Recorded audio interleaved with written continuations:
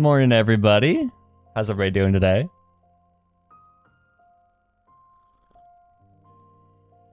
Howdy, Phantom. Howdy, Valor. Howdy, Hez. Welcome in. Welcome in.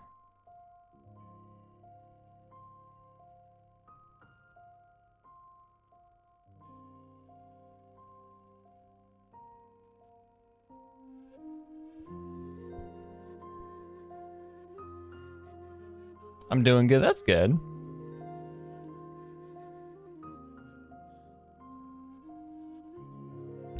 I'm doing pretty well. I don't know. I'm just chilling. I woke up like an hour and a bit ago, so my 8 a.m. is fucking me up. I'll be so real. My 8 a.m. is fucking me up.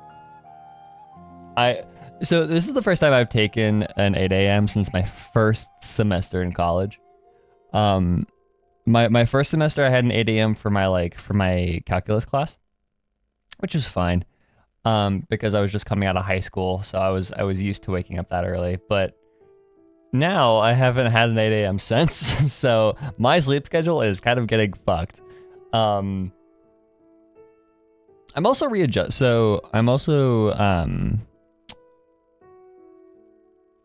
my morning routine previously has been, make tea, like get up, make tea, and make a big ass bowl of cereal, usually Cinnamon Toast Crunch. But I was like, part of me is wondering, like, hey, I should probably do something a little bit healthier for breakfast. So I've been readjusting to an egg for breakfast because I found a stupidly easy recipe for you just fucking microwave an egg and make an omelet in like a ramekin, and you crack an egg, add like a tablespoon of mayo, and then you mix that, and then you fucking you just blast in the microwave for a minute in a ramekin, and it's just a morning omelet. It's so easy. So I've been readjusting to that. Why are we microwaving eggs in ramekin? Breakfast. It's a breakfast egg. It's actually a really solid way of making a breakfast egg. Because it's really easy. Yeah, it's just a speed omelet. Like I when I'm eating breakfast, right? I don't need like the most fancy shit ever. I just need something to like get me going for the day. And I figured it's quicker to eat and probably make than, or it's not quicker to make, but like it's much quicker to eat, and it's easier on my stomach when I'm on my meds. It's easier on my appetite than like a fuck ton of like Cinnamon Toast Crunch. So I've been readjusting to that. It's a little weird. I'm not used to having so little. Like the caloric intake is probably very similar, so like the energy I'm getting is probably very similar, but I'm not used to having so little food in the morning, so I feel hungrier when I get further into the day, but that's just gonna take some readjusting. Howdy, Luke. Welcome in. Never has breakfast? Yeah, I can't do that. I've tried it. I can't do it.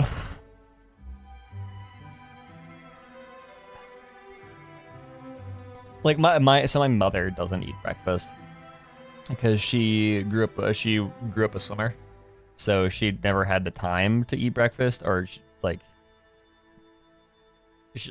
just couldn't. You can't eat breakfast if you're a swimmer, so like she doesn't eat breakfast. I'm like, how? I look at her like she's fucking mad. I can't do it. I mean, like I've done it before if I need to, or if I don't have food in the house. But whenever I do that, I'm a zombie for the day until I get food into my system.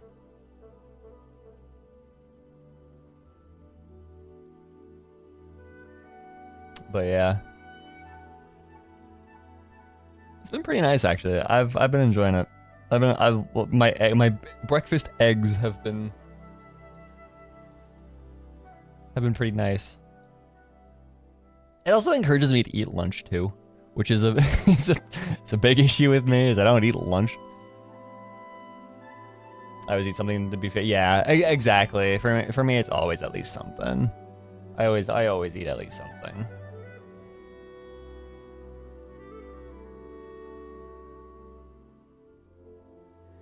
So, yeah, what else?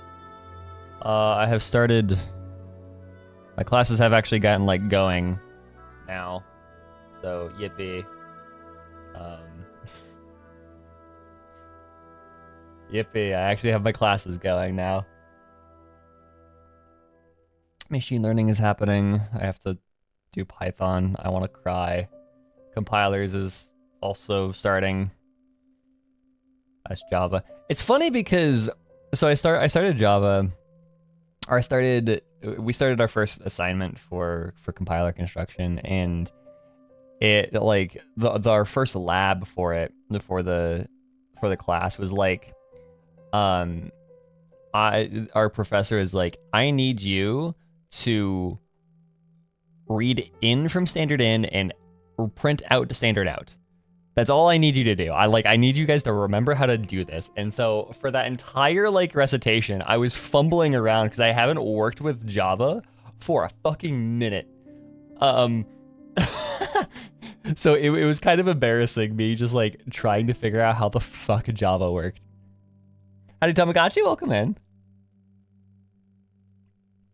I know Java is ass. I mean, yeah, but that's what we're working with in that class. So that's object oriented in general is ass. Speaking of programming, at least our quarterly or not quarter weekly recap of my of shit. Is it? Would I rather C++? Oh, I would. Oh no, I would rather Java all day, every day over C++. C++ is a nightmare. It's nerdy time. Let's go, fuckers. Okay. So we are going to. I'm just gonna show off what I have so far. Object oriented in general is ass. Yes, it is. It's a blanket statement, but it's bad. I hate object oriented. Okay, so this is what I've got so far. I've got it to a part to a state where I can like comfortably demo the software, because the past couple of days I've finally put together enough stuff that this is the league thing. It is enough stuff that like, yeah, I just feel like this is demoable now, right? It's mostly complete. There are still things that I need to do, but it is mostly complete. So we've got two options. We've got the profiles that you've already loaded, that you already have, and then, or you could just enter a new one. If we click on one of these profiles that I already have, say Odysseus, then I'll bring up their graph just right away. I fixed a couple of things, like this stuff up here was displaying weirdly. I think goal differential is still broken. I'm still wrestling with this shit, which funnily, so this shit has exploded even more. So if I go over, I was doing a lot of documentation. If I go, no, I need to go here. Yeah, okay. So this shit has exploded even more because now I have to. I wrote goal differential is a fucking nightmare because the functions that deal with the goal differential is all of this shit plus like another couple of files worth of just for gold handling, but it's besides the point. So we've got this, and then you can swap between multiple users. If you want to add a new user, then we go to home. Let's find someone on e.gg. Actually, op.gg probably. Let's go opgg. Let's go leaderboards. What do we got? Who is someone? North America, sure. Tomio. To 0? Okay. Boop, boop. Tomio, anyone. Go. I'll just take a bit because this is what this is my favorite part of that, is the whole asynchronous, like, it loads while it also does stuff. Yeah. But now this guy shows up over here and their gold and all that stuff is here and all their game info is here. So that is what I've got thus far. And because it's native, I can just do this and it doesn't fucking load. It's so fast, it's so cool. I love it. Anyways, the scroll wheel shouldn't be doing anything, but I need to fix that. But yeah, that is what I've got. It is so fast because like if I take Discord for example, and I make it do that. This is what happens when you write it as like a fucking as a Node.js or Electron app. Or like that's just web tech right there. I could just do this shit. It just renders automatically. It's so cool. It's so good. I love it. But yeah, that is what I've got so far. It is a lot of code. I think I totaled it. It's like I'm just now north of like 2,000 lines of code ish. So yeah, no, it's a big project. I'm only starting to scratch the surface of what I want it to actually be, but probably won't be able to work on it very much anymore because I have to fucking do compilers. Yeah, let us pause the music.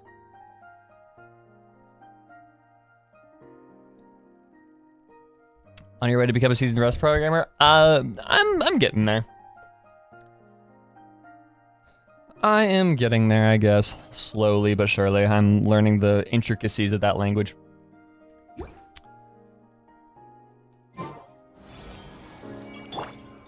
Anyways.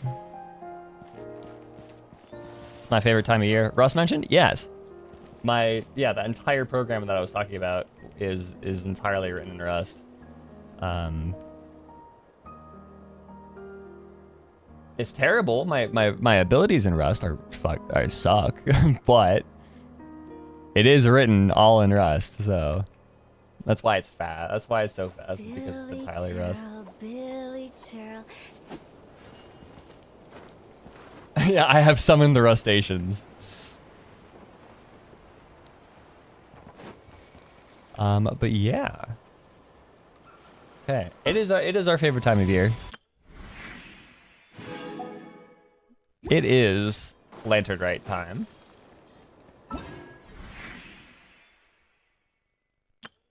Gene simplification, Imaginarium, who cares?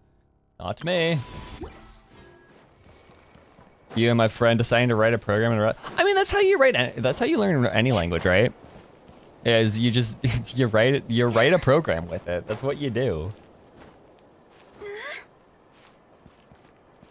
You just write shit in it, and that's how you learn a language. It just so happened that the scope of this one, this program just kind of ballooned very, very fast. Love Lantern Rite, just mentioned Wimblim. Oh, good lord. Wimblim is fun, yeah, but when the sun's out, nah, Lantern Rite takes it from me. For definitely not very specific reason. Have you done Act 1? I have not. I have not touched it yet. I've done another. Okay. Actually, that's a good point, Luke. Thank you for reminding me of that. We should completely forgot about this.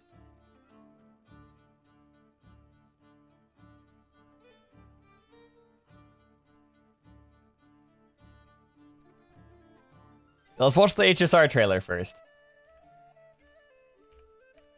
Let's watch the HSR trailer first.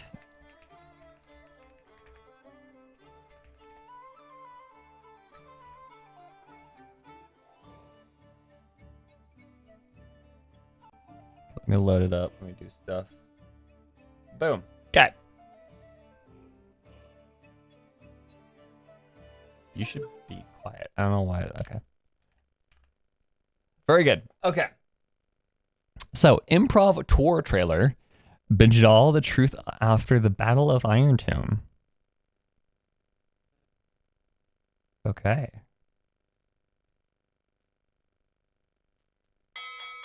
The showdown for the cosmos is about to begin. That's a very strong start. Okay. To the left, the Lord Ravager, who will scrap the erudition Iron Tomb. You dare stand against me? To the right, Emphorius' own Chrysos Heirs. You're up against us. And the much anticipated Chrysos Heirs mentioned. trailblazing star. With a flick of my finger, the cosmic alliance. I'd better try something else.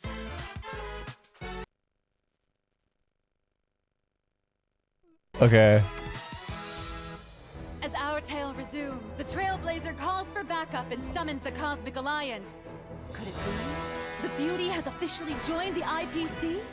Weaponized Beauty is the honey trap of the world. I love this. Okay. Already it's almost like they're JoJo style Super almost. intelligent geniuses say it's time for Hot your super IPC. impressive And then Gremlin. govern realms with coffee, move worlds with glasses, and always strike. Gremlin and geniuses. strike. Reliability, the superpower. IPC shoujo mo. Yeah, exactly. That's what this is. A million horsepower on the move. Xianzhou Alliance is finally here. Salvation by force for the especially stubborn. Face yeah. Now Hello. it's our turn Been a to minute. fight back. All units. It's always been a JoJo's reference. We've brought you destruction. You have stated- Finally, yeah, Fei Xiao is buff like she deserves to be. K.O. Yet this crisis is Or but is a it? taste for the catastrophe to come. Everything is under the I know that. destruction's control. In the face of utter devastation, Biblically accurate where Fei will Xiao. the She has Trailblazers' muscles. path lead? Will they just die? No. When straying past What is converge- happening? Okay, I don't know what I expected out of Elation, but like. Also, interesting that this is. Is this supposed to be Aha, or is this supposed to. This ad countdown, I love this. Aeon Yaori, yeah. Yeah, is this supposed to be Aha? Because this is the first time that we've When seen straying past Aha as anything converge. other than just. Because Aha's art, like, is weird. more. Why? Why must you kill them again? Destiny's quiet design is already laid down. They forced my hand the moment they Bruh. delivered the Astral Express to Plain Arcadia. What caused their impairment? Do you have any idea when I went through to blow up the Express for you? I still remember the sound of your laughter. I thought that would make them look back at me, but they never did. You lost your legs, but I've lost my love. Bruh, What drew them to the plane? what is happening? Let's leave together to a place without the Trailblazers. I just want to hear you laugh once more. You. I'm sorry, but I don't want any regrets. The three of us can start The Elation, yeah, the comedy mask now. The 60-second ad has ended. Please claim your reward. Open the door! I ship this. You promised you'd have it done in 3 days! Literally a debt collector. Official serials are such a bore compared to Eon gossip. Besides, true inspiration only strikes during the final countdown. That's the do-or-die spirit befitting a comic artist. Okay. Yeah, I had a feeling. Oh, it's Faye Mata. Ooh, okay. She's also writing Lan Yao Shi. No way. Nice art, but don't draw anymore, bro. White Plain Arcadia. Show me the main story. Wait, hold on. Show me the main story. I'll do anything. Akivili, I shouldn't be here.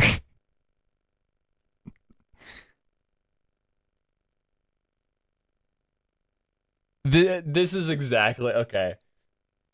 This is kind of what I expected out of The 60-second ad. out of this, but also what the fuck. You have it done in 3 days. Literally. I think what I'm so excited about, what makes me like so excited about this idea or this whole thing, yeah, we'll get there. But like the reason why I find this so funny is because the tonal like contrast here. Amphoria's completely dead serious, completely straightforward, like it very very tragic, very romantic, dramatic, all that jazz. This not serious in the slide. They're just like, okay, here, fucking Aeon Yaori. How do you pronounce that? Yaori? True inspiration only strikes during the final. Also, I'm so excited to hear Amberly Connors in this game. The moment we got Farina at like I heard we got to fully experience Amberly Connors' performance as Farina, I was like, I want her in HSR. We're getting her.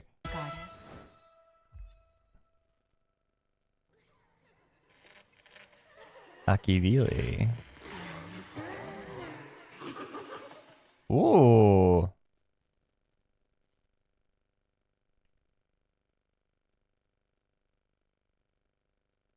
Oh, okay. But this does give Aha physical form, or is depicted in a way that isn't. Yeah. What is Aha's problem with Akivili? That's a great question. Hopefully we'll get this answer. Like, yeah, it's weird. They are just kind of obsessed. And again, it's this whole like this kind of running mystery of what is the deal with not just Akivili, but like what was the relationship between Akivili, Fuli, and like and Aha and those and Idrilla, I guess. Like it's like this whole like history of eons that we just don't have anymore. This version also implies that the destruction killed Akivili. It does. This does imply that. But also, here's the thing too.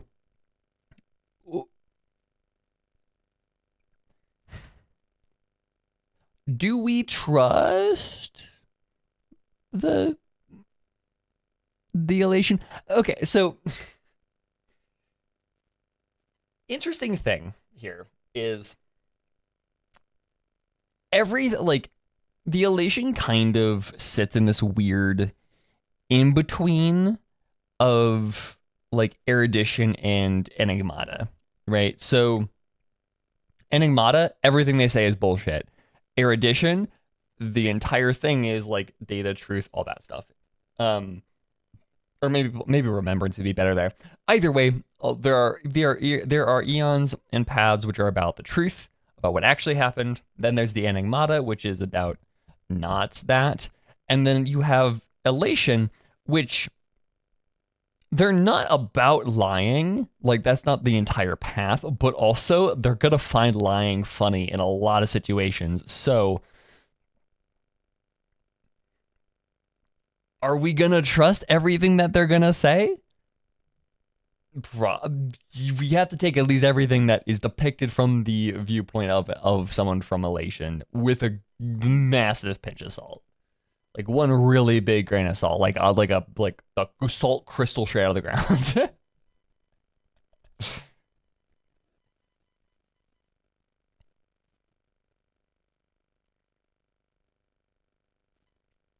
See, Nilix isn't lying. She's just writing. Yeah. And are we gonna take the fan fiction as truth? It's ill-advised.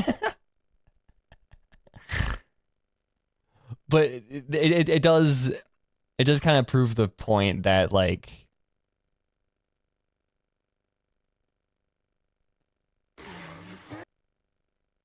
this at least proves the point that Aha is slightly obsessed with Akivili. Like, but like why?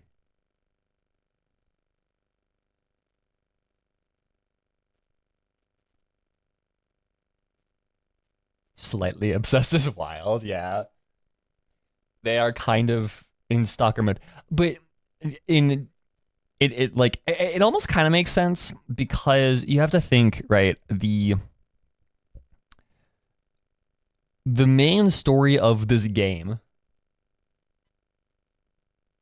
is the Trailblazers, Trailblaze, the kind of Akivili, whatever. So it would make sense that Aha would like really feast on the stories that the Trailblazers experience.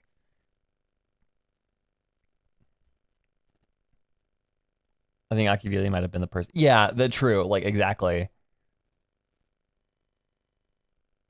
Like, either Akivili is, and the Trailblaze is a great, like is kind of like reality TV, and Aha's like, this is just too good to pass up. Or it's like elation exists because of the connection that Trailblaze creates.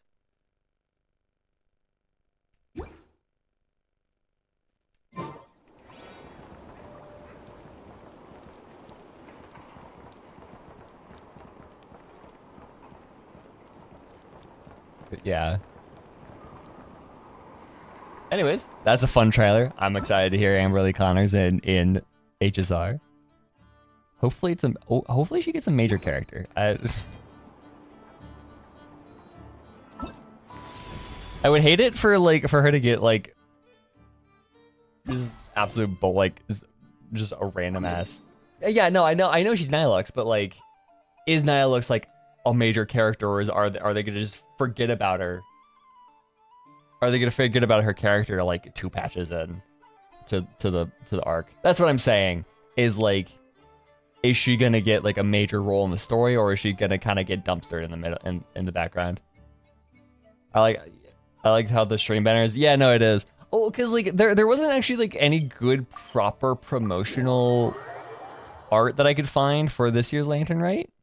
So I was like, fuck it, we're gonna use the closed beta art. Also, howdy Nix, welcome in.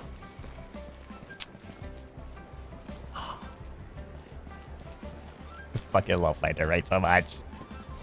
Oh, we're back, y'all. We are back. With the wind.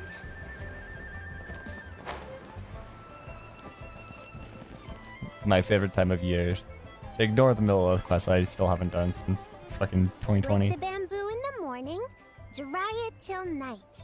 Shape and bend it nice and tight. Cross the strands to form a pattern. Coat in silk, and you have a lantern. Also, I still think Leah is my favorite song on the soundtrack. Maybe it's just like the emotional connection I have to it, but it is still, it is my favorite. This song in the background is still my favorite song on the soundtrack. I think it's the only Genshin song I have in my emotional warfare playlist.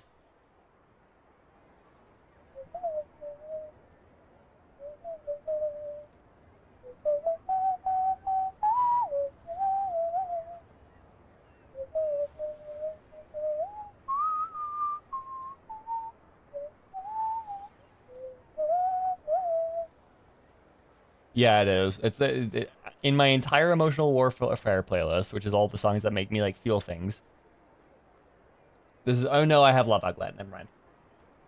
Who? That's how you remember how to make a show lantern. Did you get all that, Chi-Chi? Nope. Morning, split bamboo, traveler, then get silk, make Paimon. What? No, that doesn't even rhyme. Look, it's them. Hey, Yao! Hey, Chi-Chi! It's so cool. It's just gorgeous. Whoa, Traveler! Paimon, you're here! Yeah, yeah, exists. Happy Lantern No way. Rite. It's the cryptid. Remember when we were like, this character is so funny to me because the people that weren't around for when the only proof we had of her existence was promotional art from one, like the first Lantern, right? What you up to? Like people will never understand how fucking weird this character was. I'm teaching Chi-Chi to make Shao lanterns. It's a real test of finger dexterity, so it'll help keep her nice and loose. Yes, I do. Finger Prevent the rigor exercises mortis from setting in. to be a nimble zombie. Wanna try too, you two? Thanks, but I already know how. Oh, okay. Well, we need a whole bunch this year so it doesn't get too dark at night. Too dark? What does that mean? Dr. Baiju has patients who got hurt walking at night. Dude, Baiju just never gets a break when it comes to Lantern. Because last year he was working hard because people were like fucking dying. This year he's working hard again. Oh, no, the zombies learning to be nimble. Yeah, she's gonna be like the like really fast zombies from like Left 4 Dead. The moon disappeared, so it Oh. was too dark to see. Well, we know who to talk to about that. Disappeared? Like, behind the clouds? It was Jonju, the moon devourer. Chanju the who? Changshan told me about it, but now I forgot. It's an old myth from Chenyu Vale about a giant toad in the sky that eats the moon. What? Sure. The moon gets eaten? It's just a story. It's not like there's actually a giant toad in the sky. I mean, we've seen weirder. I'll be straight up. After Nodcry, I would not be surprised. I would not asked like. Master about it, and she said myths are just insights into how the people of the past understood the world. So did the moon really disappear? Well, I didn't see it that night. Peanut got But no, I don't checked several no. nights since, No. and it's been there same as ever. According to Chi-Chi, though, the Ministry of Civil They got Affairs mad sent hops. someone to do some kind of serious investigation. I mean, I don't know. it must be giant, Maybe something like, really did giant. happen. like kaiju levels giant. Ministry of Civil Affairs? This is starting to sound bad. It's okay. You can fly. Even if it's too dark, you won't fall and get hurt. But she can bump into like she'll fly like straight into like a pillar or something, which is, I'll be honest, would be really funny. Yeah, exactly. So turn that frown upside down, Paimon, or someday you'll get a whole bunch of wrinkles and wake up looking like an old granny. What? Okay. No more frowning. But She says with like a borderline of frown on her face. he can still fall and hurt himself, right? Have you met me in my what? Ah yes. Ether, who has gone face to face with like gods and shit. Nah, his real weakness is like falling, is like stubbing his toe. Don't worry. That's what the Shell Lanterns are for. As long as we make enough, Granny Liyue Pylon, Harbor yeah. will never go dark. You picture her with a floating walker. What'd that do? Yeah, and Traveler's one weakness is there's fall the damage. giant lantern too. Oh, right. I almost forgot. Look, this year's Grand Lantern commemorates the Adeptus who guards the moon.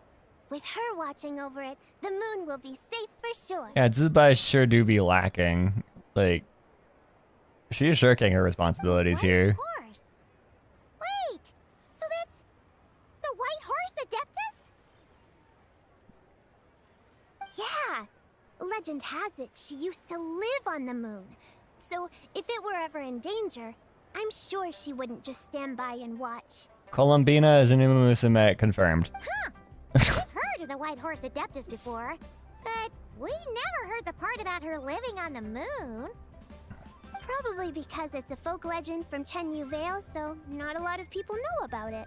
But recently, some ancient artifacts were unearthed in Liyue, and the archaeological team even found evidence of ancient people worshipping an Adeptus who lived in a palace on the moon. A palace on the moon? Okay. It's kind of like how we write wishes on Shao lanterns and release them during Lantern Rite. The White Horse Adeptus would descend from the moon in her jade carriage and grant people's wishes. Ooh, when did that happen? She sounds different from the other Adepti in Liyue. Ooh. Good pronunciation, Paimon. No, I just love the fact that the writers of this game were like, we're just gonna give all the Moon Lords. Columbina have a roommate. Exactly. Columbina has a roommate now. It must have been a super long time ago, because even Master barely knows anything about this Adeptus. Like, yeah, here you go. Here's like ancient fucking being, like the like really ancient. She has to do something to do with the moon. Whatever.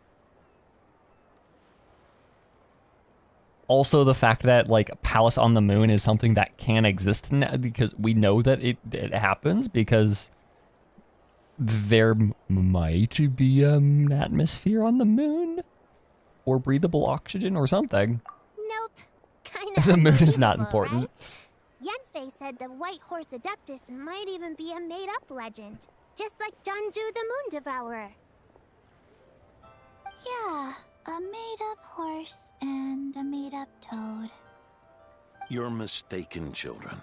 The White Horse Adeptus really does exist. Hi, unnamed old man. Is it time for our exposition? Oh, Mr. Liu from the Baiju Guest Or is it Yanfei? Yeah. How do you know that for sure? We need Yanfei here. Like, I want to talk to Yanfei, and then talk to Hu Tao, and make him snitch. I don't know. Have you ever wondered how the guest house got its name, Yao Yao? Lu Wang. One of the Baiju guest house. Okay. Baiju White Colt. So it's named after the White Horse Adeptus? Alright, I saw that. That's right. And that's because one of my ancestors was once blessed by the White Horse Adeptus. Wait, really? Tell us more! Tell us more! Tell me more, tell me more. It Okay. was a long, long time ago, when this ancestor of mine was still a young It's like girl. Greece.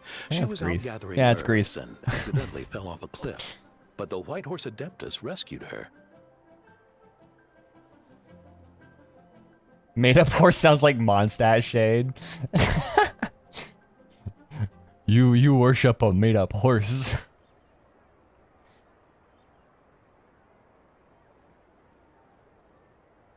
She was gathering herbs and accidentally fell off a cliff. Dude, everything bad that happens in Liyue, it just all starts with people gathering herbs, I swear. Oh, that's it? Paimon was expecting something a bit more special. We've heard a whole It's the bunch of Vice stories trailer? like Okay. that before. Patience, young one. Let me finish. After the White Horse Adeptus saved my ancestor, she told her a story about the moon and the ancient kingdom of Langan. Okay.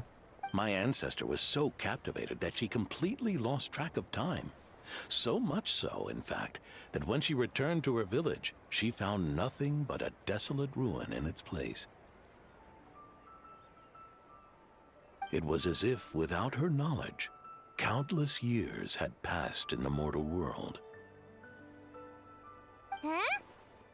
The most extraordinary part of all is that it turned out to be a dream. When she woke up, always is. she found herself at the bottom of the cliff, right where she had fallen. Bro. Other than her medicine basket, now filled to the brim with rare herbs, it was as if nothing had happened. Until out of nowhere, Obligatory long gun joke, a yeah. horse's whinny echoed through the air. And when she looked up, she saw a pristine white horse leaping over the cliff. A white horse leaping over the That cliff. sounds like Zubai, alright. Wow, that sure is a crazy story. But now, it's starting to sound a bit too far-fetched. Another skeptic. You sound just like my son. But I know it's true. Ancestral records don't lie. I mean, no. Okay. Do you seriously think? Your ancestry probably goes back at least a couple of generations. Do you seriously think that no one in the entire not a single person that has ever recorded your ancestral history or has ever touched your ancestral history decided, oh, I'm gonna embellish a little bit, or I'm gonna add this thing here and there, or I'm gonna omit that bit? You think it's 100% Wait, so your son doesn't believe it happened? Like, I understand the faith in the ancestral records is probably like a filial piety thing culturally, but like, still. Don't get me started. Not believing is one thing, but he even wants to change the name of our guest house. It's a disgrace, I tell you, a disgrace. Are you saying your ancestors are bad people? No. But I am saying that history lies just by like how it works. Well, it was getting about time for him to take over the guest house. And what's the first thing he does? Starts going on about how the name doesn't attract enough customers and how we're losing business to Wangshu Inn. Oh, he's a... How the fuck are you losing business to Wangshu Inn? It's like a day's trek at least from the harbor, from the center point of Teyvat economy.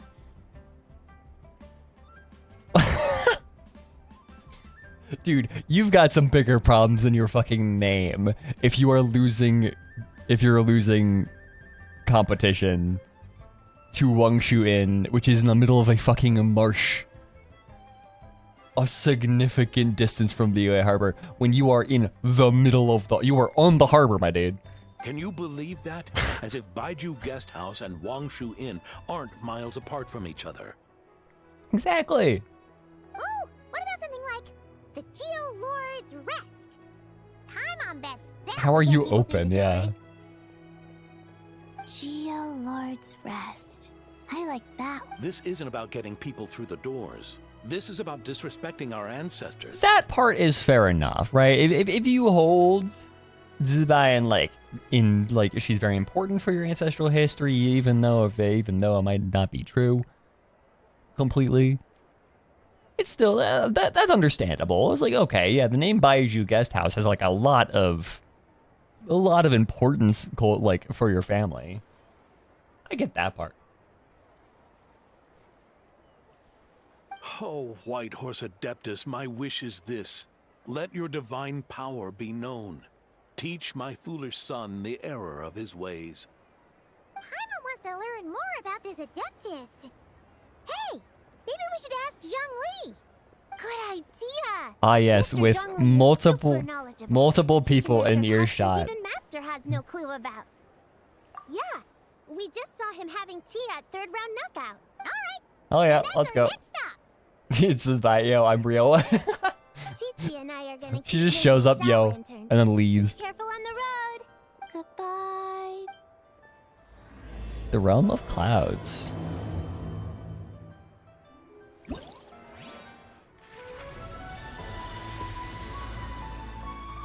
To be honest, yeah, true. That's a good point. I just like the gosh, she's gorgeous. I like the fact that Zhongli is like just he's supposed to be staying covert, but like he's very much not. Ping C seems to be responsible for visiting customers.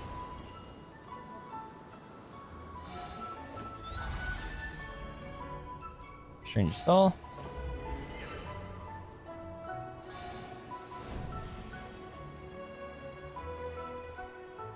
This kind of makes her look like Nefer, I'll be straight up.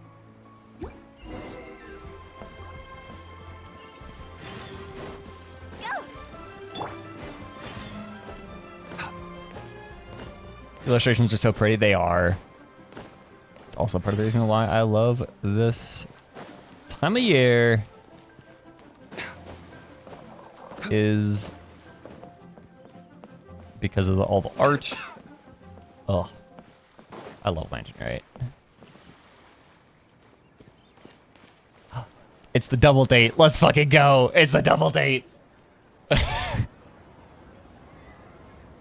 Oh? Leah and Gaze are on a double date. I love it. This is okay. Pouring more tea. Hold on.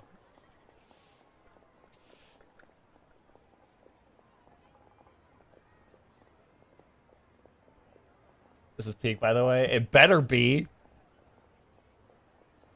Is Overwell's favorite character? No, it is.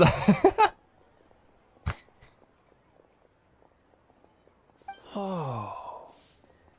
We'll be here for the next 4 hours, yeah. Curious. Impressive, right?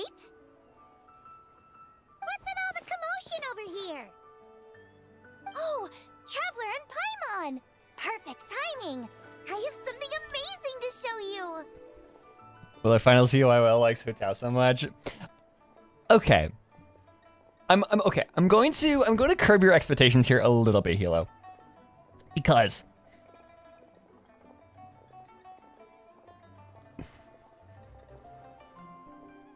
how do I explain this? Okay. Hu-Tao, as a character, is incredibly steeped in Chinese culture.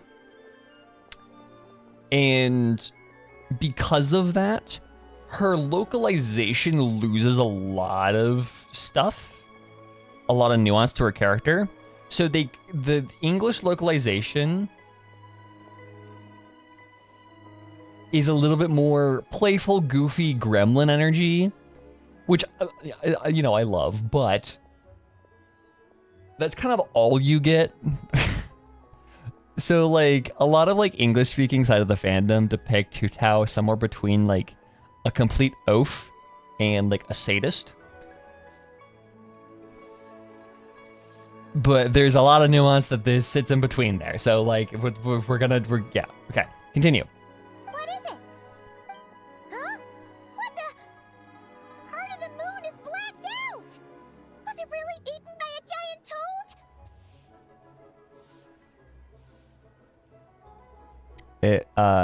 It's the quantum moon. guys, the quantum moon is orbiting Tevat now. Huh. I didn't expect you to know the story of Jonju the Moon Devourer, Paimon. You miss out on her instinct. Yeah, exactly. No, it's yeah, because also the poetry in, like, because Hu-Tao is like a whole. It's localization weirdness. It tends to be a lot of localization weirdness. She's the character that gets affected by localization the most, because one of the big things is Hu-Tao is a poet. She's really into poetry, and English poetry and Chinese poetry are very, very, very different things. And so the localization kind of tends to treat her poetry as cheesy and not serious. And, like, sometimes it is cheesy, like, cause she's just a slightly comedic character, but sometimes it also comes off as, like, actually genuinely artistic in the Chinese. It does not come off as that at any point in the English, in my opinion. Yeah, anyways. Don't underestimate Paimon. She learned I could go on a fucking whole rant about it. But Jonju the Moon Devourer is a Liwa legend. Also, Bo Bridgman getting paid. The original. knows no borders, so there. All I've got to say, Bo Bridgman, the original Brit, forced to mask their accent. The original. You're right about that, Paimon. But this dark circle doesn't look anything like a toad to me. A toad's egg, maybe? But that's about it. And it's just fucking a massive toad egg just orbiting Tevat. That sounds like an HSR storyline. That's some fucking cosmic horror shit. Oh, wait, Traveler! You've been in Nodcry, right? The people there worship the moon goddess. So you should know what's going on here. Dude, Hutao clocks it right away. Like, she's like, you know Columbina, right? Go ask her. I mean, this wasn't a thing in Nodcry either. Really? It's a localized Not even event, in a place I guess. where people worship the moon? I mean, there's a celestial phenomenon called a lunar eclipse. Oh yeah! Master told me that the tale of Jianzhu, the moon devourer, was how ancient people explained a certain celestial phenomenon. Hu Tao is never wrong despite not knowing much.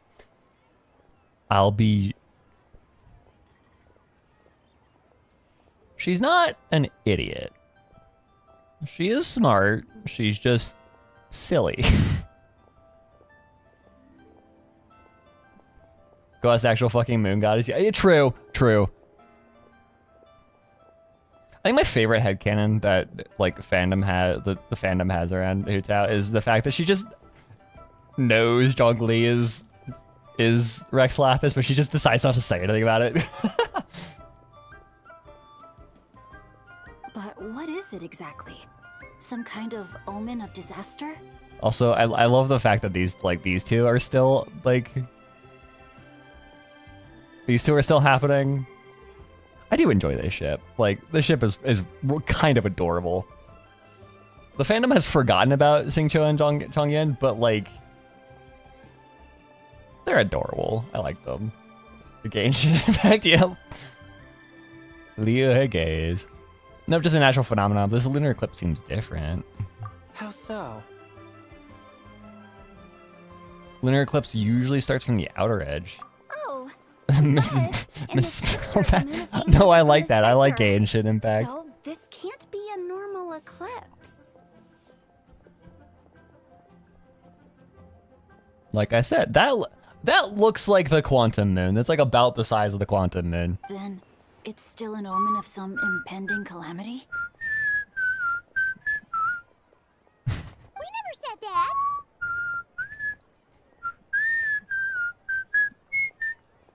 Ugh, some crazy customer left it at the restaurant. Just thinking about it gives me the chills. Imagine your undocumented celestial event. Yeah, I'm just gonna leave a picture of it in the middle of a fucking tea parlor. Like, unhinged, dude. Attention, everyone. As the auspicious festival season approaches, I have an announcement to make. To be fair, the game has forgotten. Yeah, no, the game has really forgotten about a lot of the Liyue cast. I think the only reason why we still get any appearances of Liyue cast is Lantern Rite, and that's kind of why I love Lantern Rite so much. Is because it's. I mean, okay. Liyue is my favorite region. Is that for emotional reasons? Yes. However, I still think the cast is great. I think the cast holds up. I think. And so, like, yeah.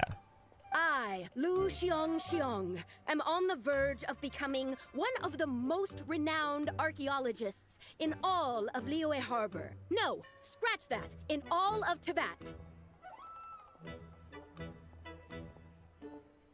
I think she overdid the pronunciation of Xiangxiang a little bit. Even though I never trained at a prestigious academy, I've still managed to dig up tons of treasures. And I understand practically Feet a on the whole table with all the food? dictionary's True. worth of big words, too. That's probably a whole, yeah, okay. She's one of those people, got it. So for the most part, Hila, they do Lantern Rite every year because it lines up with Chinese New Year. But aside from that, they kind of rotate the festivals that we actually go to. During like this, usually during summertime is when we go doing when we go do festivals for other nations. But the only one that we do reliably every year is Lantern Rite, because Chinese New Year. Like my pops always says, no pain, no gain. And I haven't had it easy, that's for sure. So, it's definitely my turn to make a name for myself. That man, like, yeah, no, I feel that, man. This is definitely a sight. What's the deal with her? Yep. No idea. Maybe she ate a bad batch of perch stew?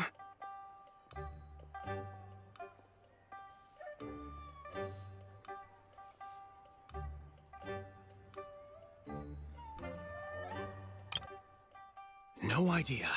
Maybe she ate a bad batch of perch stew? That is the biggest difference I think I've seen in voice versus subtitles.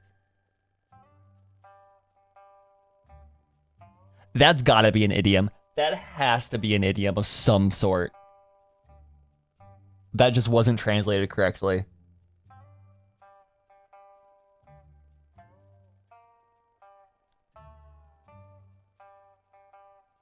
That's gotta be an idiom that, like, wasn't translated fully. Hold on.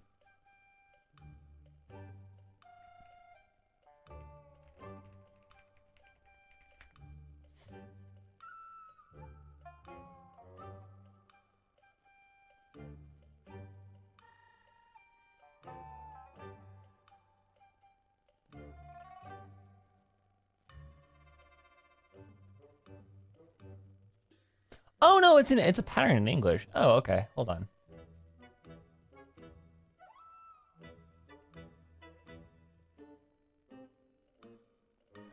Oh. Okay. No, I think the voiceover. Okay, so apparently, I haven't. Oh, okay. So it's apparently a pattern that has been recognized in English of a way to call someone not very bright. So like, a few cards short of a deck, like a few peas short of a casserole, I guess. Apparently, it's a pattern that you can use. A few perches short of a stew, it follows that pattern. So he's calling her a dumbass, or like an idiot or something. I don't think I've ever like really recognized that. I don't know. Maybe it's me being a native. I don't know. But like, or a native speaker. But like, I think the voiceover team missed that. No idea. Maybe she ate a bad batch of perch stew? So like maybe they got a different like version of the localization. This was edited after they got their lines or something. But like, I think the original interpretation was she's like high on shrooms, and then they like went back and like, okay, no, we're gonna just turn this into or at some point, like the voiceover agency was like, okay, she's not, she's hallucinating, she's high as shit, and then the subtitles are like, no, she's just not a batshit. That's really funny, actually. What? You don't believe me? That's really funny, actually. I dug up treasures from the ancient nation of Longan. I even got a picture of Jeonju devouring the moon. Oh, so it was you that, okay. Longan? Jeonju? What is she even talking about? Sounds like she's a few perches short of a stew, if you know what I mean. Oh! What? Oh, that's even weirder. So what if blackback perch stew is my favorite? Stop talking about me like I'm not here. That is really weird. Okay. Whoa, what are you doing? You're just a stupid, ignorant man, and I'm gonna kill you. Hi, Shenhe. Was that Shenhe in the back? I think it was. I'm gonna kill you. Young lady, you need to calm down.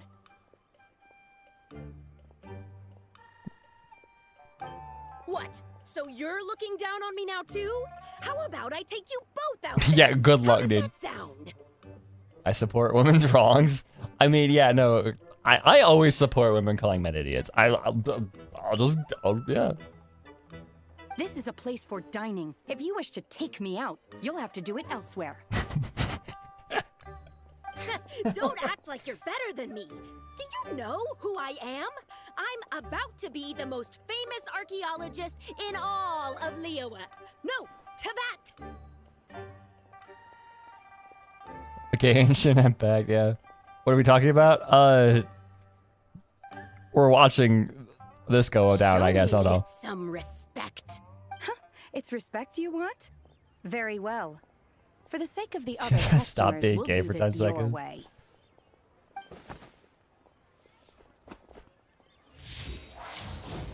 What? So Shenhe started the fight? She had no choice. The woman pulled herself out of nowhere and started going crazy. Yeah, no, she's bad Tables shit. left and right. She even injured 2 other customers. Collateral damage.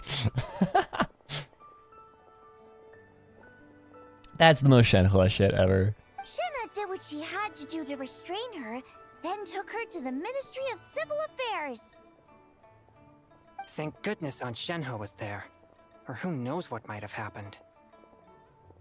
Yeah. I started cleaning up after all the commotion, and that's when I found this photo. I thought it might be the one she dropped, so I rushed over to show someone. She said she took a photo of Jeonju the Moon Devourer. This must be it. I also just realized like that is if that's like if like an MMA fighter and just a random ass dude got in a fight at your restaurant and you're like, okay, I'm gonna like sit back and wait for them to take it outside before I can clean up. Poor Shangling, at least her restaurant has an outdoor seating area. Made it a little bit easier. Can we really trust what she said, though? Clearly, something is going on with Yeah, her. it's like if a train like a like an MMA fighter and a flat earther got into a beef in a random ass restaurant. Paimon's got a point. It sounds like she wasn't acting right at all. How do we know she wasn't possessed by some kind of evil spirit? Aunt Shenhe would have noticed if she was possessed. All right. But what about the part about Long Gone and the treasure she found? What about it? Look at you. He was how he has back scritches. Oh. Sorry. Dog. Got distracted by dog. Chongin forgot Shenhe was your aunt. Yeah. What if she raided a tomb and dug up some super special relic, then got herself haunted by an ancient ghost? Well, now that sounds like your territory, to be fair. Hu Tao, ghost time, go. One so powerful that even Miss Shenhe couldn't sense its presence. Your imagination is something else, Hotel. Why would an ancient ghost come to Wanmin restaurant, huh? To eat my black-back perch stew? I mean... Hey, it could happen. I'd want to eat your food if I was a ghost. Wait a second.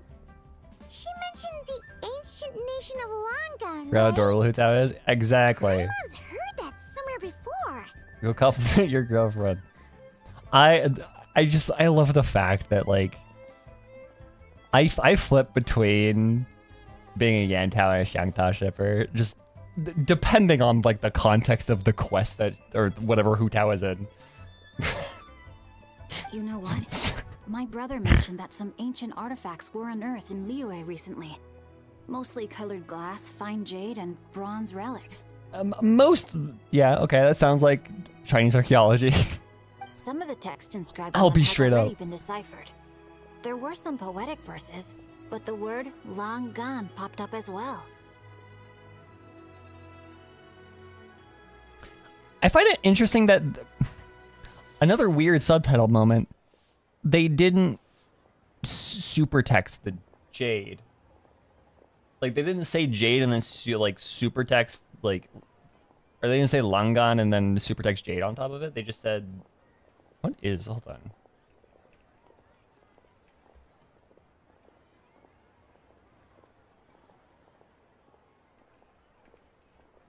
Is it Cantonese? No, it is.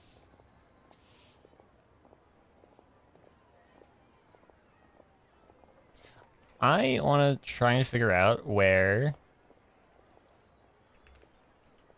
this comes from.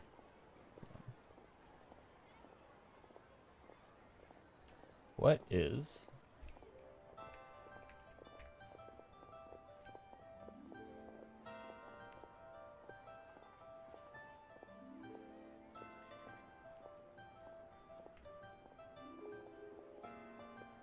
I wonder if it. Yeah, I'm gonna. Hold on.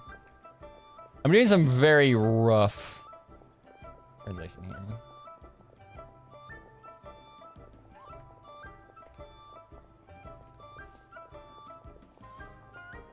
No, it's just nothing. Interesting, actually. Huh.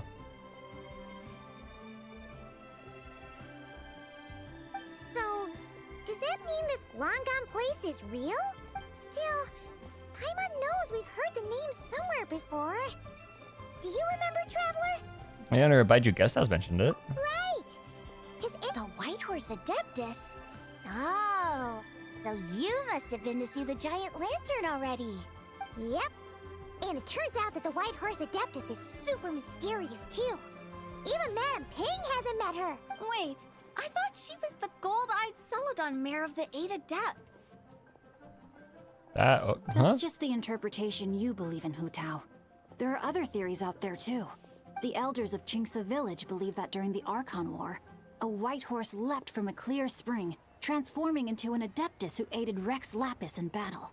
In Chenyu Vale, some of the tribes take her to be the daughter of time, and trace her deeds to an even earlier era. Okay.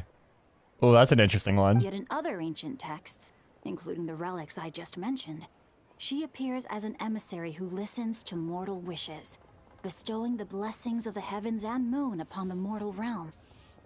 See, further evidence. Hu Tao is, like, educated, but not, like, this educated. Which is why we write our wishes on Shao lanterns. That's so complicated. So what's Xiangling is the dumbass. Which version is the truth? I'm afraid there's no definitive answer to that. You two have been all over Tevat. Do you have an idea?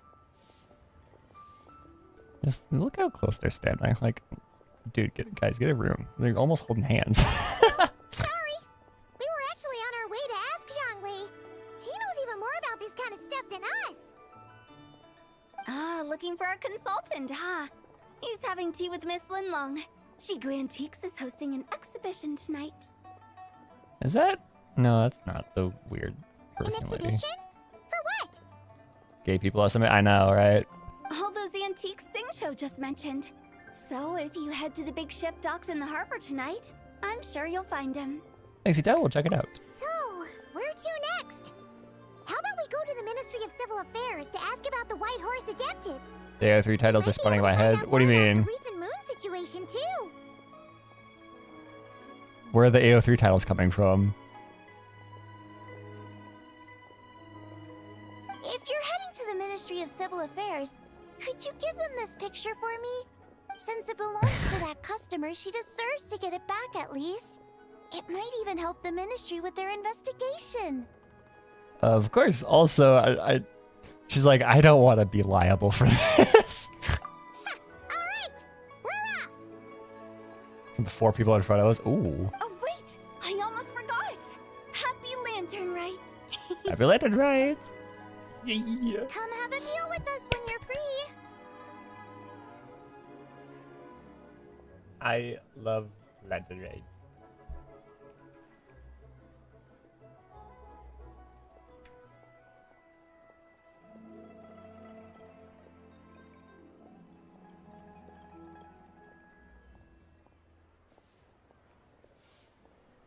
We'll be there, or we'll be, square.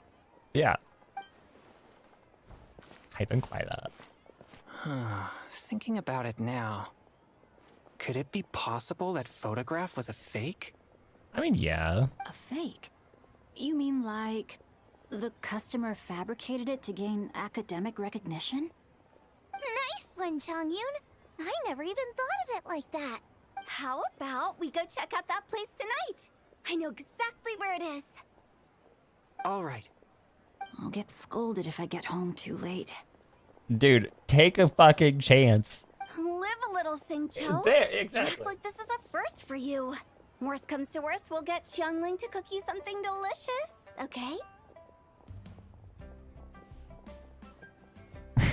You're literally about to go on a double date. I love this so much. Well, when you put it like that, I suppose it's worth the risk. Also, like the the high school area here. Just Singchill has like super overbearing parents. Who tells like, come on, let's go do something. You were just waiting for the promise of free food, weren't you? Yeah. Fine. It's a plan then. We'll meet up tonight. Okay. I swear, I'm gonna murder somebody if that's like the last appearance of Hu Tao in this quest. I'm going to die if it there better be more fucking Hu Tao.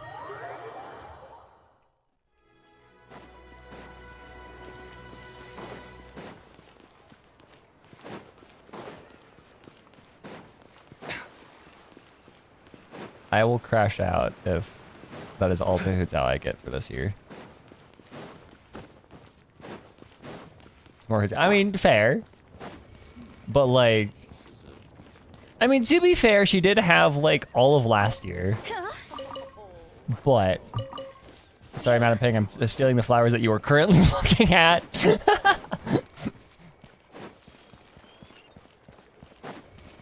Yeah, she did get all of last year, but she still deserves more.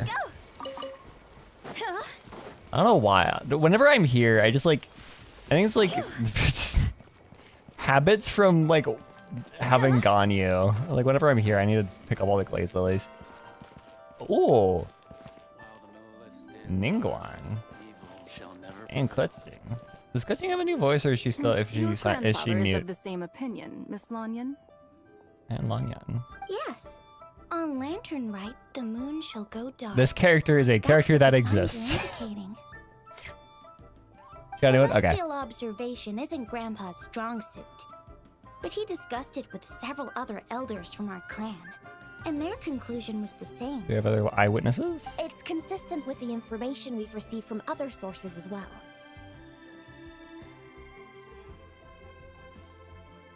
Is she credited yet? You mean the whole thing? About the legend of Jonju the Moon Devourer? Happening in real life? Yes, that's one of them.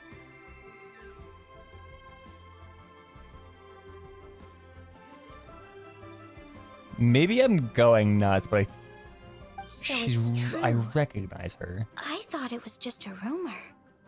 It's true. But right now, the bigger issue is that all our sources indicate the phenomenon's gonna happen again. I'm not sure this bodes well. Let me check. I'll put this on auto. Let's remain optimistic for now. We're making progress interpreting the artifacts, and Ganyu is consulting with the Adepti as we speak. Thank you, Ganyu. Besides, apart from the incident at Wanmin Restaurant, I forgot how to say. Honestly. Moon-related disturbances. Ningguang, Kuching, and Lanyan, you're all here! Oh, Traveler and Paimon. It's been a while. Yeah, Happy Lantern Rite. I like how just all of a sudden Lanyan is just kind of like a part of the Liyue canon, even though she was like the most random ass addition to Lantern Rite this year or last year. Yes, Happy Lantern Rite. What brings you here, though? I thought you'd be in the harbor enjoying the Shao lanterns.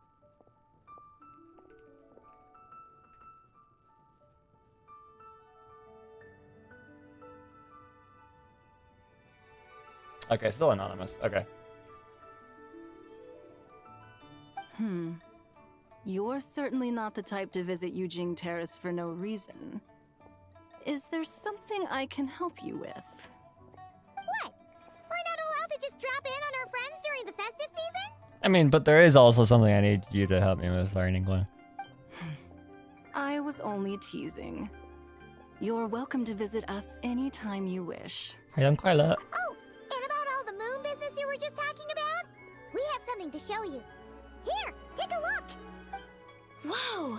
Something really did take a chunk out of the moon. Cutscene is one of the least relevant. Yeah, I know. She has, yeah, she does have a really pretty design, but like, she just kind of, she was relevant for like 2 seconds in the Leo quest and then kind of stopped. which is unfortunate, but something like that happens. Someone managed to capture a picture of it. Is this Jeonju, the Moon Devourer, then? Even though we confirmed this event took place, I still can't quite believe what I'm seeing. Where did you get this picture? From Xiangling! Yeah. She found it when she was cleaning up after that customer called. She thinks they must have dropped it. Wait, is this Chawang Terrace?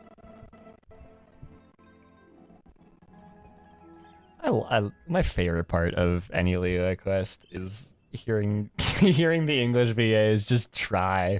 They just try their best with the Chinese words. Yeah, something wrong? No, it's just where I'm from. It said that Chawang Terrace was where the ancient people of Chenyu Vale communicated with the heavens. They're trying their best. They are, but it's also just so funny. And in this picture, the moon happens to be right above Chawang Terrace. I was just surprised, that's all. It's probably just a coincidence. That's interesting because the ancient people of Chenyu Vale migrated there from the chasm area. The chasm? So, that place is involved too? Of course it is. The fucking chasm, dude. According to our investigation, that customer you just mentioned, Lu Xiangxiang, We never. Okay, that was. her Oof. merchants in Liyue Harbor, and her mother and grandmother grow tea in Chaoying Village. Xiang. A few days ago, she left her home in Chaoying Village to join a civilian archaeological team funded by Hoishan Hall, and ended up excavating some artifacts in the chasm area. These artifacts were then entrusted to Shigu Antiques and are set to be featured in an upcoming exhibition. Then, of course, the incident at London restaurant occurred. Xiang. We suspect something happened during the excavation that left her with quite the shock. And now, it seems like she also went to Chawang Terrace and took that picture of the moon disappearing. The chasm? Chawang Terrace? Things are getting pretty complicated. How's Lu Xiangxiang doing now? She's not in a good mental state, so we took her to Boo Boo Pharmacy to get some help. Maybe she was high. Who knows? Why don't you come with me to check up on her? At this point, you seem invested in this case too. Gladly. Then let's head there now. We know. We literally have talked to the moon before. We've been to the moon, so of course we're invested in this. All right, real quick. I'm going to take a very fast break. I will be right back. Just give me a quick second.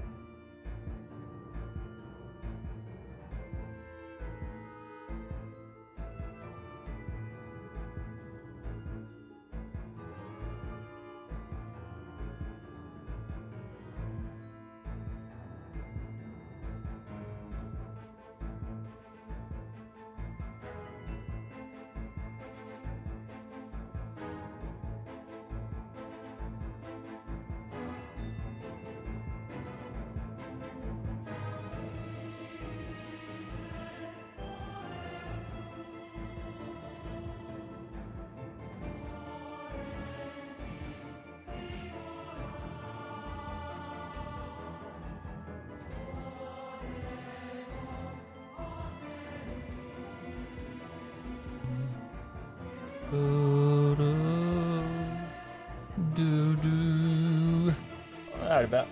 Welcome back. Wow, I did not. I had like I was like I'm gonna say words. I did not figure out what those words were until after. Anyways, we are back. It's moon we share.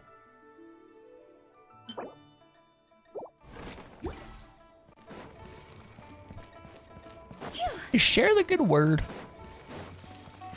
It's like everybody has their turn with the moon. Anyways, to Boo Boo Pharmacy. Let us go talk to Baiju. My man is right here. Boop. And Chung Chung. Can't forget Chung Chung.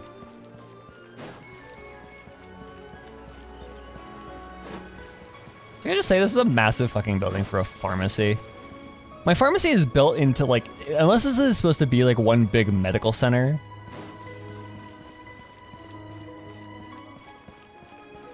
Howdy, Baiju. Ah, Lady Yu-hung. Oh, and the Traveler and Paimon are here as well. I think Baiju is one of the most like solid castings out of most of this game. What a pleasant surprise. Happy And Chung Lantern Chung Rite. too. I hope we're not interrupting, Dr. Baiju. Not at all. I assume you're here to see the patient? Unless it's urgent, however, it would be best not to disturb her rest. Is her condition that bad? Hey, It's lights quite came on. unstable. She's even more agitated than when she first arrived. And she refused to cooperate when we tried to check her over. I had no choice but to prescribe a calming draught and to have her rest for 2 days. Isn't that pronounced draft?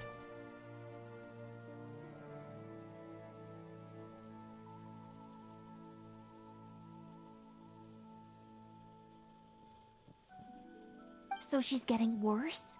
That's pronounced That is draft, the news I right? was I'm hoping not for. dumb. Yeah, it is. Why did he pronounce it like that?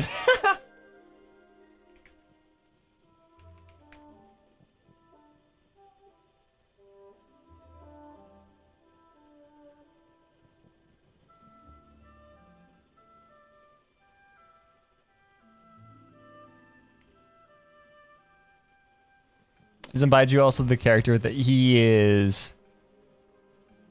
I think. So, okay, yes. So, in-game appearance, yes. Because he appeared really early on in, like, 1.2 or 3, I think. Maybe even before that. But around the same time, we also got Yao Yao in... Was he a 1.0 character? Shit, okay. But yeah, no, he didn't come until Sumer because, you know, we had to wait for Dendro. But we also got Yao Yao art really early on, too, with... I still remember them releasing that official art in a Google Drive of wallpapers, and I opened them and downloaded them, and I was like, who the fuck is this character? It's just a precaution. Based on an earlier conversation with her, it seemed more like a fixation than anything else. She hasn't lost her mind. That's Yeah, you alright? right. I don't know. When we asked about it, she kept insisting she was going to be famous far and wide. Well, it might not be far and wide, but she certainly made a name for herself around Yujing Terrace. Even some of the Qixing know who she is. Have you ever seen something like this, Baiju? Not often, that's for certain. From my initial assessment, the patient appears to have experienced some sort of shock, and whatever it was seems to still be haunting her. But what could have caused such a thing? The relics from the chasm? Or the moon above Choang Terrace that night? Or mud? I mean, if she was in the chasm, then it's not a far stretch to say that it is like chasm bullshittery. Come back in 2 days, and you might just have your answer. I suppose that's all we can do for now. We'll take our leave then, Dr. Baiju. Of course. If you need anything else, don't hesitate to stop by. Speaking of those relics from the chasm, aren't they being featured in an exhibition tonight? That's my kettle. Hell yeah. More tea.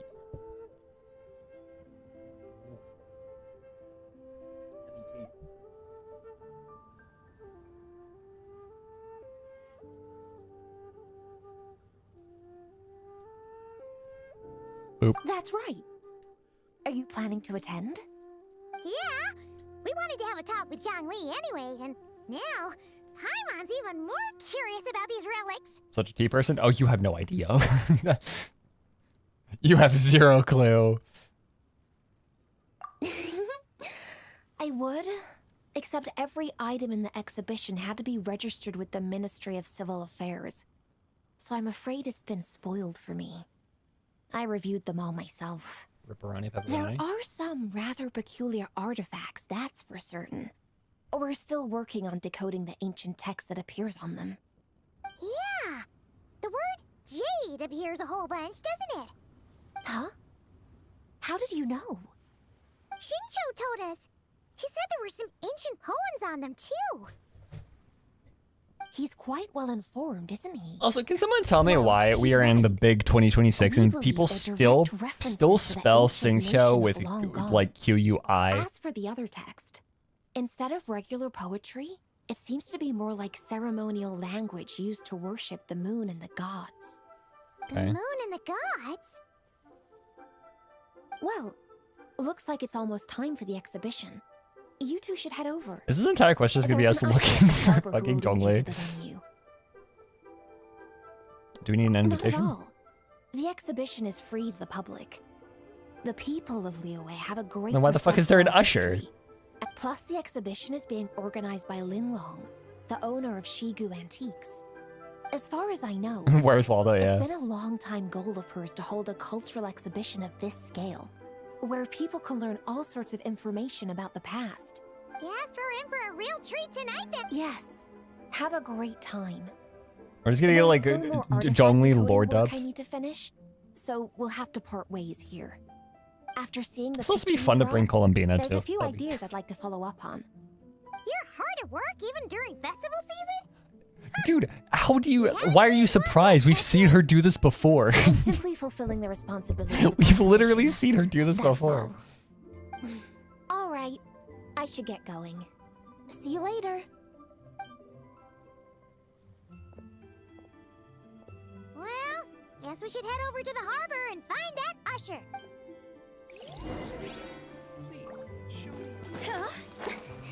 I just said they feature new villain. They should. He's getting a fucking 5-star outfit. He better.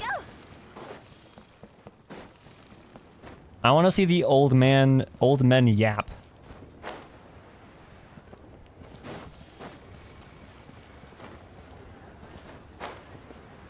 Maybe even get some old man yaoi while we're at it. We shall see. With the wind. Alrighty, what we got? Monmo. Ah, here for the exhibition? I can take you aboard. Oh, because the boat. That makes sense. Did you do the outfit quest? I have not. Oh no, yes I did. Never mind. Yeah, sorry, I did. I thought you were talking about a different, like one, like the Yaya outfit or something. No, yes, I did do this. Yes, please. After you.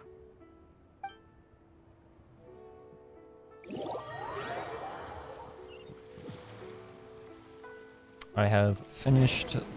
We finished Luna 4 a couple weeks ago. Look at all the antiques on this ship. It's almost too much to take in. Let's see. There is art. There is.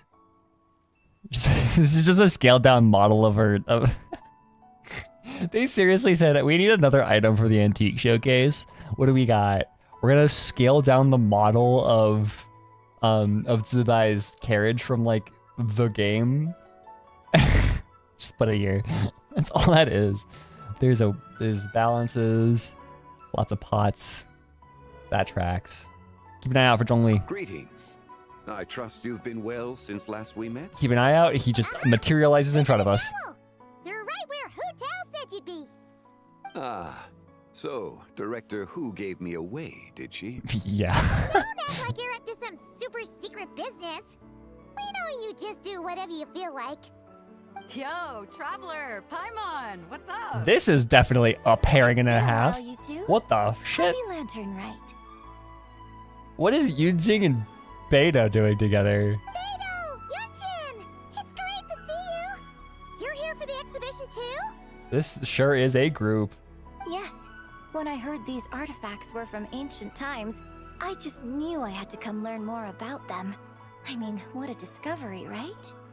Yeah, Ningguang pretty much said the same thing. She thought coming here might help culture me up or something.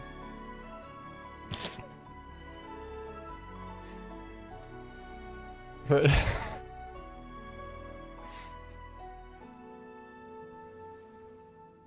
that's so on brand. But as you know, I'm more of a fists and punches type of person. I doubt one exhibition is gonna change that. Yep, gain shit impact. You're too modest, Captain. You're the leader of the Crux fleet. That takes far more skill than just fists. Wife was and like, "Go punches. learn." It's so true. It's like, I need you to like, I'm gonna force you to go to a fucking museum for once. Plus, at the end of the day, you still decided to come, even though you didn't have to listen to Ningguang. Didn't have to. No, she did. She's like legally obligated to. Well, she's the Tianch one.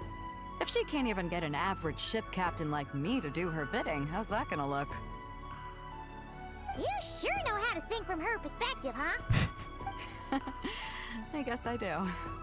Anyway, how's everyone enjoying the exhibition? Even Allegra Clark knows what to do. Even Allegra Clark is fully aware of the subtext here. That nervous chuckle. I guess I do. Anyway. That nervous chuckle there at the end. Oh, okay. I heard that if you see something you like, you can negotiate the price with the owner and take it home. Yeah, no, I'm good. Wait, so we can buy this stuff? Indeed. Although Shigu Antiques is hosting this exhibition, many of the items come from private collectors. As long as both parties reach an agreement, you can make an offer of mora or an equivalent trade. Well, shall we continue our conversation as we look around? Let's go! Paimon's super curious about all this stuff. I do love it when the VAs get in on the, like, they tailor their performances to that sort of stuff.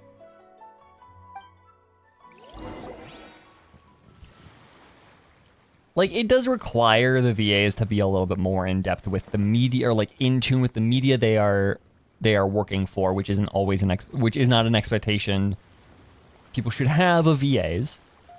And it also requires them to be very in tune with the fandom, which is also extra not an expectation people should have for VAs. But when they do, it's awesome.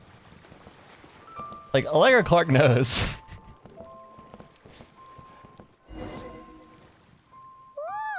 look at this painting! There's a huge toad on it! Could it be... Huh. This material is quite unusual. It doesn't look like paper. More like silk, or some other kind of fabric.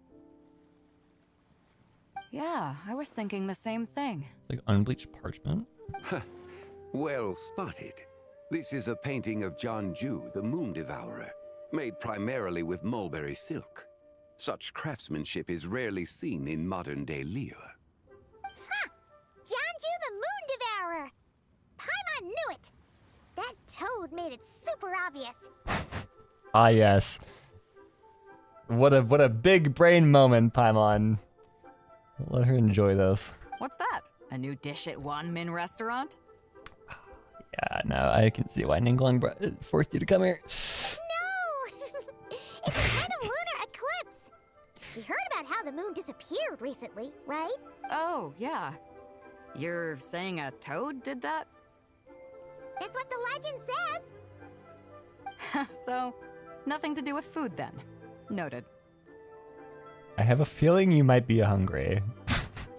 And the figure next to the toad. Is that the white horse Adeptus? From the stories I've heard, her palace Beto's funny. lies I on the love moon. Beto. I forget how fun Beto is. Also, okay. I'm excited to hear the English VAs pronounce her name. That would seem to be a logical assumption. Was this excavated from the chasm? No. In fact, this item was discovered in Chenyu Vale, And many years ago at that. Oh, so it's from Chenyu Vale? Actually, that's not quite right. You see, this painting is primarily comprised of mineral-based pigments, such as cinnabar and azurite, which are usually found within stratified rock. This suggests its place of origin may very well have been the chasm.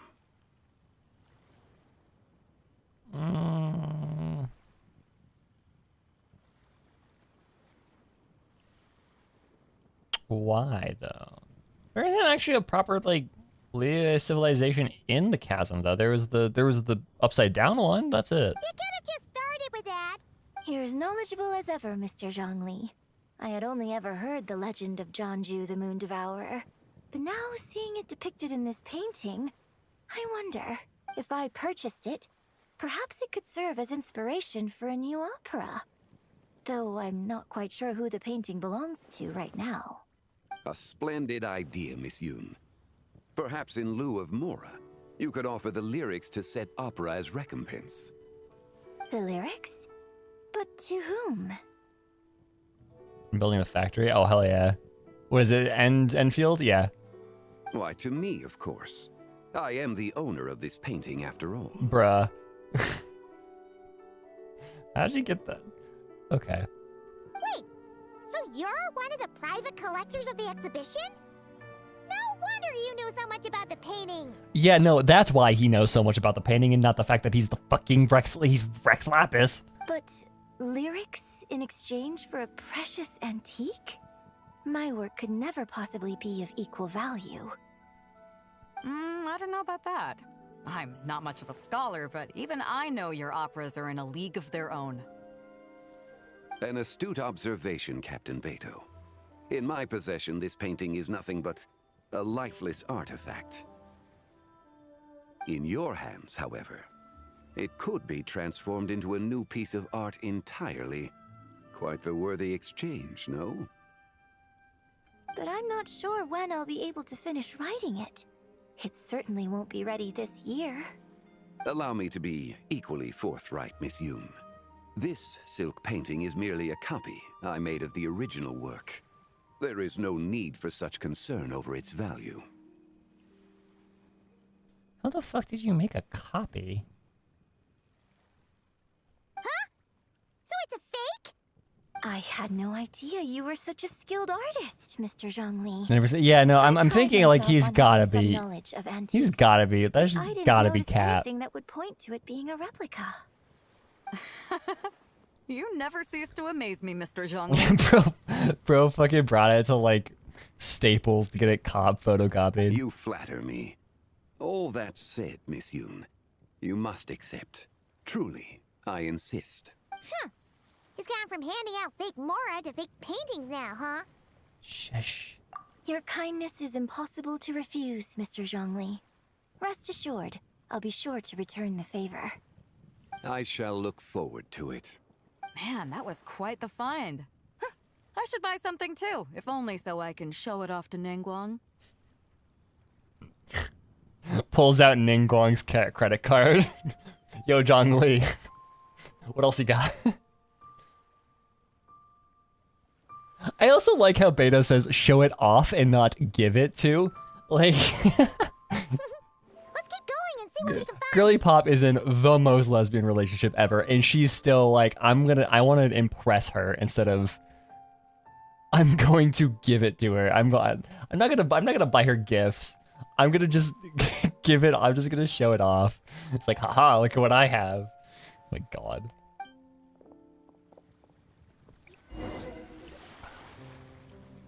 Wow, this bronze war chariot is really something.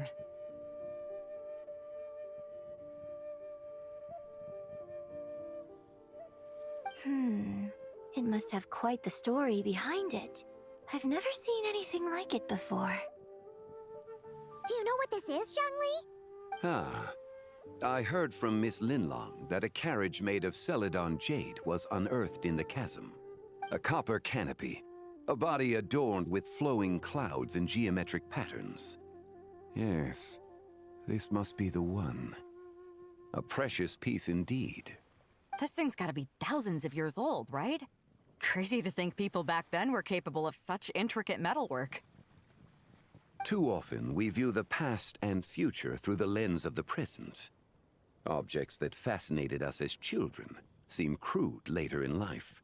And that's only after a few decades or so of separation. If one were to stretch time across hundreds or thousands of years, one might discover that time is not always a force that pushes things forward. Very suspicious shot of the moon from, yeah, okay. Time is not always a force that pushes things forward. I wonder what that means. I wonder what that is implying. Yeah. No, the combination of like this is an intentional shot. The moon with after Nod Cry with the fucking the line about how time doesn't always push things forward. It would seem the people of that era managed to create a remarkable civilization in their own right. Makes me want to get my hands on this even more. Ningguang's gonna be so jealous, don't you think? Ah, has this war chariot caught your eye, Captain Beto? Oh, you must be Linlong from Shigu Antiques. Nice to meet you. This exhibition has been amazing so far. Well, that's all thanks to supportive patrons like you and Mr. Zhongli, of course. As for this war chariot, it was discovered by an archaeological team sponsored by Hoishan Hall. There it is. The price comes in at 90 million mora. How much? 90 million? Woo, looks like my eyes were a bit too big for my wallet. Quite a bargain. A bargain? 90 million mora could feed Paimon for like... Yeah, no, we 1,000 we years. straight up got that, I think. I think I have more than enough for that. And if you actually went on an eating spree that long, perhaps you'd be considered an antique worth that kind of mora too. What, 90 million? 96,000. No way more than idea. Sorry. Well, if Mr. Zhongli thinks it's a good deal, I'm sure it's worth it. Beto's putting way too much faith in Zhongli. What if he's only here to drive up sales? Shush. I'll take the chariot, Miss Linlong. Someone will come by with the payment. Someone. Ah, yes. Ningguang. Quite the discerning eye you have, Captain. After the exhibition ends, Put it on Ningguang's tab. Actually, could you send it straight to Yujing Terrace? I'd like for the Tianquan to see the proof of my discerning eye for herself. Ah, yes. This is her, like... She was given a homework assignment, and she was like... Her wife told her, yo, go learn a thing or two. Go become cultured. She's like, okay, and she goes to the museum, and then she buys an exhibit from the museum, and she's like, look, I learned things. Ningguang from there on will never... Yeah, exactly. Understood. Look, wife, I am learned. And Linlong also knows. Great. Yunjin and I both found something. What about you three? Want to keep perusing? I guess Yunjin got something practically for free because she's broke artist, and then you used your wife's credit card to buy probably a priceless artifact. Don't worry about the mora. It's all on me. Nobody's going home empty-handed tonight. I appreciate your kindness, On your Captain, wife, but you know. but I'm afraid I have some private matters to discuss with Miss Linla. In that case, don't let us keep you, Mr. Zhongli. Right this way. Traveler, Paimon, perhaps you would like to accompany me. What? So you can show us another bargain antique? Other people are always demanding Mr. Zhongli's time, but it's quite rare for him to extend an invitation himself. I wouldn't pass up this opportunity if I were you, Paimon. Yeah, just don't forget to come aboard the Alcor for a drink later. Paimon, just remember who we're talking to. Yeah, guess you're right. Taking a quick look isn't gonna cost us anything. Let's go! Oh, so they're getting... No, they very much are. It's like, I think Baegong is still one of the most written for Yuri ships on AO3? I think.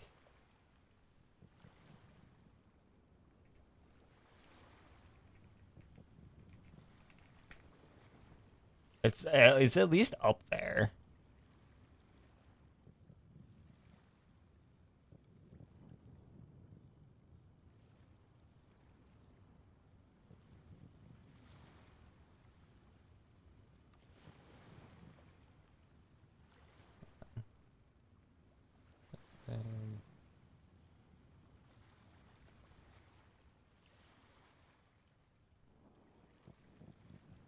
Let's see.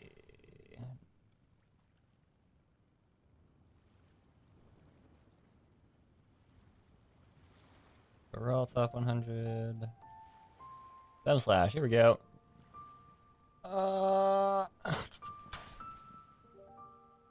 Yeah, it is. Beglong is 41st most popular fem slash ship on AO3. As the most popular fem slash on for Genshin. Followed up by Ganyu and Keqing. Huh. Yeah. And those are the only two that break the top 100.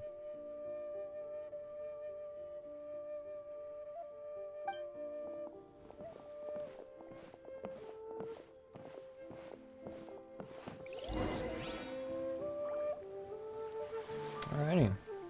Let us go yap with old man.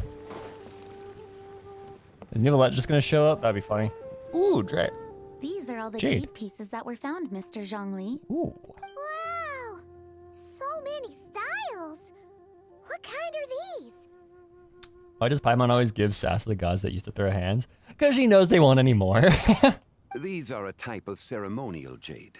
You're familiar with Chen Yu Vale's rain jade, right? Yes? Vaguely, I think I remember that. Oh, yeah! So these pieces are all used in the rain jade ceremony? Well, you may not know, Paimon, but before the rain jade rite came into practice, Chen Yu Vale was known for a different ceremonial tradition that also involved jade.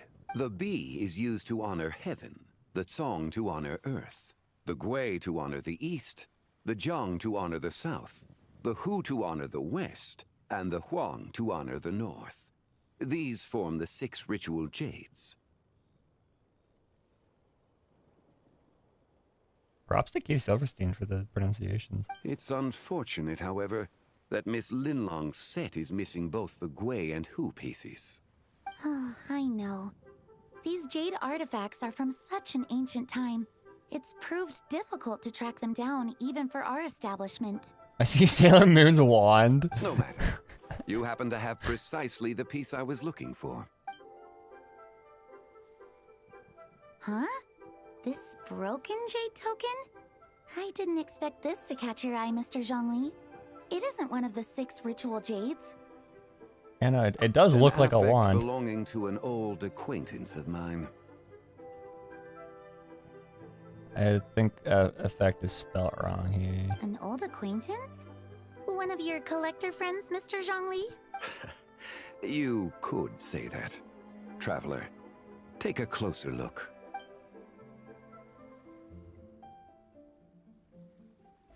Just don't break it.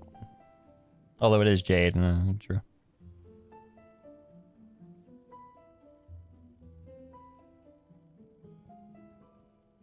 Huh.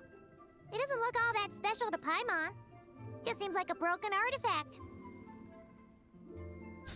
It really is just got abracadabra. Voila. Indeed. It's been thousands of years since the moon has appeared in such a form. It's been thousands of years since the moon has appeared in such a form.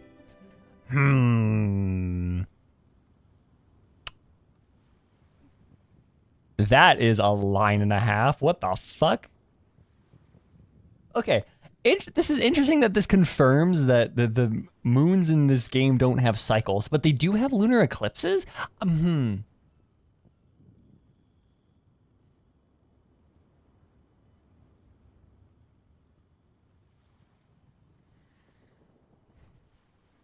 Okay. So, in the past, the moon wasn't always full. Then, could this missing chunk be from when John devoured part of the moon? Is the Janju myth just that comes from before Heavenly Principles? Before the okay, so I think what this is trying to get at is Traveler Skin doesn't show up in cutscenes, I think. Or it should. I have it equipped. I had it equipped earlier, but I think it's just because it's a instance cutscene. It's not showing up. No, but I think what this is trying to get at is the moon cycles used to exist in before the firmament was put up, and the firmament. Because we've always had, you know, one of the reasons why we used to always think that the one of the like biggest evidence towards the fake sky theory, aside from, you know, Scaramouche, was the fact that the moon didn't have cycles, right? And that the moon was you know, the moon was just sauce. Very early on in the game. I think we had theories about that even before Unreconciled Stars happened. So like it was the idea that the moon is fake, the moon is projection, yada yada. This implies that the moon is just a regular celestial body before the firmament went up, and the Janju myth was an early people's way of explaining how the moon cycles happen, because it's a weird celestial thing. There are myths all around the world about how the moon cycles exist. It's worth looking into. So that's kind of a cool bit of world building. Your insight is invaluable, Mr. Zhongli. I had no idea how special this piece was. Since it has caught your interest, allow Shigu Antiques to cover the cost. Oh, that is far too generous, Miss Linlang. Tell me, Zhongli, if you insist on paying for it, what money are you going to be paying with? Not at all. I've always wanted to give people a chance to appreciate these snapshots of history. So holding an exhibition like this has been a lifetime wish of mine. And it never would have been possible without your help, Mr. Zhongli. I merely put in a good word with a few acquaintances of mine. And it had a profound impact. Without your recommendation, I doubt half of these collectors would have come to the exhibition. So, on both a personal and professional level, I owe you my thanks, Mr. Zhongli. Wow! Zhongli actually did something useful for once. Fuck you mean for once? Oh.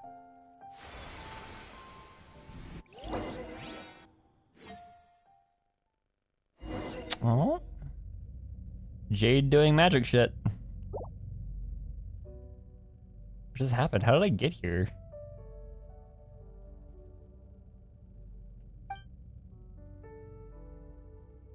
That light ahead looks like it could be an exit.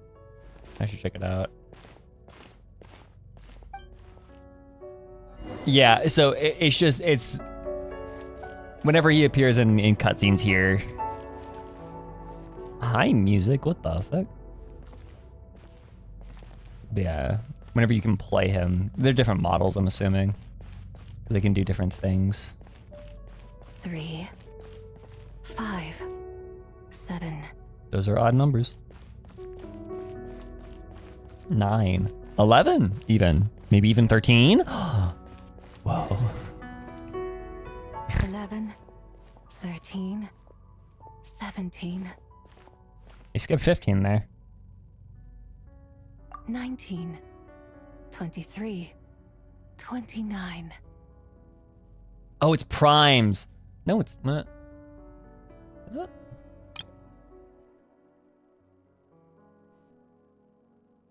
Yes. 31? Then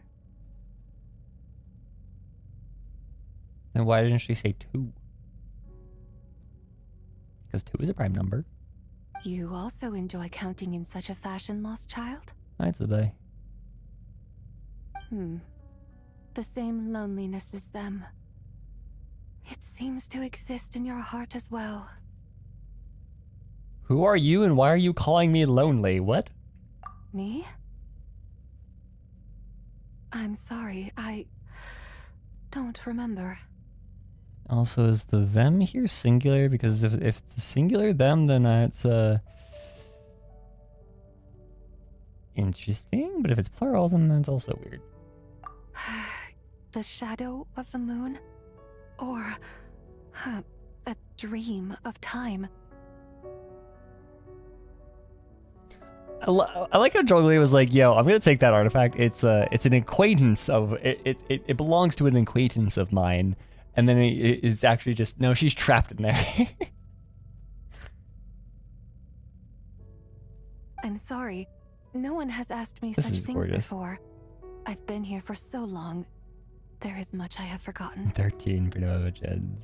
17 Primo gems. Did you bring me here? I know nothing of your arrival. All I know is the longing in people's hearts. The longing. Sorry. I sense the moonlight's guidance within you, child. Perhaps that is what brought you here. That's guidance. Does she mean Columbina? You seem confused. Perhaps I can help in some way. I mean, yeah, no, I'm very confused because I don't know, like, I don't. There's a lot of shit happening here. How do I get out of here? Path home is that direction. I believe someone told me that before. But I was never able to reach the end. You should take a look. How about we go together? No need. It would seem my time has already run out. Girly pop, no. Farewell. May the moonlight. Why are you ever just shine assuming you're what? Okay.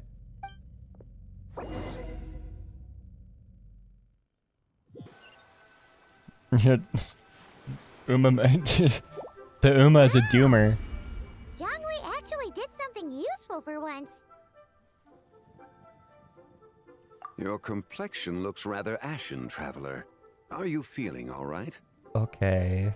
She said that again. Yeah, what's wrong? Does your stomach hurt? I was just in a strange. I had a vision. Huh? What are you talking? Ah, I see. I'm afraid we must take our leave, Miss Linlong. My friend has taken. Of course. Traveler, Paimon, please come with me. He's so good at covering us. It's so good. Yes. Regarding the payment for the jade token, charge the expense to the Wangsheng funeral parlor if you would. Oh my god, I love it. He's like, I'm gonna make Hu Tao deal with the deal with this. Put it on Hu Tao's tab. I'm gonna make I put it on the company credit card. I'm gonna make the accounting department deal with this instead of me.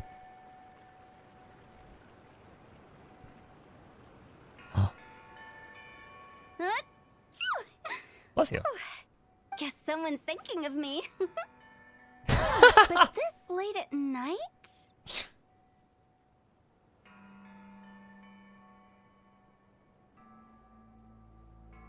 Must be that consultant of yours. I bet he's out there spending all year more at the exhibition. Oh yes. I am very happy. He'd be the perfect employee if he just knew how to rein in the spending. But never mind him. Let's focus on the moon. We gotta see if it gets eaten tonight. The moon. I don't think it's going to happen. We've been out here all night, and the moon's the same as ever. 4 gay people out moon gazing.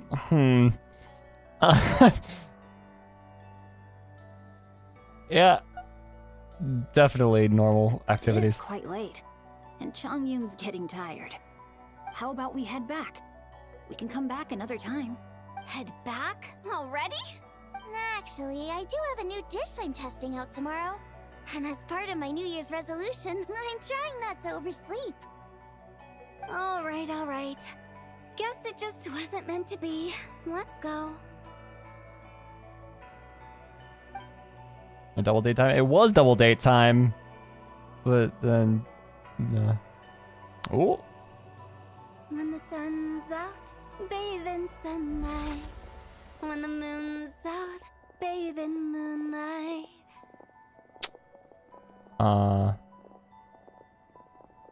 Ah, yes. That's weird. We got like glitches there too.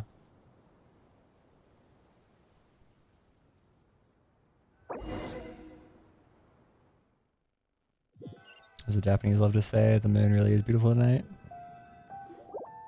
I don't. Are we going to rest? I don't think Why I. did you bring us here? I'm not sure if I entirely get that reference. I feel like I should. Yeah, no, suspicious. That's alright. Put a hole in it. Because I imagine the traveler would like to know what just happened to him. Yes, please. Oh, right. Ugh, What is the deal with Sabai? confused though. She could have sworn you were there the whole time. You spend your mysterious encounter in that strange space. How is that possible? It sounds like his spirit formed an inexplicable connection with the being in that space. Was that the White Horse Adeptus? Ah, you suspected from the beginning, didn't you? Indeed, the being you met is the fabled White Horse Adeptus, and the original owner of this jade token. Her name is Tibai. Wait, does that mean she's inside this token? No, she does not reside within this token, but rather within the moon's shadow. This token is merely a medium. Is this just that one episode of Evangelion where the angel is like the shadow? And like Shinji just experiences fucking ego death?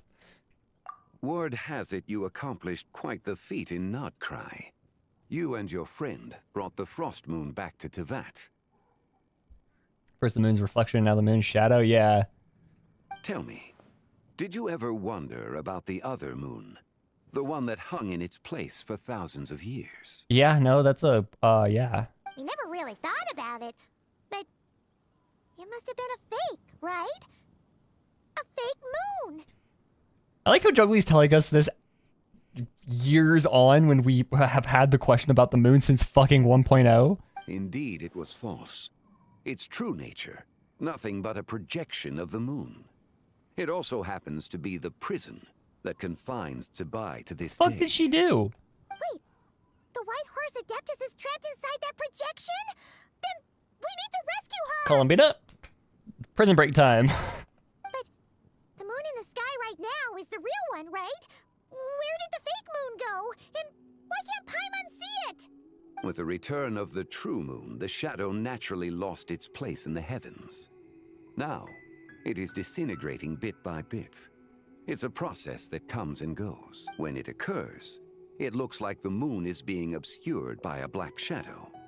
But when it stops, the shadow disappears and becomes invisible to the eye. Literally Quantum Moon. So, you're saying there's an invisible fake moon blocking the real moon? Not literally right Quantum now? Moon. That's a very stupid analogy. But similar. Indeed. Okay, this is not what Paimon was expecting. You said it's disintegrating. When will there be nothing left? My hypothesis is that people's wishes could be what trigger the periods of disintegration. After all, when you experienced that episode just now, it was precisely when Miss Linlong spoke of her own wish. Wait, is that because the White Horse Adeptus answers people's wishes? The legend must be true then. So, that means the more wishes we make, the faster the fake moon will disintegrate, right?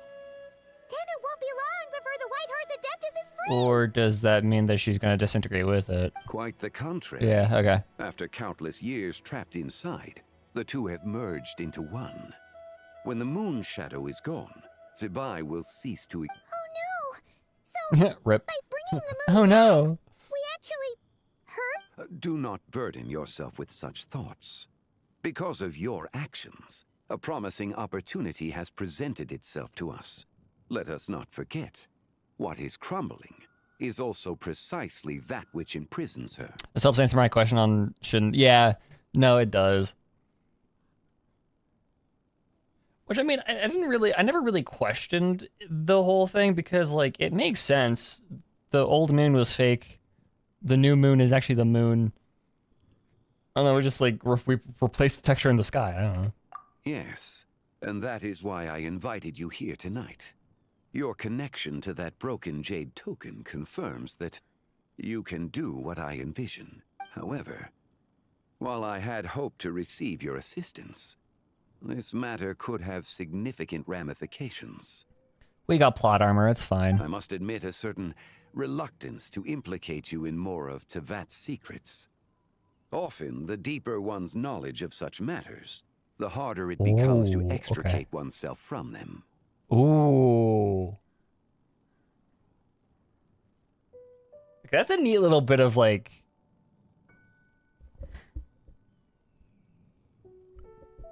That's a neat little tidbit as well. Okay. You are someone who once traveled through the boundless sea of stars. I cannot help but wonder, perhaps it is wrong for your fate to become too entangled with the fate of any one world.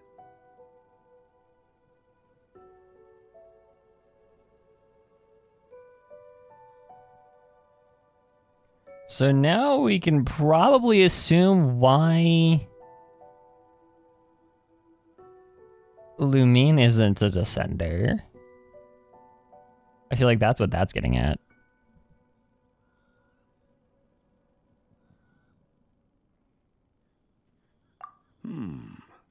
Such is your conviction, then.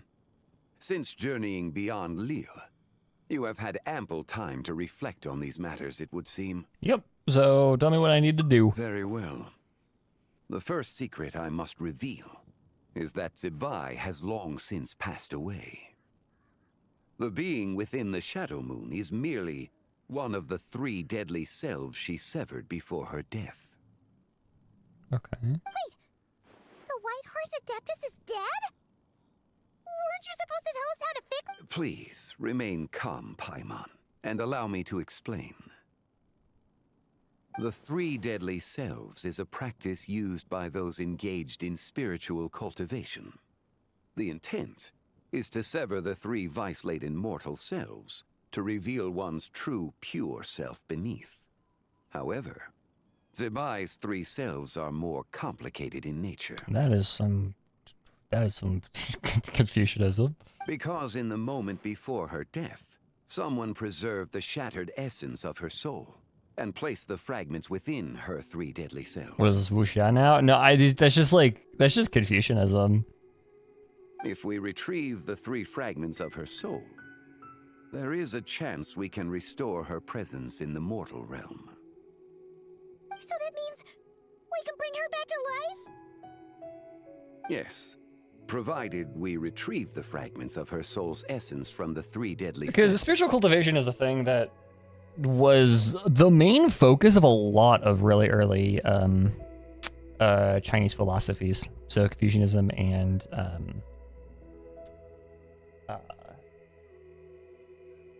Confucianism was a big one, but a bunch of others of the early like Chinese philosophies really focused in on this idea of the Taoism. Yes, Tao was a little was that. There's another one that I'm forgetting, but yeah, it was a big thing.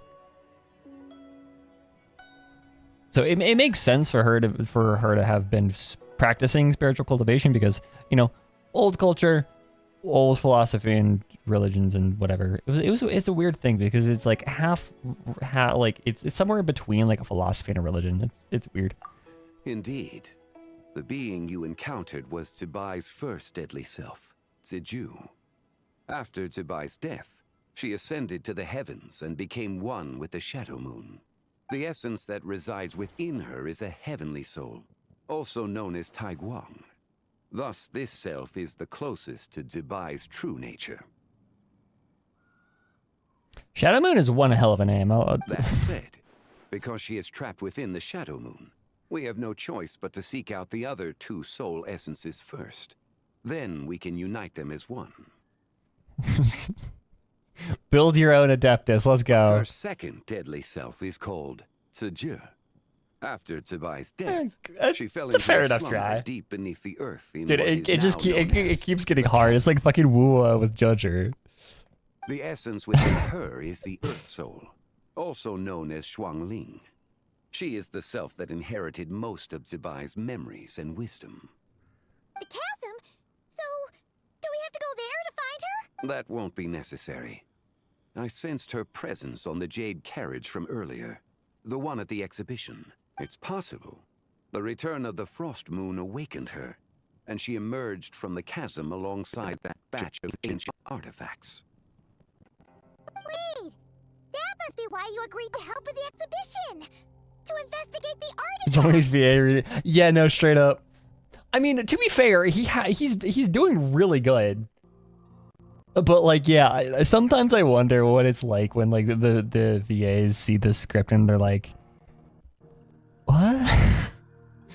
What the fuck? Indeed. So in truth, Miss Linlong was the one who helped me. What about the last deadly self? The third deadly self is Zichao. The essence within her is the human soul, also known as Yojing, Zibai's shade. Thus she is the most free-spirited among the three. Can I just say, okay, Q Silverstein doing a great job. Doing a great job with all the really shitty, with the really hard to pronounce Chinese names. Can I just say he said he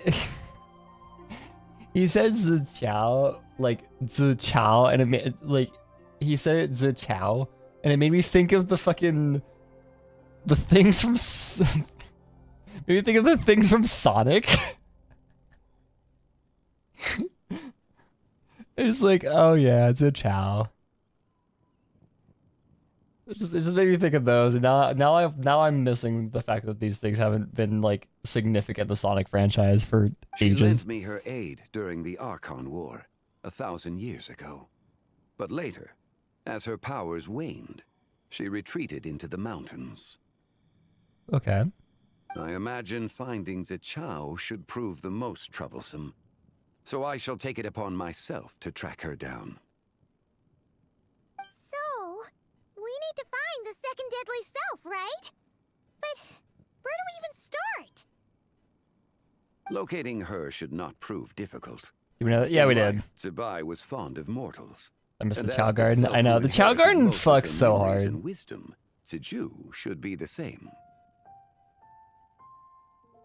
It's possible she has possessed someone, and is meandering The Archon War being bustling 1,000 years streets ago of is like one of the Leo few Harbor like as we strong speak. dates I think we had, if I remember correctly. I'm gonna actually pull up one of my older videos, one of my timeline videos, because I would have covered it in one of my timeline videos. Best.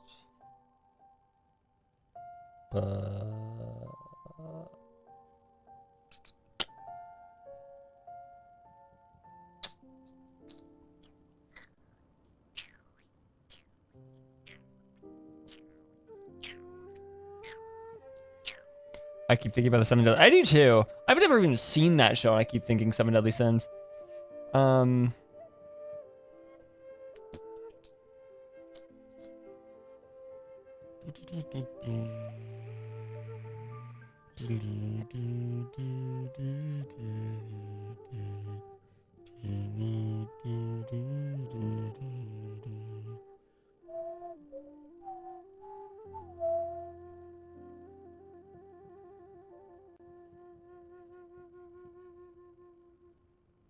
That was that one. I need the second part of that. Here we go.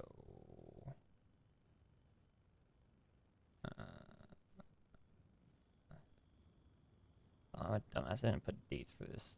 Here it is. This area. Yeah, whatever. I'll check that later. But yeah. Possess someone? Wait. Are you thinking what Paimon's thinking, Traveler? Customer who caused a scene at Wan Min restaurant. What if she raided a tomb and dug up some super special relic, then got herself haunted by an ancient ghost? Exactly! Lu Xiangxiang!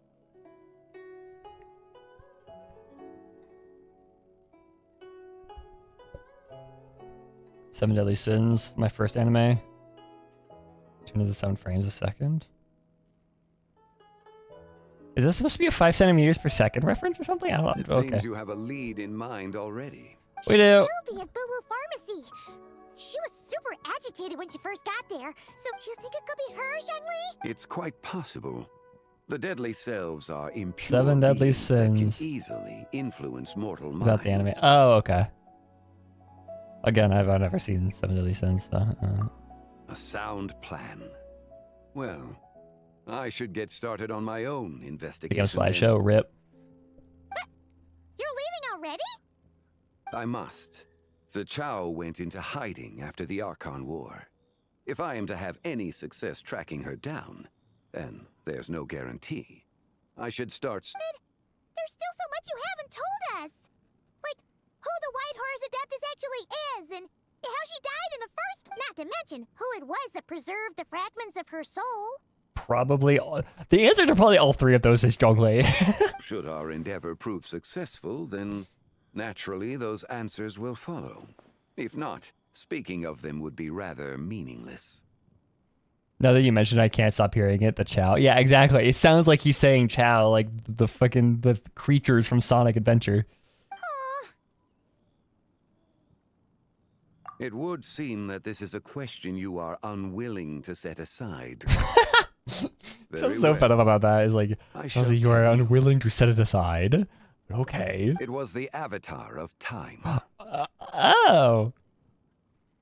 That's a much more intriguing answer, actually. And Ether's just gonna straight up just fucking say her name. Okay, whatever. Mr. Off. Ah, so you know of her existence. Yeah, no, we've learned a lot since the last time we saw you, Zhongli. Okay. No one important. Yeah, no one important at all. Yeah, whatever. You know, just casual mention of Istaroth in a voiced quest too. The ruler of time saved her soul. Indeed. Preserving what remained of Zibai's soul in the moment before her death. Only the power of time could be capable of such a thing. However, there is no telling what effect it has had on the three deadly selves. She was mentioned in Inazuma as well by name. You must exercise caution when seeking out Zuja. By name in like a voiced quest? I don't remember that. She was mentioned in Byakuyakoku, but like that's a book. That was the first time that we heard her name spoken. No, by name directly? Oh. I mean, it is Inazuma. What are you expecting me to remember anything about Inazuma? No. Literally the only thing I remember from that entire region is Bakyokoku. On the night of Lantern Rite, countless Shao lanterns and the wishes written upon them will be released into the sky. I estimate that this event will trigger the Shadow Moon's collapse. And then Makoto and Istaroth made a deal. Oh, I think I vaguely remember that. But again, you're talking to #1 Inazuma hater, so like, When that happens, the cage that confines the first deadly self will open. That is our moment to act, but also the moment where all could be lost.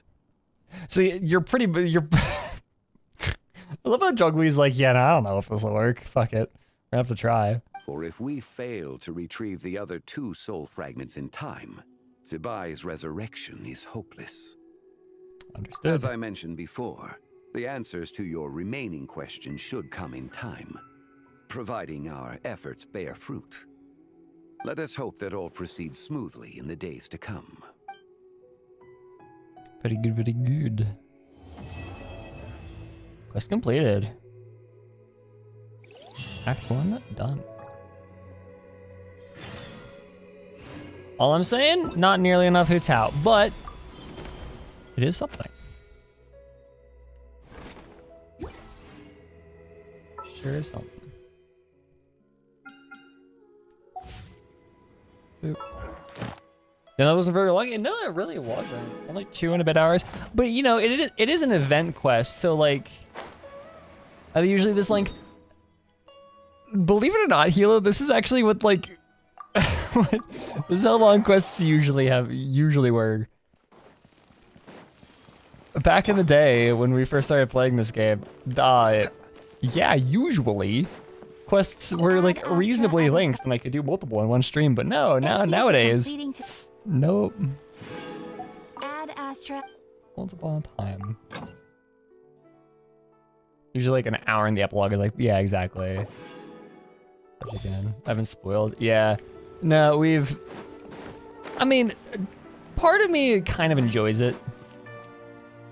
Part of me enjoys the fact that we have a little bit of time to like breathe and I have like more stopping points and it's great, but also, yeah, no, there is definitely a point of like, I want just so much shit, so much depth to just sink my teeth into.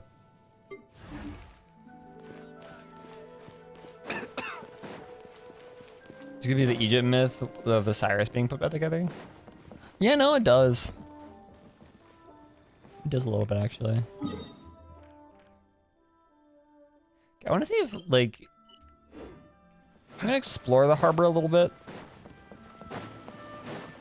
Only ever known the longer quests? Yeah. Yeah.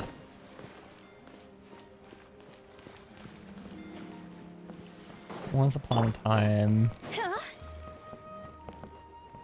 That is a frog. Okay. Side quest notwithstanding. I mean, even early HSR quests were pretty short. They were padded out by AR requirements or like equilibrium level requirements. Kind of exploring here. If there is a chance to talk to my Scrunglows, I will do that, but I don't think there is. Unfortunate.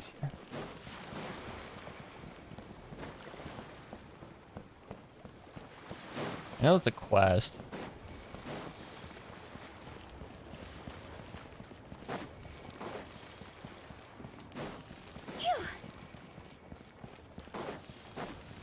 Okay. Doot.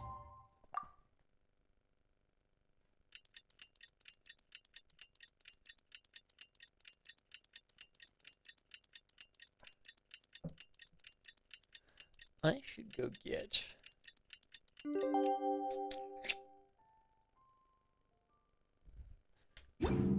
I'm starting to think I should like go get lunch, but also I don't have anything in the house for lunch, so I think I have a little bit. Actually, okay. This is a good point to take just a quick break. I'm gonna go get food, get some water. Chill, I will be right back.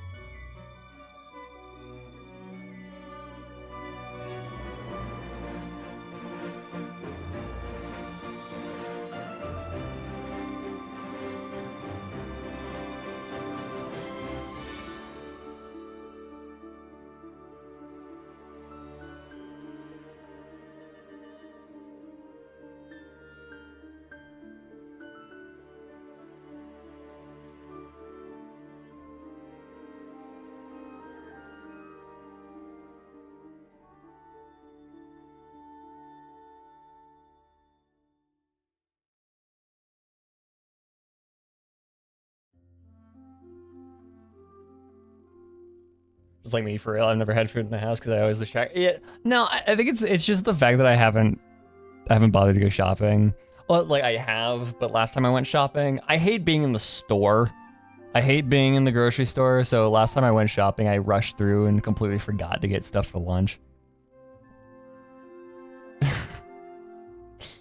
So now I feel like I am in like kindergarten, and I have a little Tupperware bowl with cereal on it. So I'll eat a real lunch after stream, whatever.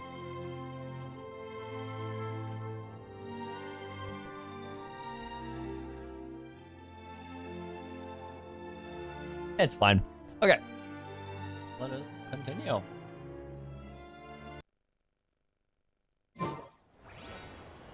Go to BB Pharmacy. Bet.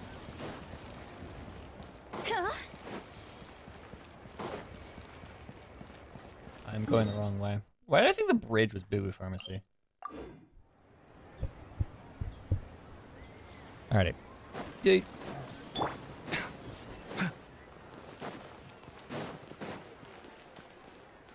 Yeah, I have my route through the grocery store so hammered down. Oh, Yelon, hello. I have the route through my grocery store so hammered down. Whenever I have to go like slightly off the beaten path, I just kind of. So let me get this straight. The patient disappeared right as you were delivering the medicine. She just fucking vanishes. I know it's hard to believe, but that's exactly what happened. It's true. 1 minute she was there, and the next she was nowhere to be seen. Mr. Baiju, I don't feel so good. Hey, it's Yelan! Fancy seeing you here! Oh, is this a bad time? Baiju has a talking snake? Yes. Voiced by Pella. Not at all.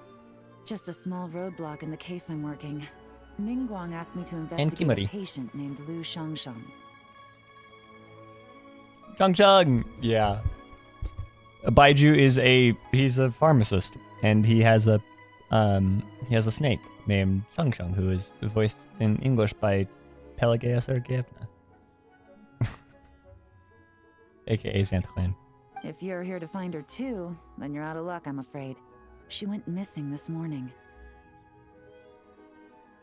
Baiju got caught for medical malpractice. To be fair, I mean,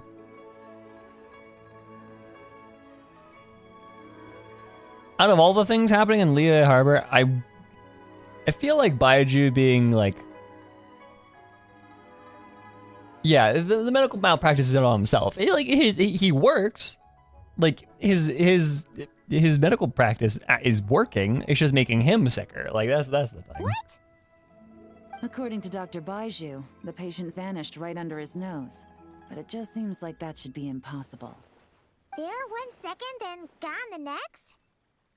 Pretty sure Xiao can do something like that.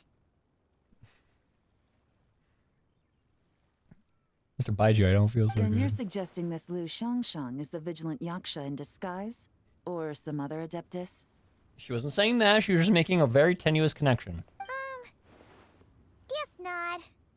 But this is so weird. They had to meet. All you had to meet their Xiao quota, their Xiao mention quota. Unless Linny decided to take his act to Liyue?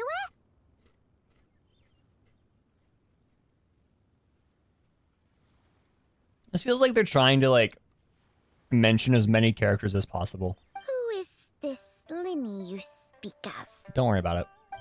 He's... Oh, never mind. Paimon's just grasping at straws. Let's set aside the how for now, and focus more on the where.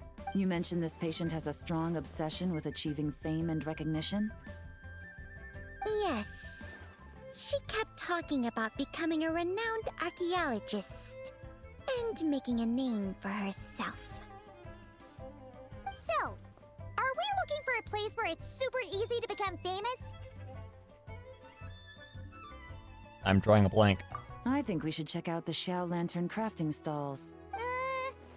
Because it's easy to become famous by making Xiao lanterns? Playo HQ has a giant spinning wheel of every Genshin character and they spin it a few times. Yeah, no, straight up. Okay. Sometimes with like the weird like filler event quests, it really does feel like that because like I think the last time we had like the last event I even like paid any attention to was in the Sumeru Desert. It was like Kale and Amber, and then like whatever the yeah, it was the most like hodgepodge group of people taking part in it. I was like, sometimes you just have to wonder, how do they choose? How do they select their characters for events and stuff? Not exactly. Or like event quests. When the people of Liyue need a solution to a problem, their first thought would be to pray to the gods and the Adepti. If her wish is to become famous, she might write it on a Shao lantern in the hopes that the fabled White Horse Adeptus might make it come true. That certainly sounds probable. Turns out, the White Horse Adeptus might be a lot closer to home than she thinks. Paimon, shut the fuck up. What was that? The last person you would want to say something like that to is fucking Yelan.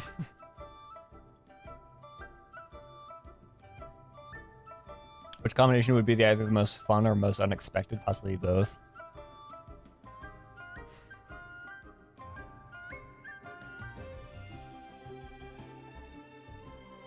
That's a good question. Nothing. Let's go check out those stalls.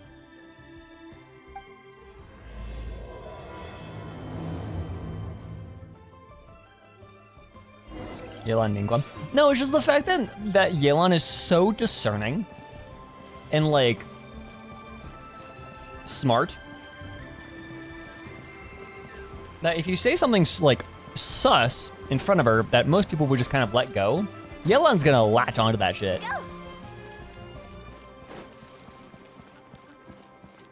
It's basically Sethos hanging out with the other Sumeru gays while his boyfriend's. But yeah, no, exactly. Paimon still hasn't learned to shut up since 1.0 kayak, but yeah.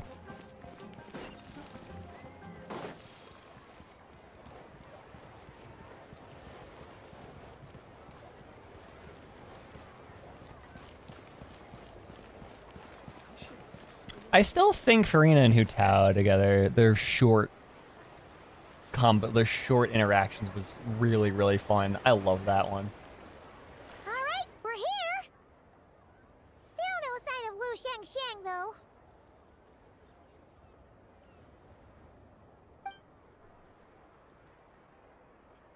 As long as That was you're patient that enough, Paimon, that you'll interaction find that was hunting down very Liyue is no unexpected, but I different did from enjoy hunting it. boars. Shang. We need to blend into the environment, or we risk alerting the target. So as far as everyone here is concerned, we're just ordinary tourists. Ah yes. Yelan, an ordinary tourist. Oh, okay. And Ether, who is dressed like that. Blend in. Ordinary And tourist. let's make some Shao lanterns and write our wishes down, like everyone else. And like, okay. What's your New Year's wish, Yelan? Classified.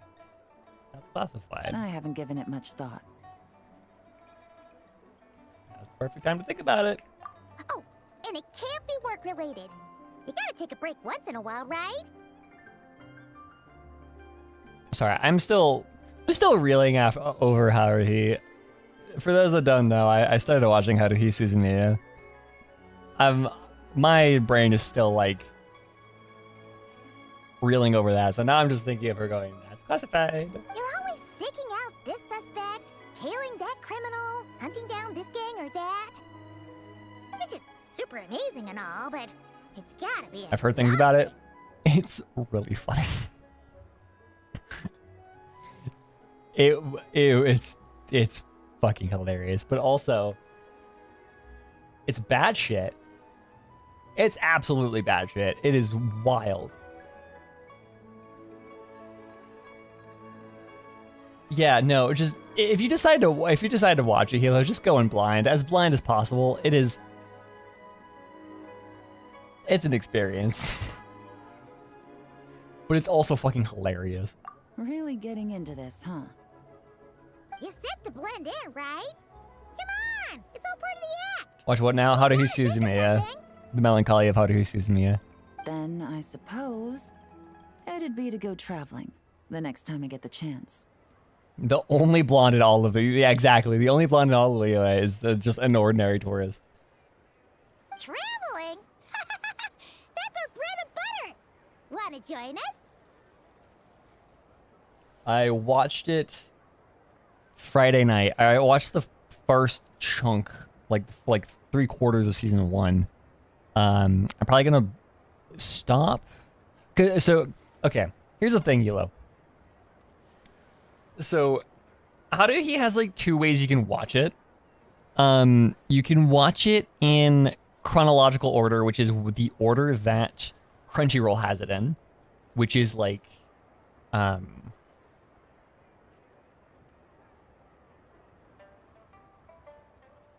on, wait. It's like, it's the first arc.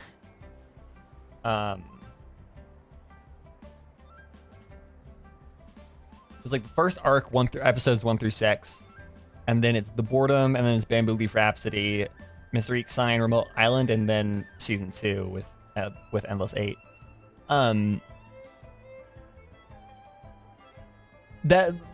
Yeah, so Crunchyroll has it in chronological order, which is one way to watch it. But then there's another way of watching it, which is often considered Kyon's order, which is the original broadcast order of season 1, which is all over the place.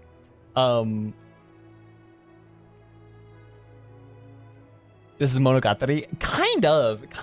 So, yeah, so season 1 has this really weird broadcast order.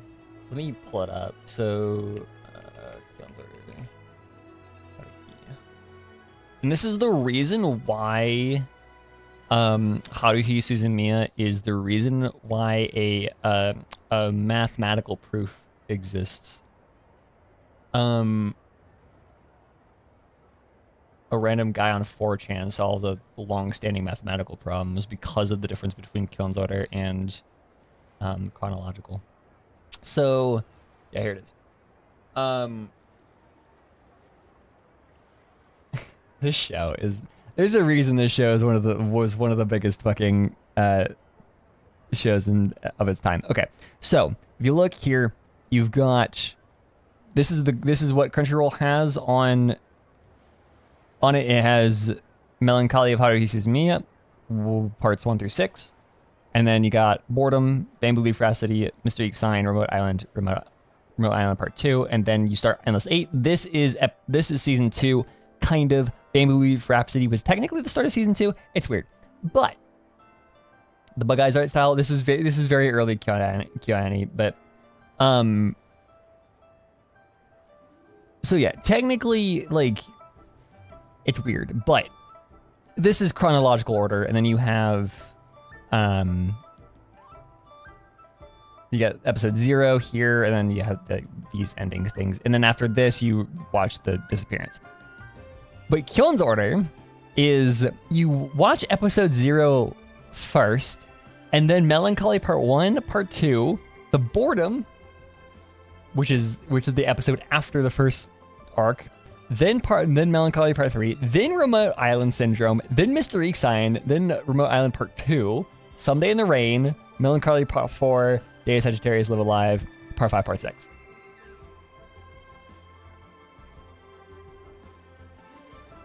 Compared to the chronological, this is how season 1 originally broadcast. And then after this, you watch Bamboo Leaf Rhapsody, Endless 8, and then the Psy, and then movie. Is this better? From what I have heard, yes. And what I'm going to do is probably after stream, I'm going to rewatch season 1 with this order in mind. I'm going to rewatch this. I watched Endless 8. It was hell. Yeah, that's the point. But yeah, apparently this is the director's preferred way of watching the show. Because, like, you know, Yeah, apparently this is like the better way of doing it. It makes things more confusing, but also more interesting. So yeah, if you ever do watch the show, watch it Kion's order. I completely forgot that there was a difference between broadcast and chronological order when I first started watching it. But yeah. The biggest thing I've heard about this, Endless 8 is... sure is a thing that happens. Endless 8 is interesting to me because, like, conceptually it's such a cool idea, but, like... Thanks for the offer, but my desk is piled high with reports Bro. on your exploits. And that's not quite the kind of traveling I had in mind.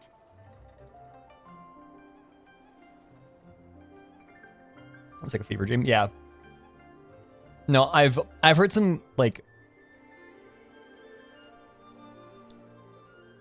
I will say, watching chronologically, in my experience, watching chronologically was a really fun experience because you still got a little bit of that pseudo-mystery sort of thing for about 2.5 episodes, but it wasn't really confusing. The show never lost me, but apparently Kion's Order just makes it a little bit harder to follow in a very fun way.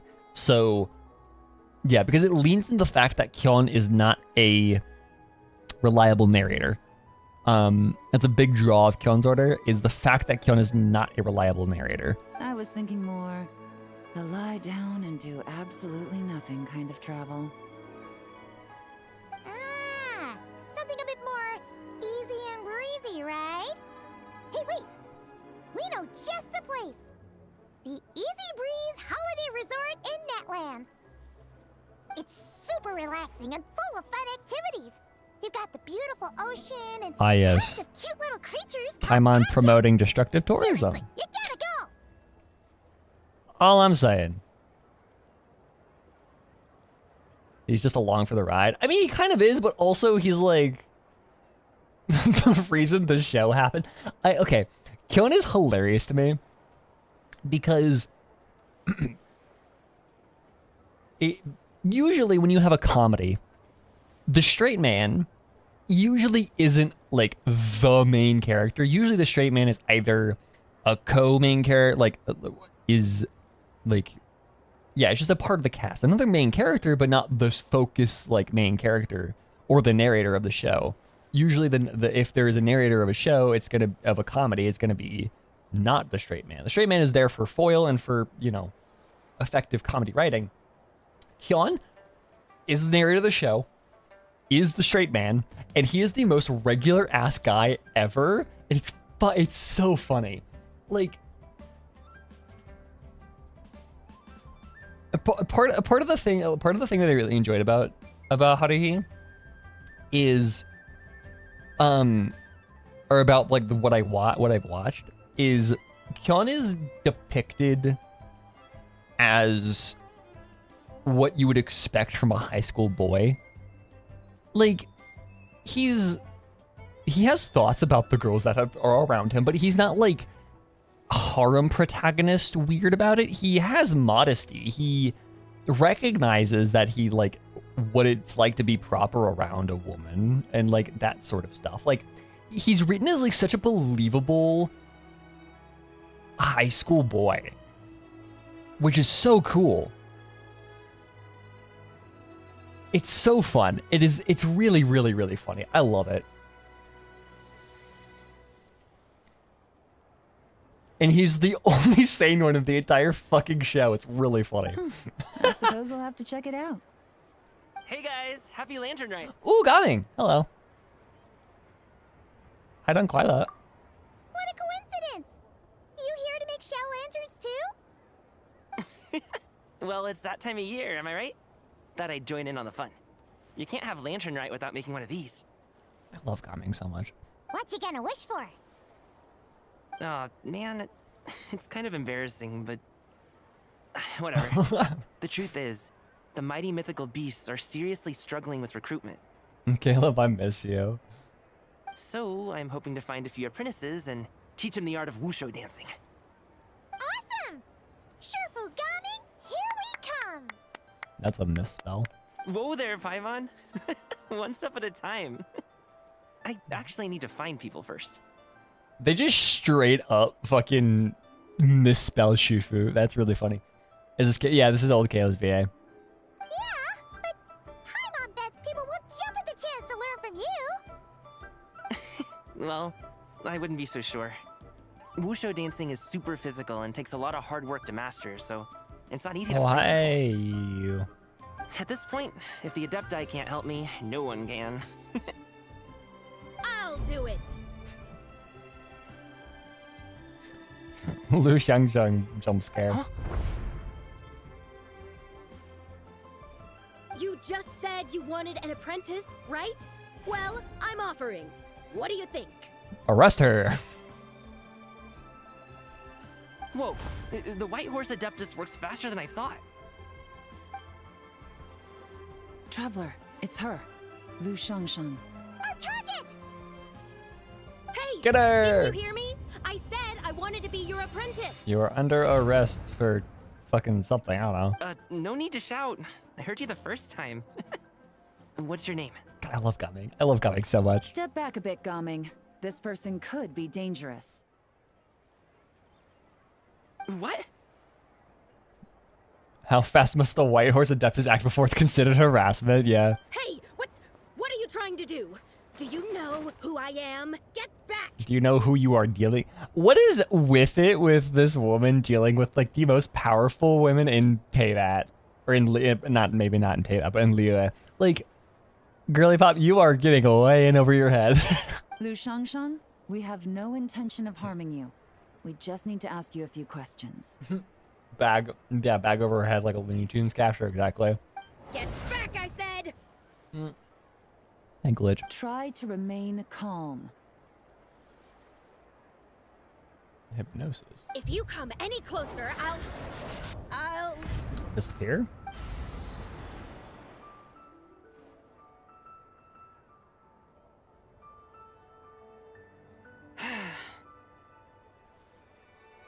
Oh, hides is by. Just tie her out, yeah. Little wisp of a being. How are you able to see me? You just fucking stop time? I mean, to be fair, she exists because of Istaroth, so I mean, who knows? You must be Zizhi. Second deadly self. So what if I am? Leave at once! I hope to resurrect the White Horse Adeptus, and I need your help. You, a mere mortal, whose own life hangs No. by a thread, would dare Different eye color reach for the different person. power of life and death. Or different character. Because her eyes last time were the same jade green as her outfit.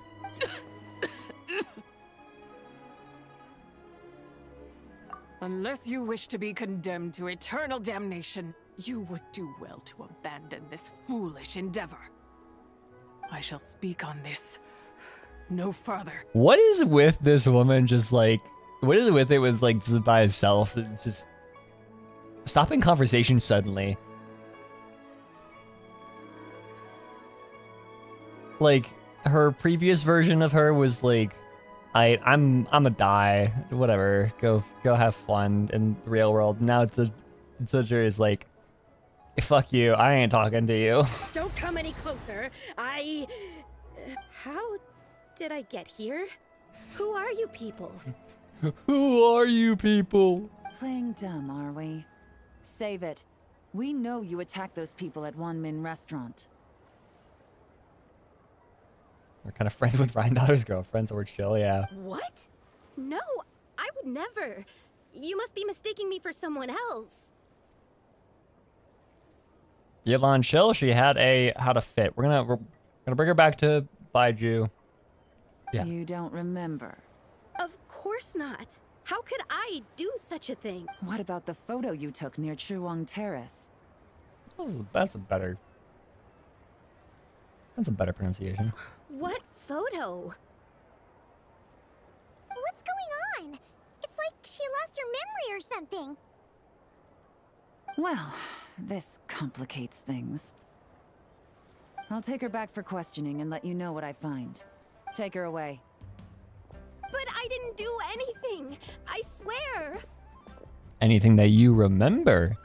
That's weird. She seems so normal now, but she doesn't remember anything. Yeah, because Scissor just kind of went, yo, I'm out. This is just great. An apprentice falls right into my lap, and now she's gone. I do not think that you wanted that apprentice coming. I'm gonna be so straight up. This is a special case. I'm gonna be so real, dude. Unless you're gonna pony up and offer a real solution, Paimon, I don't want to hear it. Ooh, getting feisty, are we? Coming? What's up with... I see now. I'm done here. I'm gonna go find an apprentice. I won't take no for an answer. I am following now. Coming, wait! I see what is happening. He might have been possessed. What? How do you know? Dude, all of Liyue is gonna start playing hot potato with this fucker. So you saw the second deadly self? And you think she moved from Lu Xiangxiang to Gaming? Uh-oh. Then we better find him before something bad happens. Let's go!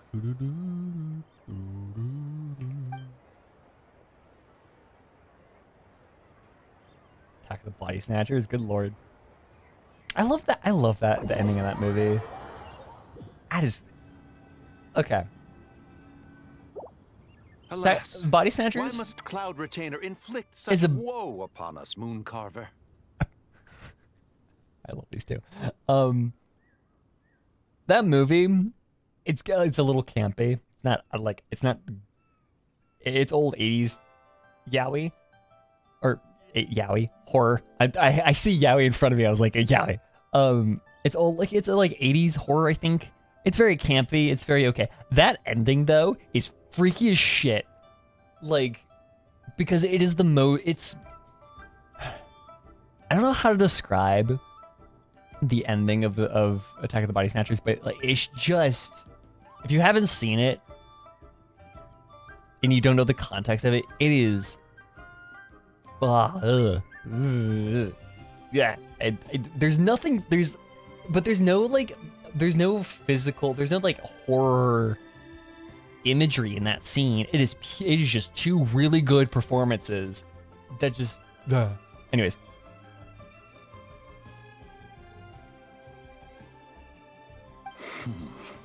By the order of Rex Lapis, we were supposed to make haste to the Old man harbor Yaoi. to stand watch. Yet we arrived late, for you, in your inscrutable wisdom, chose that very moment to tend the mint. Yeah, I'm not a big fan of that era of horror because that doesn't really do it for me. But that scene in that movie is just ugh. Is that getting paid? I always forget that Mooncarver's voiced by fucking the same dude that voices Giga Twink Ether. It is no wonder Cloud Retainer banished us to the wilderness in anger. A pity only that I, blameless as I am, was made to share in the punishment. This is the same man that voices Ether. Blameless indeed. You speak as if it was not you who decided to plant all that mint in the first place. I also love yaoi that's like them, that's just like super formal. Like, y'all, you could just talk normally. Yet now, in its wretched state, overrun by blight and vermin, Yeah, man, you no, would yeah, turn away. Zach has incredible Utterly range. heartless, I say. Were I truly that heartless, would I have rescued those seedlings from this desolate wasteland, granting them haven in your hallowed garden? Alas, if blame must be laid, let it fall upon Cloud Retainer for failing to recognize the virtue of our plight. Ah, at last a They're sentiment so with which I extra, can yeah. agree. Part of his range is playing mostly a mute character for years. Yeah, exactly. His voice can go really deep. It can go really like, for lack of a better term, twinkish. It can also just not exist at all. It's crazy. I mean, I've got two of those. If ever Cloud Retainer is away, we should steal into her abode and plant a veritable field of mint. Maybe I should become Tempting a little voice ruse, actor. is it not?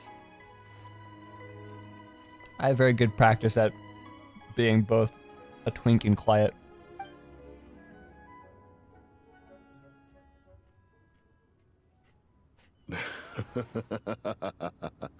Positively I love these two. ingenious. These two are fucking hilarious. Yeah, I myself have a great voice range. Proceeds to not talk for the rest of the stream. Please stop chasing us. Just let us go. Get back here! If you keep running, I'll kill you! Damn, Gaming. Please, we don't know anything about wushu dancing. Just leave us alone. My dude fucking scaring off treasure hoarders. It's like he's he's scaring the mafia. This is like if you scared the fucking mafia with like the talk of like dancing. I'm What? going to make you think I'm not get good into enough to Black teach Ballet, you? you fuckers. Just agree to be my apprentices, and then we can talk. That child looks somewhat familiar. Ah, it appears to be the wushu dancer from Liyue Harbor. I have seen him perform on occasion.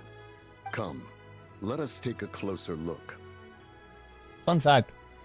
For a Chinese club at my school, we do we put a table up for like my Chinese classes in my Chinese club. We put tables up during certain parts of the year to, you know, all the language classes and language clubs put up tables in the middle of like the student center, whatever, to promote languages.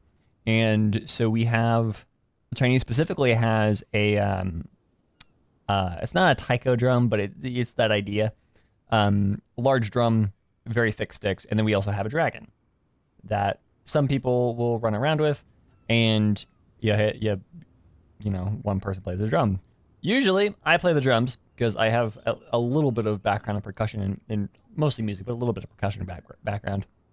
Whenever I played the drums for that, I pretty much just rip the rhythm from Gaming's wushu dance, like verbatim. I just loop the rhythm from Gaming's wushu dance from when he does it in whatever lantern rite he does it in. So there's a fun fact for that. Has trouble befallen you, young one? Perhaps we can offer aid. Oh, thank the gods. Please, sir, you have to help us. This guy's trying to force us to become his If it works, wushu dancing it's apprentices, good. and he won't take no for Because it's actually pretty, it's easy it's easy to pick up when you listen to it enough, but it's also slightly more complicated than something basic. Like it's a little bit of a complicated rhythm, but it's like not so complicated that you can't pick it up by ear. So. Oh, so it is you who require aid, not the other way around. Get out of the way, old man! This is between us. Old men. Preposterous. You dare to presume we are of a mature age? You speak like you're in a fucking, like... You speak like you're in a Virginia Woolf novel, y'all. Chill. Listen here, brazen youth. Skilled you may be in the art of dance, yet your offstage demeanor leaves much to be desired. Hold on, Mountain Shaper. Something is amiss. Look closer. Huh. Indeed, he bears the mark of something unclean. Damn. It spells trouble. You there. Depart at once. Hey! You drove off my recruits, old man! You'll just have to take their place. Damn, are they Even homophobic? if you're a bit on the decrepit side. They're that one, like, old gay couple that are also, like, weirdly supportive of Republican lawmaking. Like... the one gay couple is just, like, so cognitively dissonant that they're somehow homophobic. Many years it has been since a being has dared speak to us in such a manner. Now let us see what evildoer has sought to use you as its puppet, young one. You two, you're Adepti! Does that strike fear in your soul? Whoa! Two Adepti recruits just fall right into my lap? That white horse sure knows how to grant a wish. Gaming! Jeez, take a hint, will you? I told you to stop following me. Please don't hurt him. Traveler, Paimon, keep your distance from this youth. Evil has taken a hold of him. We know! It's one of the White Horse Adeptus' deadly selves! She's possessing Gaming! The White Horse Adeptus' deadly selves? Could it be that Rex Lapis called us to Liyue Harbor for this very reason? Sending him to conversion therapy. Hey! What are you two whispering about over there? Who's gonna be first apprentice and who's gonna be second? It doesn't matter. I'm not the kind of Sufu who plays favorites. That should be Sufu.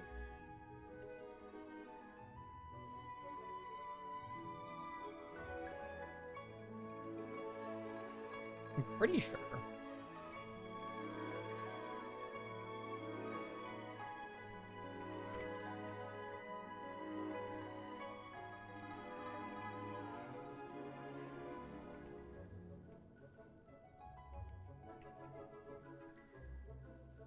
Yeah, no, it should be Shifu. They've done this incorrect. Insolent spirit, be gone from this child. So I think Paimon said Shifu correctly. It's not just the president. It's just the wrong fucking word. It's not just bad pronunciation. It's the wrong word. The word they're looking for is Shifu, which is master or teacher or something or whatever. Teacher's more lasher, but like Shifu is like master, equivalent to like sensei, I guess. But they're saying Sifu, which does not have yeah. Just a quick look, quick look at Google Translate. Sifu can be private server or private clothes or for pictures or servo, as in like the motor. Sifu, it could be tetrafluorocarbon, as in like tetrafluorocarbon. That yeah.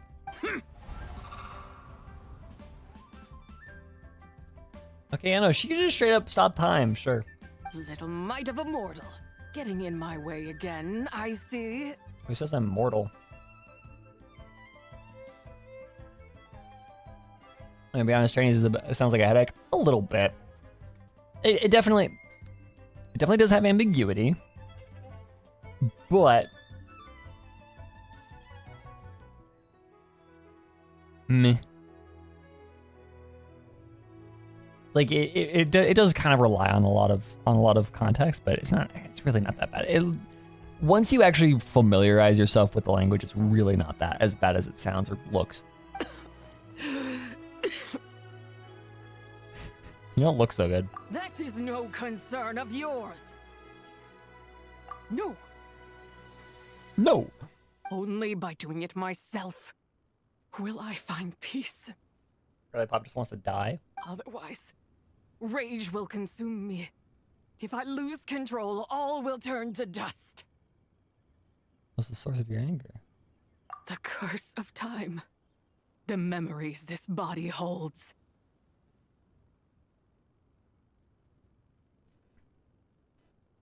But how did they get it wrong? This must have been rushed for some reason. I feel like the localization for this has been rushed. Because there were like the weird lines at the beginning. There have been a couple of weird, like something around, like there must have been some stage of the localization process that was rushed or done slappily. Because this is generally just kind of sloppy, comparatively. Which is weird to me, because it's Lantern Rite. Usually they're really good with Lantern Rite. Like, even last year, the translation of Hu Tao's poem was really good, considering what they had to deal with. I heard a bunch of things about Hoyo being a little on fire right now. That might make sense. That might honestly be it. Because, like, I can imagine maybe at some point they had, like, when they handed over the notes and translation to the voice studio, they might have had a typo somewhere. And instead of shifu, they had sifu, just missing an H. And they sent that over to the voice in like obviously the voice team isn't going to necessarily know how to speak Chinese. They're not going to know the difference between the fact that sifu isn't really a word that is relevant here, at least, and the word they're looking for is shifu. But also, of all words that I don't know, I feel like this is something that could have been caught, because like you have to think like Master Shifu from Kung Fu Panda. His name is literally Master. Shifu is just a bad pronunciation of Shifu, the Chinese word for master. Here's your fun fact. You're never gonna be able to look at that, watch that movie normally again. Come no closer.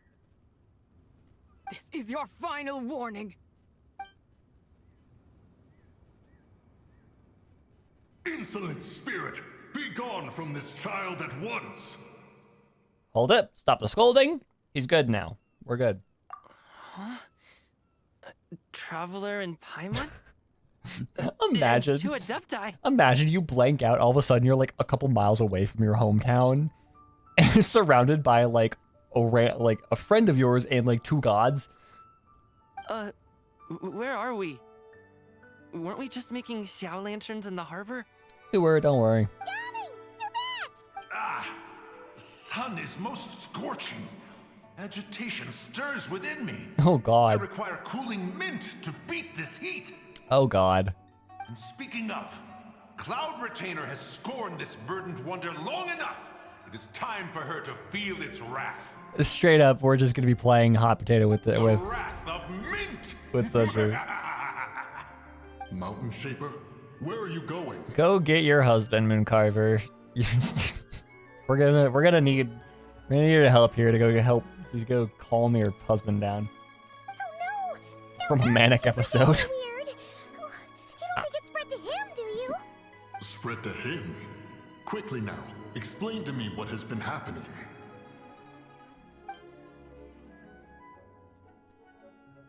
What? Was I really that rude? Jeez, someone get my dad to throw a slipper at me. I'm so... Oh, poor Galving. Such a... he's such a wholesome dude. He's like, oh, I was being rude. Gotta get a slipper to throw at me. Although to me, because of where I grew up, when I think go hit me with a slipper, I think of Hispanic families. Because I grew up playing soccer in Midwestern US.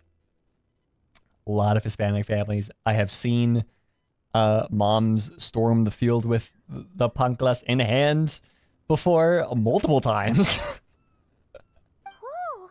You okay, Gaming? He is fine.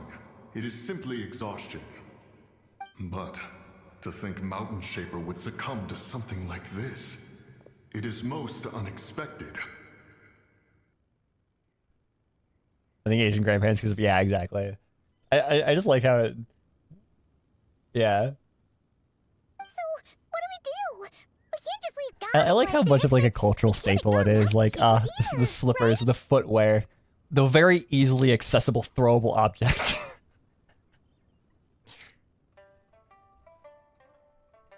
Oh wait, is it panclas or is it what's the word for slipper? Pancleta.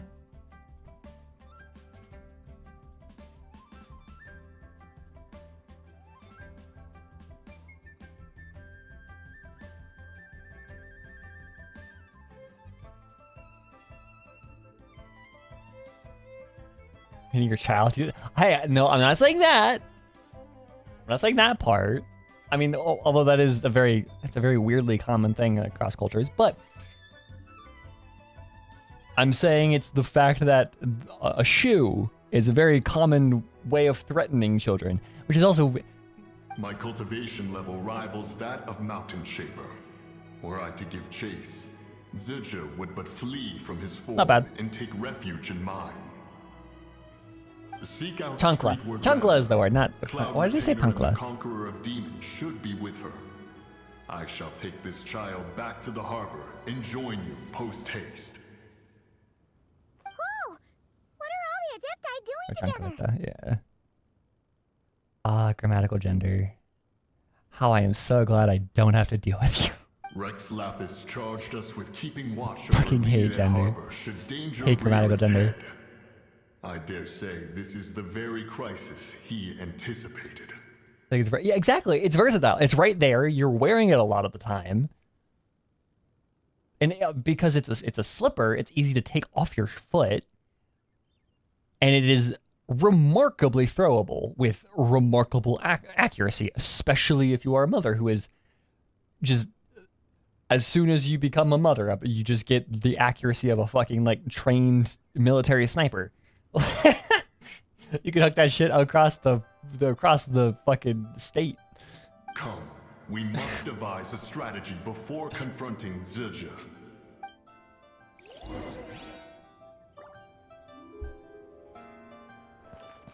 He's very aerodynamic. Exactly.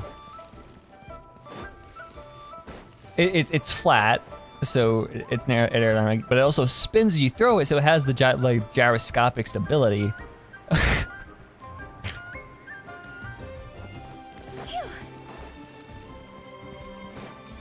Yeah, Zach is pronouncing Zhe like it's spelled Z-H-E. He's saying Zhe, which is closer. Not terrible, but it could be better. And they're very cheap too.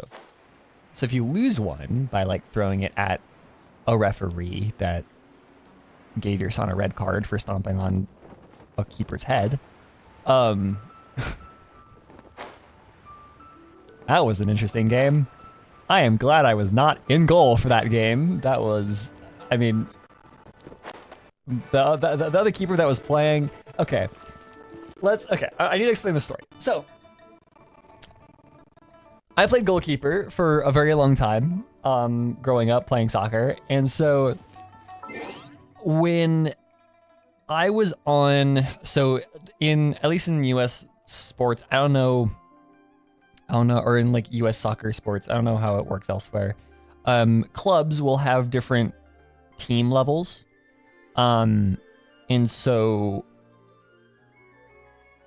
at this point in my club career, I was on the second highest team level for my club. Or technically third highest because above national was ECNL, but like that's a different thing. So I was on, our top team was national and our second highest team was Olympico. I was on Olympico. And I shared the goalkeeper duty with another kid. For all intents and purposes, I should not have been on Olympico. I was younger than the rest of the team by a significant margin because of when I was born, but also just, I was younger, I was smaller, whatever. But I was sharing goalkeeper duty. And so it was the second half. This game was already really chippy against a largely Hispanic team. Not to stereotype here, but Hispanic teams tend to be chippier. They tend to be a little bit more physical, and yeah, it's just how that culture plays soccer, I guess. Watching it professionally drives me nuts. Playing against them, chippy as in like it's the term for like playing very physical, tackling and tripping, and just doing stuff that would get you fouled. Or that should be a foul, right? And it when a game is chippy, it means that the game is very it's very physical, and there are a lot of fouls happening around. or there should be a lot of foul sometimes. I don't know what to call it, but that's a different thing. So yeah, Hispanic teams tend to play very chippy. It's just a cultural thing.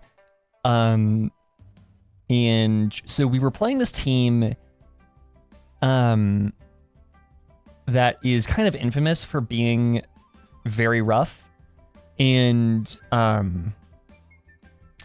so we're playing this team. It's the second half. The game was already getting really chippy, and the other goalkeeper for the team goes into play. I played first half. He plays second. And at one point, the game stops for some reason. I forget what it was. So I think the other keeper, he goes up to take a ball or like challenge on. He takes a challenge on another player and swipes the ball from the other player's feet, and I think ends up tripping that player as he does so. Goalkeeping is weird. The rules for goalkeeping is weird. Goalkeepers tend to be able to do things that a lot of other players can't do. So if the goalkeeper dives with their hands towards the ball on another player's foot and they just end up kind of like taking the player's feet out from underneath them, generally, in most cases, that's perfectly fine because the keeper was going for the ball. That's just a thing you can do. It's kind of sick. That's why I like being a goalkeeper. But so I think Mason did that, and then when the ref doesn't call the foul, the kid just up and fucking stomps like steps on Mason's head, because Mason was still on the ground when this happens, because we're trained to like kind of waste time a little bit by just staying on the ground. When we get a tackle like that, when we get the ball in a really physical thing, or like in a sketchy play like that, we're trained to like stay on the ground a little bit, breathe, recollect ourselves, don't let our nerves get to us, and also just waste time a little bit. But you know, this kid from the other team just like stands up, gets really mad that that a foul wasn't called for that, even though it was a completely legal tackle, and just kind of stomps on Mason's head.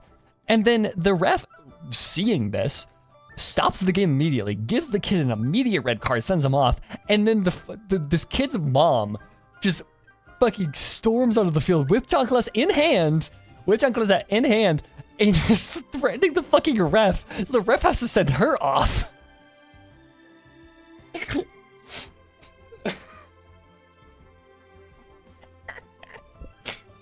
Luckily, Mason was fine. It wasn't that hard. It didn't break skin or anything. He didn't get a concussion. He was fine. He played the rest of the game, but it was just the most whack ass experience I've ever had on a field. It is wild. Anyways, that's that story. The White Horse Adeptus? You mean the mysterious white mare that aided Rex Lapis And during surprisingly, the Archon War? that is one of the more tame things that I have heard of stuff happening on youth soccer fields. We had a friend who, my dad used to work in law enforcement, or work around law enforcement. He wasn't like a cop, but like, you know. And so because of that, my dad knew a lot of people that worked in law enforcement. And so one of those friends was also worked a side gig as reffing youth soccer. He had a parent pull a gun at a game because of the calls that he was making.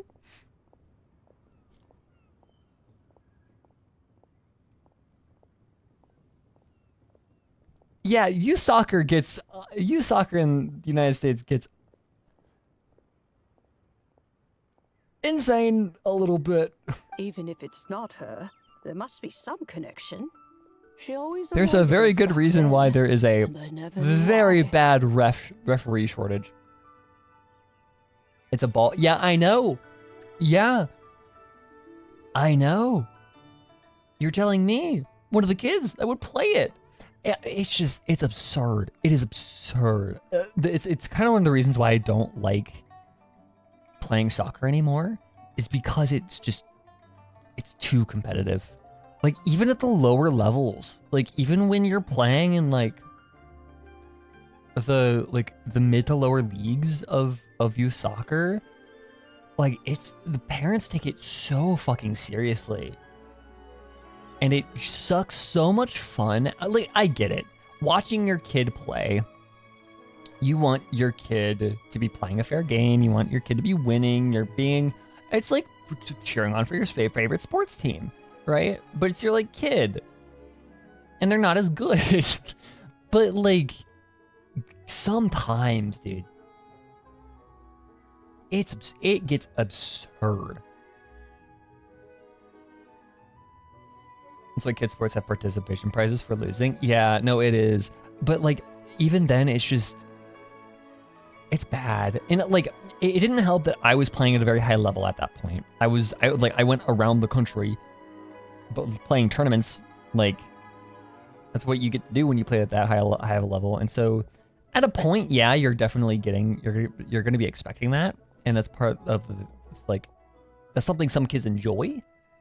Like, people that play at the very, very high levels enjoy that level of competition, that level of fiercity. But like, even then, it goes too far so much that there is a reffing shortage in the U.S. I don't know if it happens anywhere else in the world, but like, there is a reffing shortage because it is verbal abuse. Like, you are signing up for verbal abuse from like dozens of people on the sidelines for everything you do, because there is always going to be people yelling at you and even the kids yelling at you for the calls that you make. It's awful. Rex Lapis's recent trip Anyways, hi, seems to be Xiao. related to this person as well. I don't involve myself. Yeah, I know. But yeah. Don't. It gets bad. Ah, Traveler. It has been quite some time.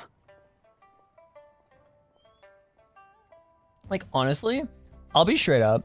I think it's the reason why I don't find League toxicity that bad. Because, like, I grew up with that shit. Like, it's fucking bad. It is terrible.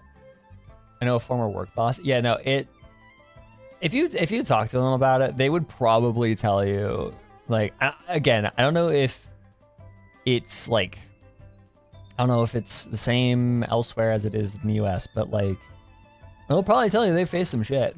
Oh, happy Lantern Rite, Paimon. You're as lively as I remember. I trust things have been well.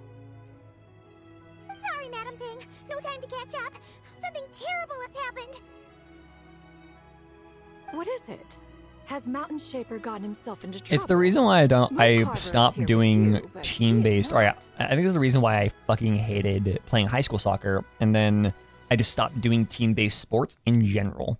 Like, I did track and field after that, and I've continued like individual sports like rock climbing and yoga since then.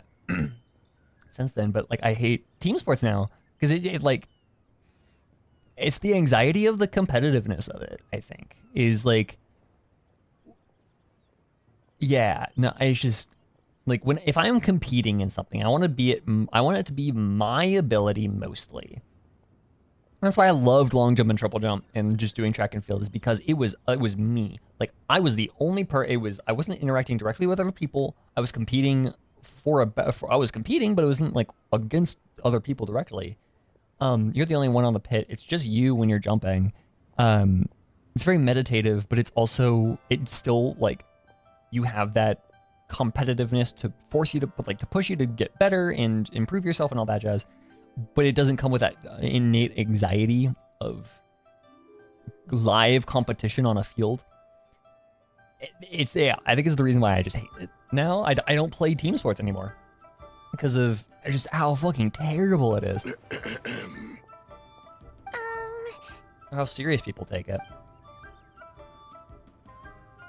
Okay, yeah. So Manaping, we've got That old fool dares to utter such And nonsense Xianyan. behind one's back. and Xiao. I just clocked that all three of them are here. So I'm I'm just dumping here about fucking soccer. Yeah, that's not really our biggest concern here. So, even a mere deadly self of the White Horse Adeptus was able to possess Mountain Shaper and affect his mind. Can you imagine the soul jumping into the original reaction? I wonder if she would just like fucking like evaporate. Like she would evaporate if she did that just from all the negative karma that he buries or that he carries. She was just like, I'm gonna take over Xiao now. Whoa! Just like that one gif of the emote just like evaporating. Mountain Shaper's cultivation is inadequate. I have something caught he my was throat. caught Sorry. unprepared. Were it one of us, Ugh. Zizhi would hardly have found a vessel quite so ready for the taking. Hey, that's not what you said earlier. Where is Mountain Shaper now? A question that hardly bears pondering. Obviously, he intends to plant mint in the vicinity of one's abode. Ah, then he poses no great threat. We might as well let him be.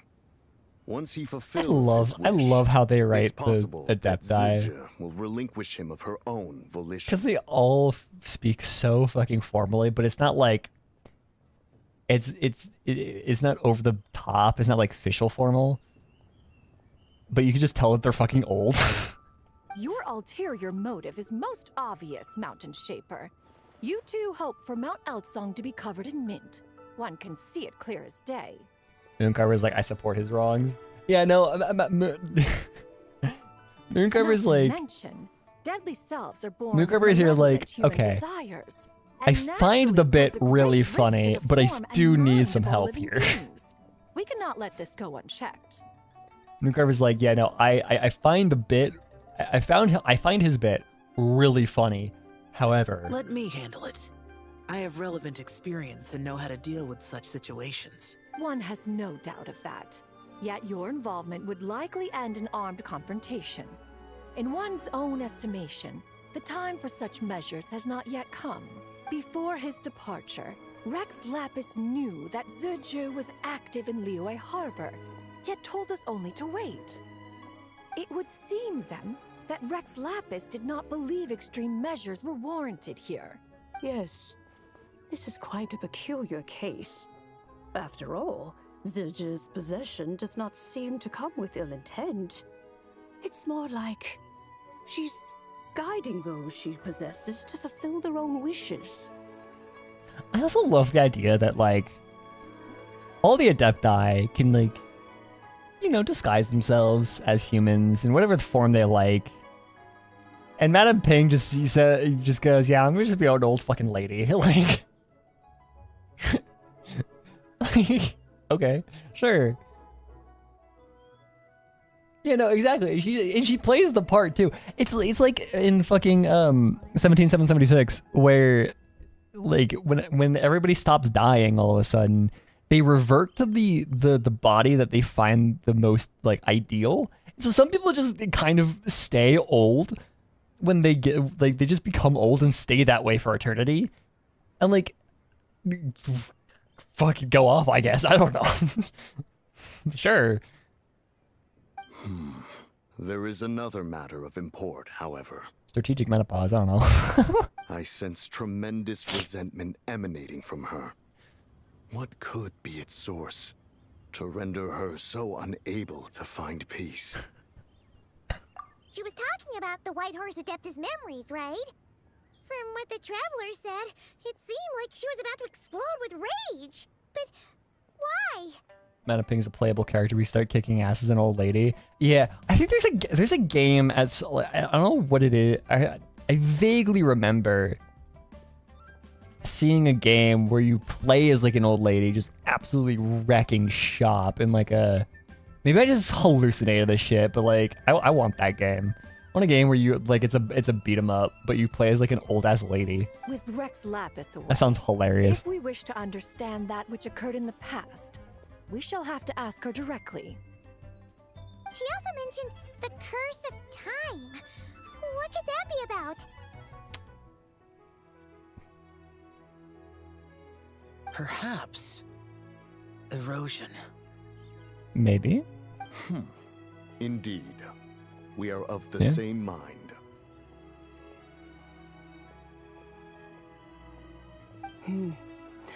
I heard that ancient clans in the mountains once regarded the White Horse Adeptus. I honestly don't know what I'm as talking daughter about. of time. It seems there was some truth to that, after all. Like in my head, I'm thinking like.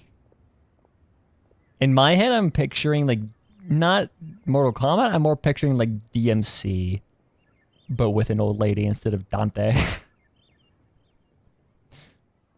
The Daughter of Time.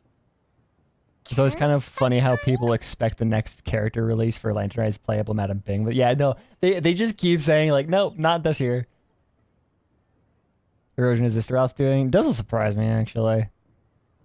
Although no, never mind. Renova was the one that did the Hilichurl curse, so Erosion is daughter. Yeah. This is just Persona 5 Strikers. Time does not treat everyone equally. The longer you dwell in this world, And then you check out the Granny and more Not it Cry. takes from you. What do we do? One has devised a solution.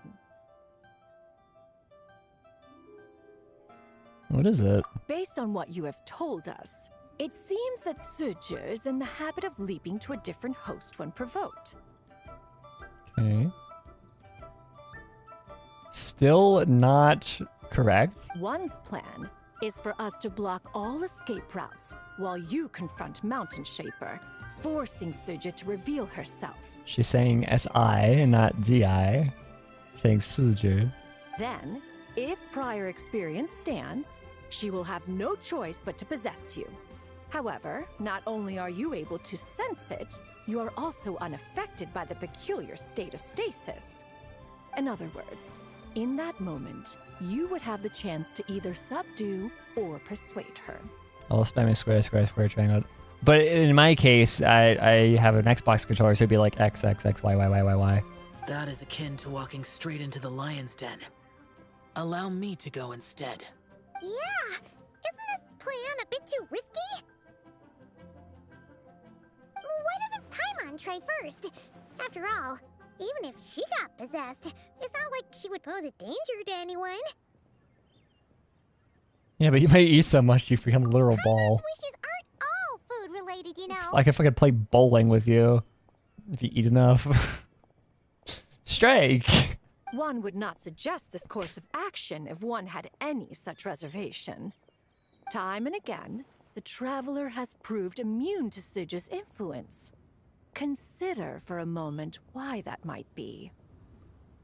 Because I bear the moonlight's guidance? No, because you're a fucking descender, dumbass. Oh yeah, that's what the first deadly self told you, right? Perhaps your time in Nodcry left you with the blessing of the newborn moon goddess, traveler. I mean, that works too.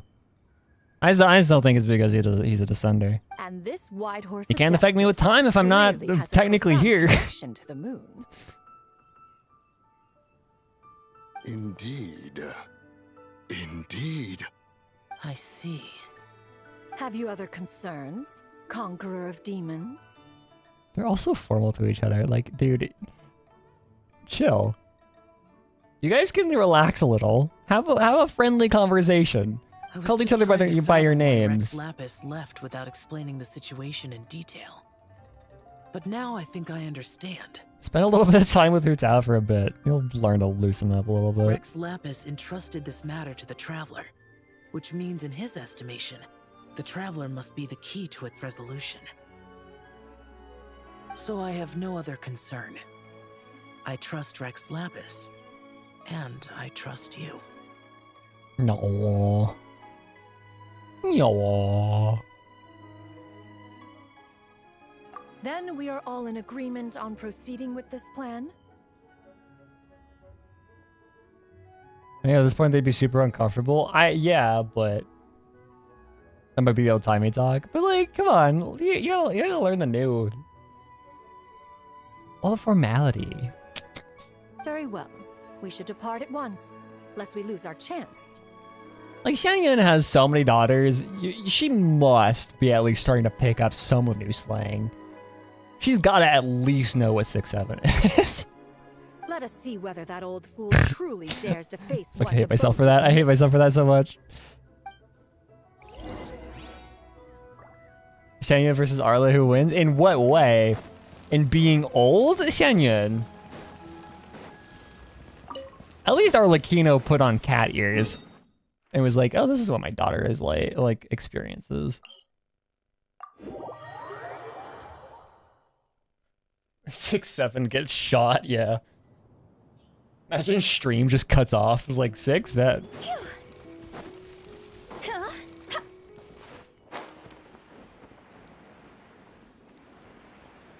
Arla doesn't canonically understand slang, but she's also like understanding her children more.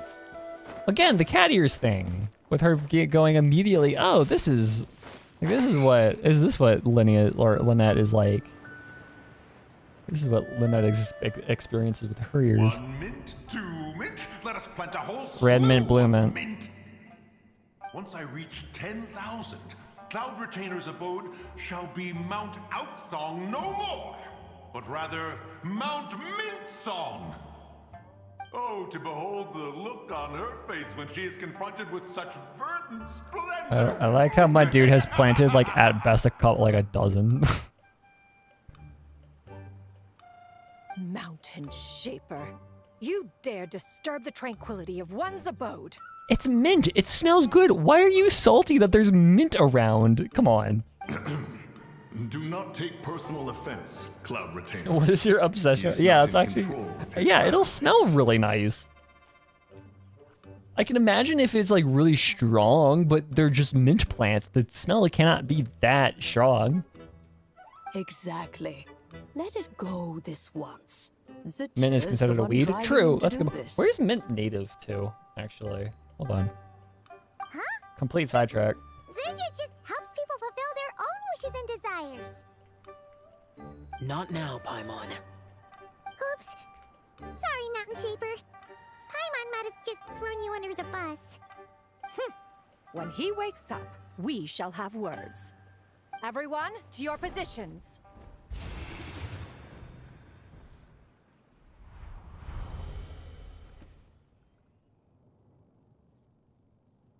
Be careful.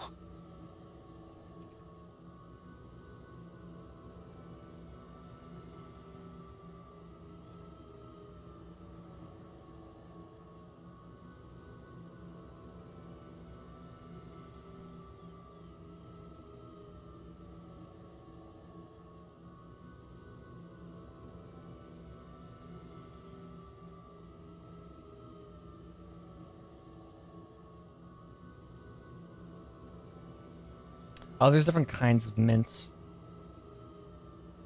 Canadenesis?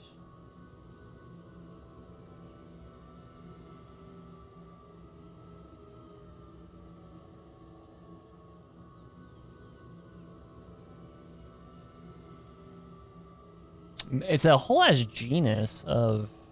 Mentha is a whole ass genus.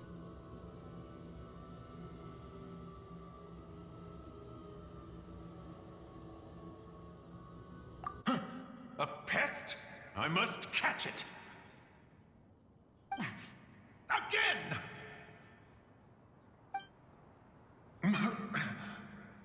Oh, young one, it is you.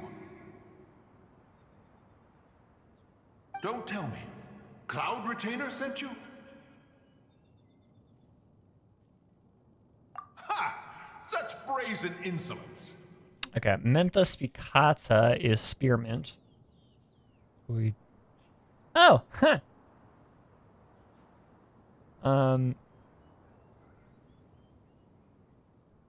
Oh, interesting. Okay. Spearmint is also known as garden mint, yada yada, is native to Europe and southern temperate Asia, extending from Ireland to the west to southern China in the east. How the fuck did it do that?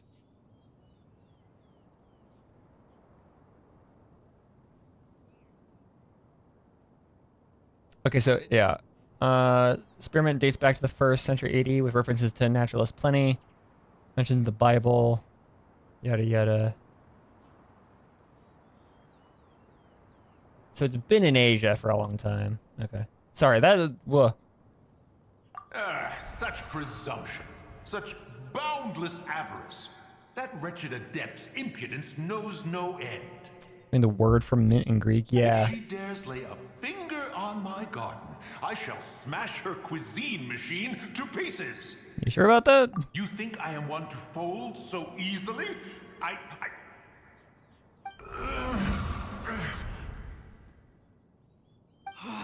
Insolent mortal! Time and again, you interfere in that which is beyond you.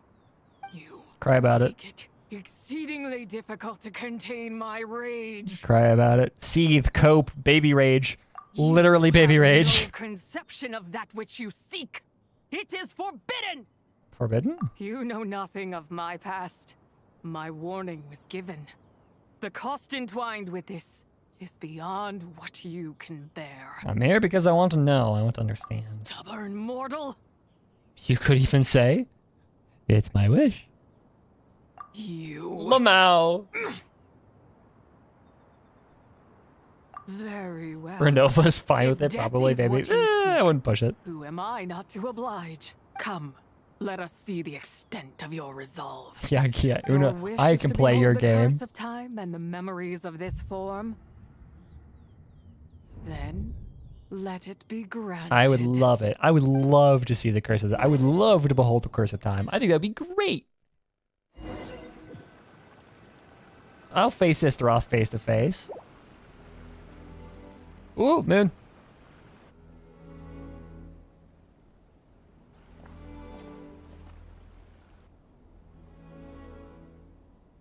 You who seek death, stand before me. What is this place? My prison. The moon is the your voice.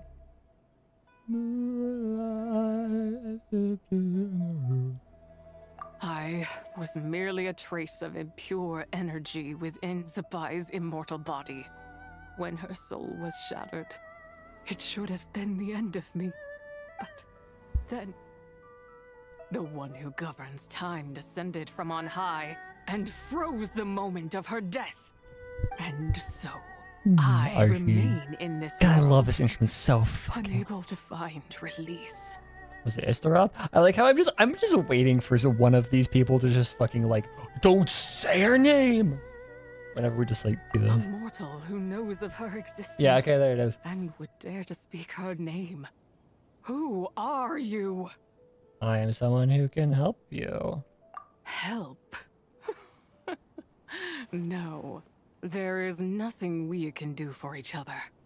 Her power, the one who governs time, it has surrounded me ever since.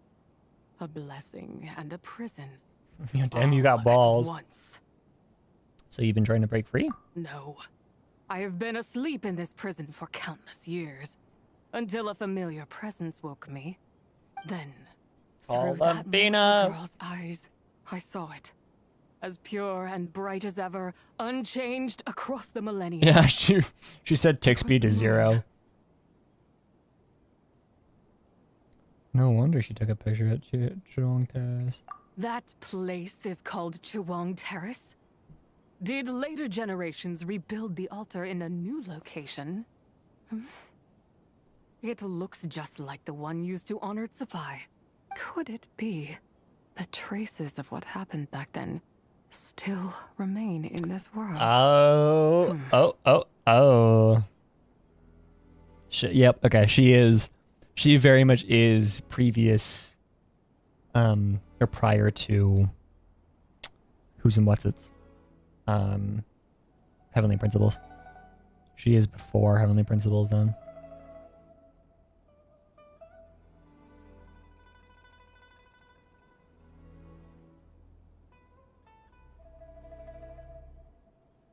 When you say that, well, I'm not speaking her name, as the other Pirates of the Caribbean.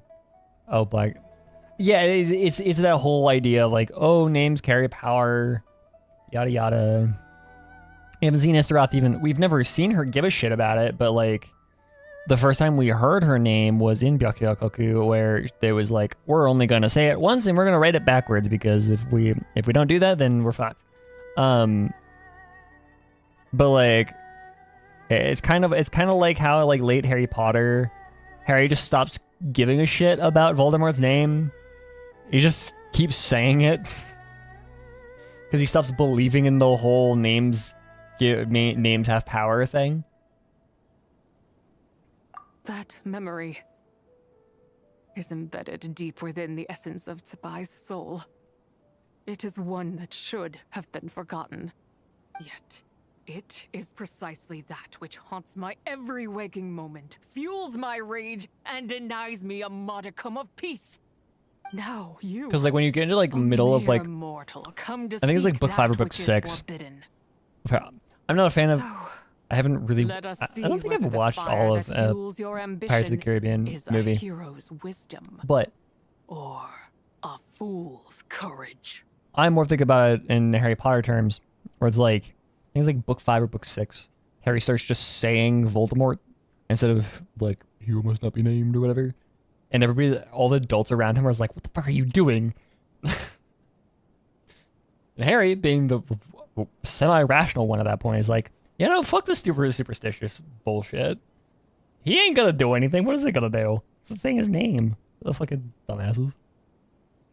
I shall relinquish control over this body's curse and let it devour everything within sight. Run as fast as you can, lest this prison become your grave. Look, it draws near. The river of time, come to sweep all into oblivion. A torrent of tears for the dead and departed. That must be the curse of time. I shall wait for you at the end, mortal. Evade being swept up in its waters, and I will show you. It reminds me of Evernight and Castorus, yeah. It gives me Castorus And we shall vibes. sink into oblivion together. That's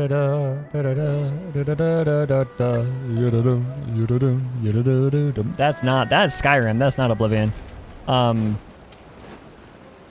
What's the Oblivion theme?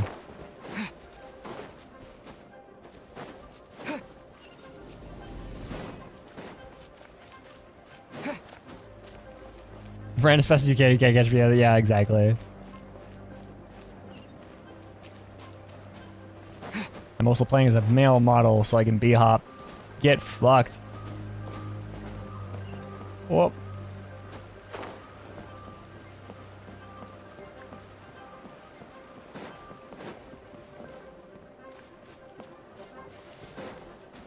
I'm at a very leisurely pace here. That wasn't hard. Somebody call Staples, because that was easy.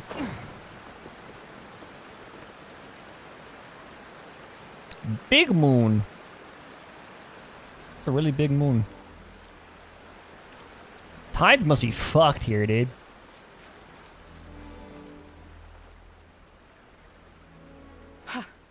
I did not expect that you would make it to the end. Well, I mean, I did it. Yes, it would seem even time cannot hold you back. In that case, Ooh. perhaps this truth is Interesting. one you can bear. Come, let your wish be granted.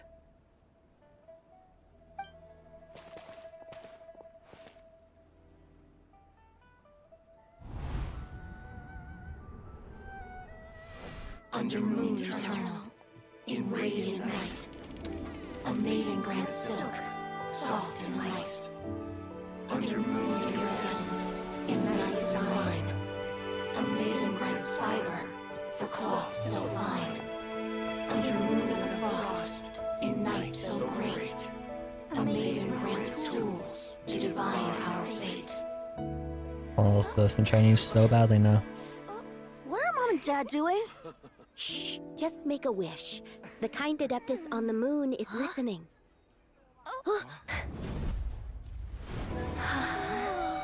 Look, it's Lady Tsubai. Wow, Lady Tsubai? Is she powerful? Of course. She taught us how to grow grain and beans, millet and rice, how to peel hemp and reel silk, spin thread and weave cloth, how to cut stone and build houses, cast bronze and forge tools. According to Mom and Dad, the Adeptus Sabai is the god of soil and grain, who blesses our land and its crops. She was too helpful. Huh? Lady Sabai's leaving. It's all right. We just have to wait till next year. She'll be back. Huh? Rip.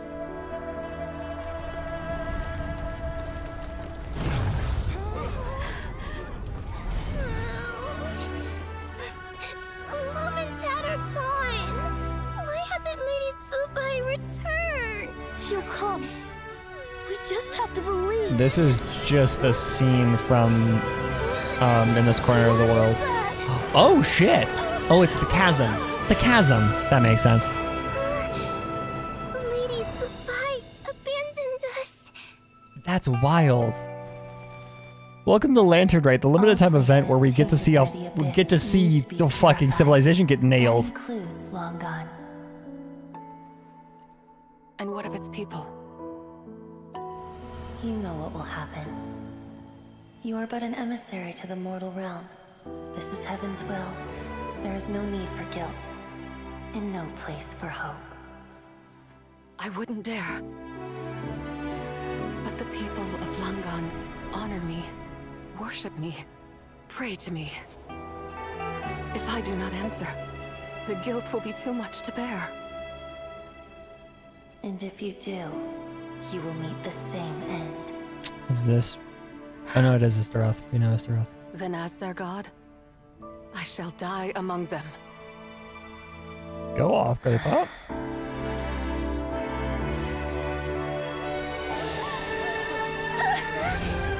Look!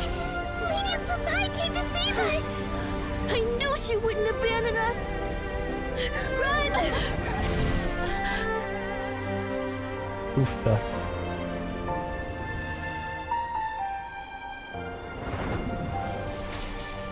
Red, blue, yellow. Yep. You have done enough.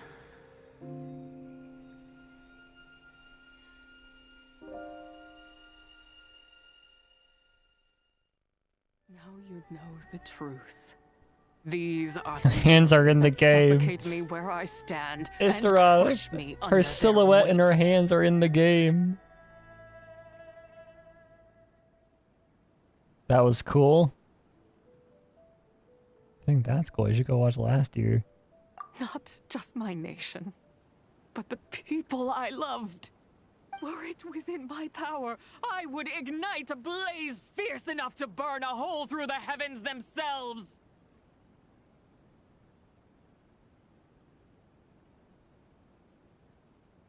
Astaroth does seem to care about her children at least. She does. It's interesting. It almost feels like she's just as reluctantly bound by contract as like the Eons and Adepti are. Like it feels like the deception and like the coercion goes all the way to the top.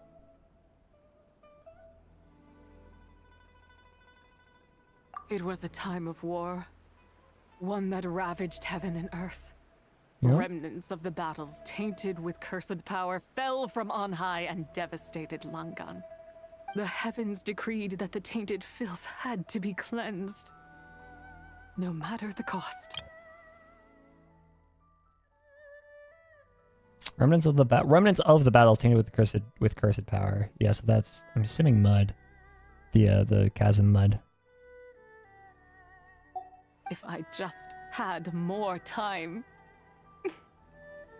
I could have helped more people to escape. You did give them time. But it wasn't enough. I just needed a bit more, and they all could have survived. Descendants of long gone made their home all throughout Liyue.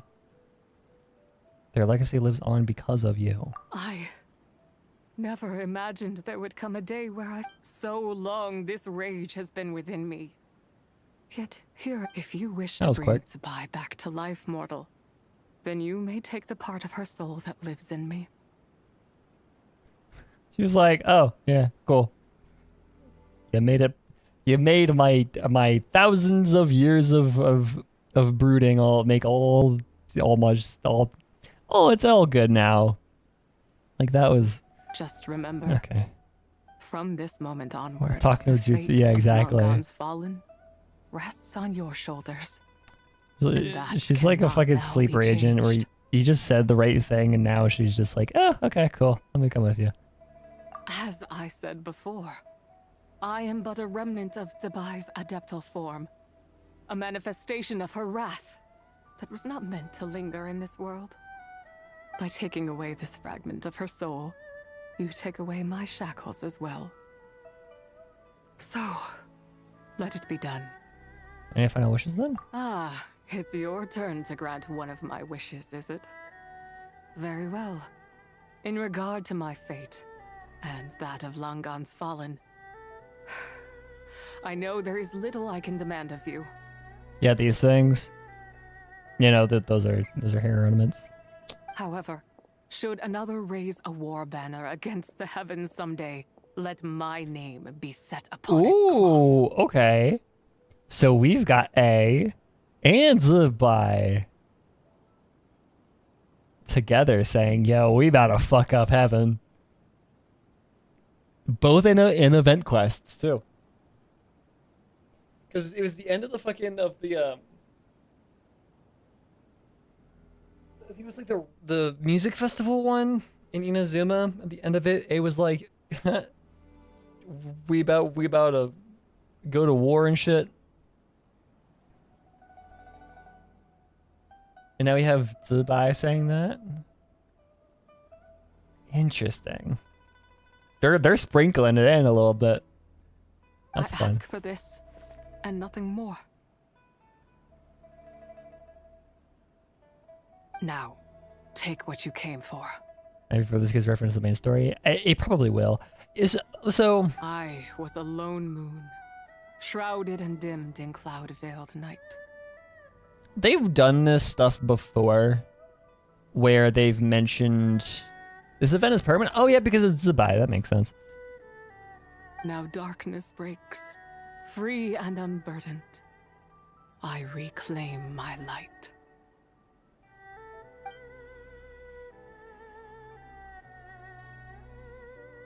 They should do that with like last year. Should make like last year's permanent, so we can like loop back and re-experience it and shit. I'm still salty that was a limited time. I'm still salty that last year was fucking a limited time. You think I am one to fold so easily? Yeah, with English voices. Although to be fair, I'm glad that I did that one in Chinese because I wouldn't have like caught on to the nuance of a lot of the sequences in that quest. Cough, cough, Hu Tao poem. But like, yeah. Ah, young one. What brings you here? Hearing how Hu Tao delivers her poem in the Chinese last year, the way that she performs it in a very poetic way, in a very poetic way of like form of speech, really tipped me off to like, oh, there's more here. There's a lot here that's getting lost in translation. And there was a lot. So I am glad I did last year in Chinese, but I do kind of just want to. I just kind of want to replay it. I wonder why. My, what exquisite mint seedlings. Was it you who planted them? Yeah, sure. I had not taken you for one so versed in the horticultural arts. I must insist that you visit Mount Hulao. There is much we could learn from one another. Ah, but this is Cloud Retainer's abode. She does not appreciate the verdant wonder that is mint. We should leave at once. If she sees us here, there is little I can do to protect you. Mount Hu Tao, I know.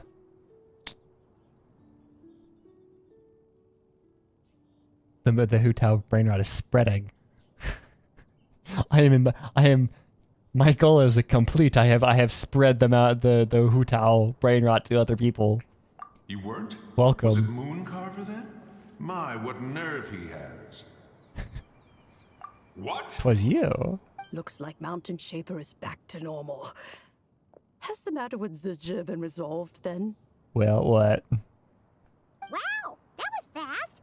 That took, what, like a second? Much longer for that, for bite. Time is weird. Time is a big ball of wibbly wobbly timey wimey stuff. A second to us, perhaps. But for the Traveler, I imagine it felt much longer than that. Cloud Retainer is about to commit a homicide. She's fine. One's plan was most successful then. And you're all right, Traveler. You don't feel strange in any way? Nope, I'm fine. Well, sounds like good news all around. I'm glad this matter is resolved. I mean, you could say resolved. I'm like, maybe for you guys it is. For me, there's a big old thing of foreshadowing that Zubai left me with. But like, that's fine. That's for me to deal with later. Go like, What is this matter you speak of? The possession of that mortal child? Go, Mountain Shaper, chill. Just go kiss your husband. Like. The matter of Zuje may have been resolved, but there is another that is far from. The suspiciously, yeah, planted exactly. around my abode. The suspiciously Astaroth-shaped hole in the wall. Perhaps you have says a moment otherwise. to spare for a little chat, Mountain Shaper.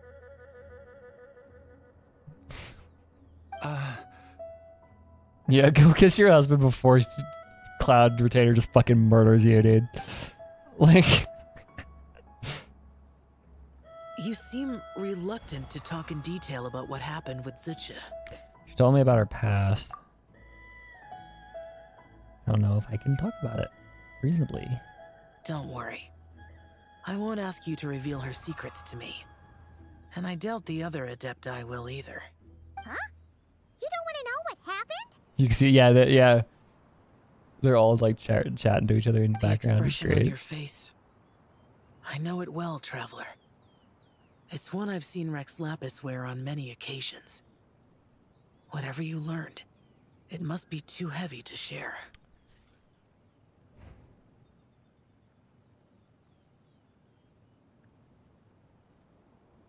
It's less it's too heavy to share, and it's more like they don't know. You're okay, right, Traveler? That deadly self Like that's the big thing about it is the more you get into this game, it's more like, oh, they're not like, it's not too heavy to share or they're not willing to share. It's like, I can't without like hurting you. Well, as long as you're not hurt, Paimon doesn't need to know anything else. It just isn't a happy story. Even so, I hope you feel like you can entrust me with it. If I learned anything from our time together, it's that one should not have to shoulder such a weight alone. Not to mention that certain knowledge brings danger in its wake. I would never want you to feel forced to be the sole keeper of such secrets. Yeah. Kind of like how one person can't finish a whole slime, you know? Better to grab Actual Cognito has it. It really is. You know, it straight up is. It's just a straight up Cognito hazard. Welcome to Teyvat, where like every other historical event is a fucking Cognito hazard. Exactly. Wait, no. Paimon's just saying we've got loads of friends who'll be more than willing to lend an ear. Alrighty then. After careful consideration, you share about what you learned about Long I Gone. never knew there was such a tragic chapter in the ancient Dude, you've got no idea. You've got zero idea. Well, what do you think Zhongli's contract was? I still don't entirely know. So, the people of that I still am not entirely sure what it was. soil and grain. It would seem then that Rex Lapis had a similar reason for withholding the details of his recent trip. And we really can't know until we get there. I've often wondered if he had companions to stand by him. At least before we right met, now we can't. or if he was forced to face things alone. Regardless, Might be help for the war, Lantern maybe. Rite takes place in 2 days. Let's meet back up again But there. like, no, okay. Because Rex Lap, my thought process went that way too, initially. But then you think about it, like, it doesn't really make sense because he gave the Gnosis to the Tsaritsa for exchange for something that benefits him, and mostly the Traveler, but also him. So, how would, like, yeah, what would that be? What would that kind of, if it does have something to do with the inevitable war, then why would Zhongli sign that over? And what could he say that would be a reasonable, like, a reasonable exchange? Instead of like saying, oh yeah, we'll all be in the war together. I don't know, it just doesn't really make sense. If there's no news of Rex Lapis by then, we'll have to come up with a plan. Alright, see you in 2 days. Fingers crossed that I'll...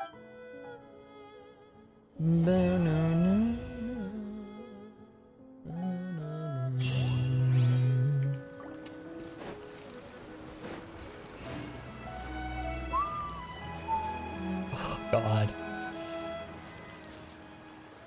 Oh, I fucked it up. Anyways, sorry. I love the music in this area, in this region. Is Act 3 out? Good question. Let us check. I don't think so.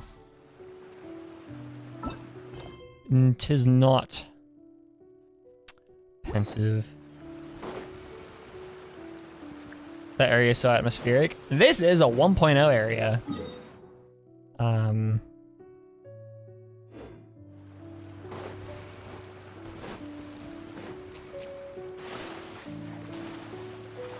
This is 2020. This is the shit I fell in love with when I first started playing this game.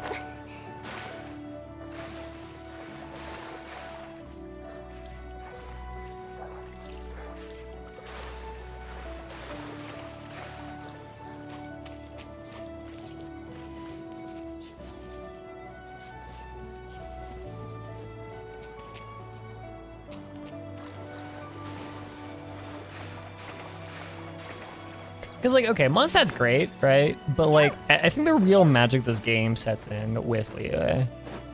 Like, granted, that's stuff that was added later. This is 3.0 stuff, but, like 3.x stuff, but, like, the OG Tessermite was Dragonspine. I mean, it's kind of, it was kind of a Tessermite, but, like, it's really this shit that you fall in love with. Like, this is where the magic of the game really sets in. Like, it's definitely sparser in, like, vegetation and all that, and the stuff that's actually around. But I don't know.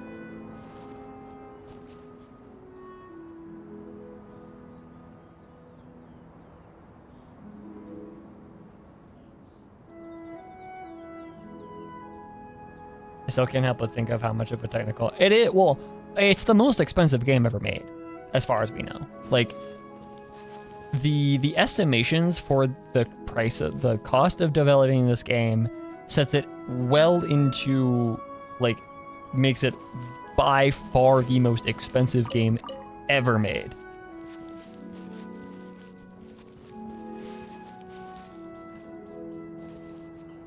And, like, you can tell. The fact that this shit works on a fucking phone, too, is absurd to me. It's so pretty sometimes. It really is. It's fucking gorgeous.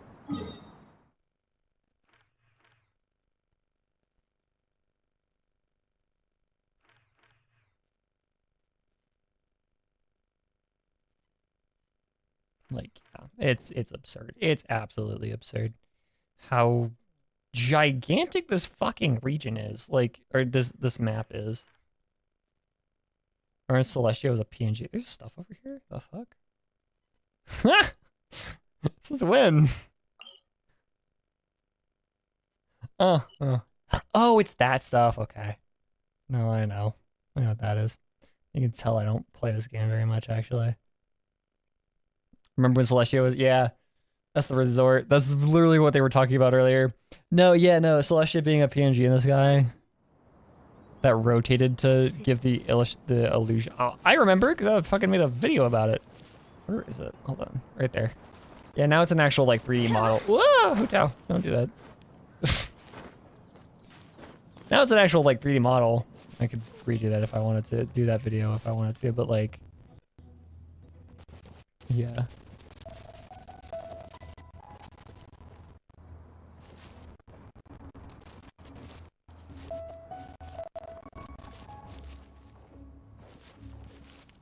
Hutao jumps off a cliff, but yeah. I don't know. It's just this area is fucking gorgeous. It's just I love the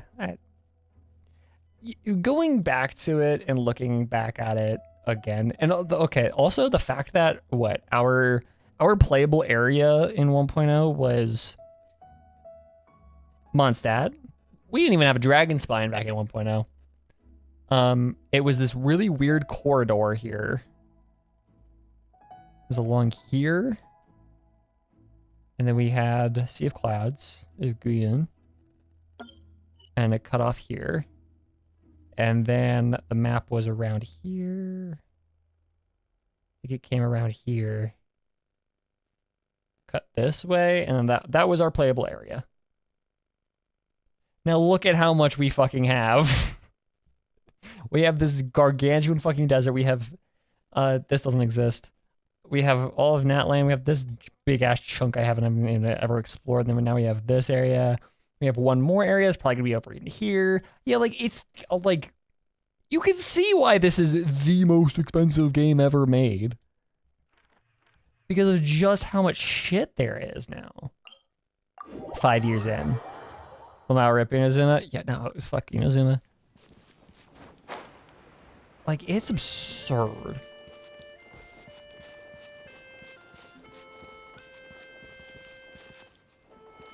With the wind. It's so big. Yeah, no, exactly. I don't know how. I think one of the biggest things about Genshin is it is a testament to how far a strong art style gets you. Like, if you go explore, let's go like compare old Liyue and how like overall sparse it is. Like, it's genuine. Oh, there's a fucking chest here I haven't done. What the fuck? It was just a single guy. Like, you look around and it's okay. It's kind of sparse. Right, there are a couple of ruins. There's a couple of that, like, those things.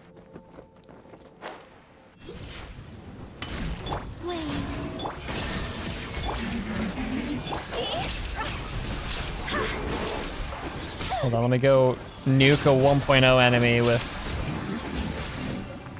fucking these guys. What a cute treasure coffin. But like, yeah, you're looking at this, right? And okay, the vegetation and like the actual things in the area are pretty sparse. But it has such a strong art style that it doesn't look that bad. Even for 1.0 areas. And like, if you go over, let's go look at Fontaine, for example. Let's just look at a little bit of Fontaine. And like, it's a little bit better. It's a little bit more populated with stuff. Like, even then, you look over here and you see kind of blank areas, not very much vegetation. I think one of the craziest things too about this map is how it's designed with its fucking sight lines. Because like, okay, yeah, there are a handful of places that you can like see the world load in when you go there. I'm sorry, this track is amazing. What is this OST? This is the Fontaine OST. Fontaine's OST is fucking incredible.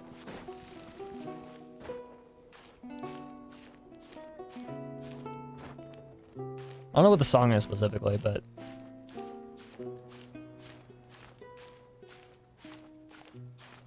Fontaine's a great region.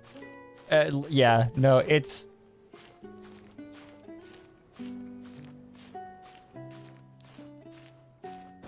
Fontaine is kind of where...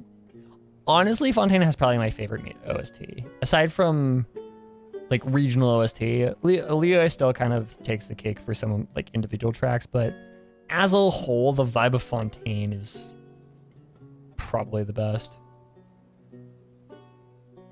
But, like, the LODs are really subtle, and I think the reason why you have to kind of actually look at the LOD is because the game already has a strong art style that the LODs kind of blend in a little bit. Like, you look at the Court of Fontaine in the distance, right?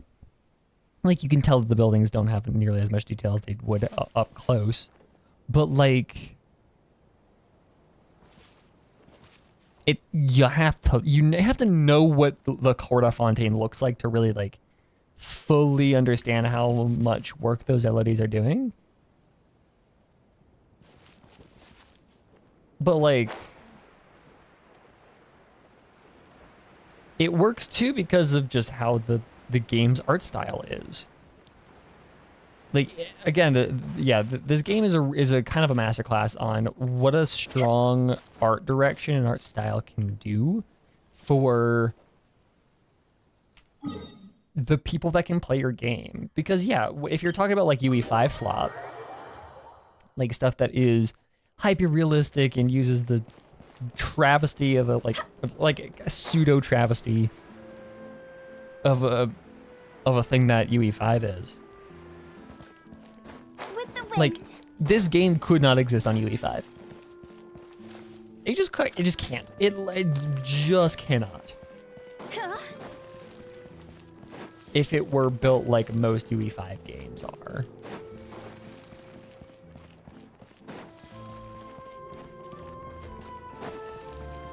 I mean, you could probably make it work if you really wanted to. On UE5 specifically, but like,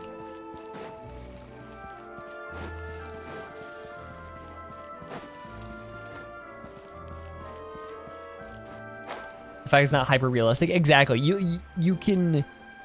The game already has some more simplistic visuals, so when you lose detail from LOD, from like how LODs work, you're not really. It doesn't look out of place. When like in a hyper realistic game, it does very much look out of place.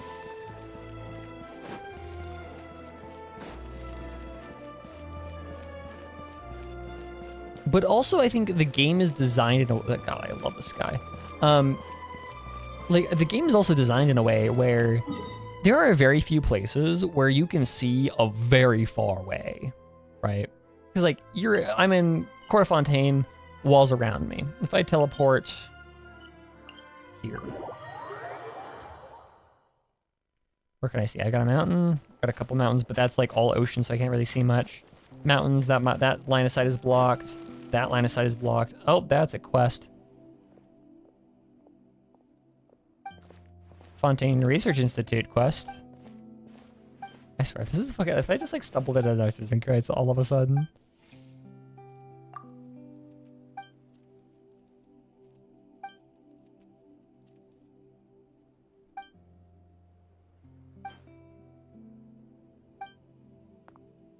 Pilot's Rest. Okay.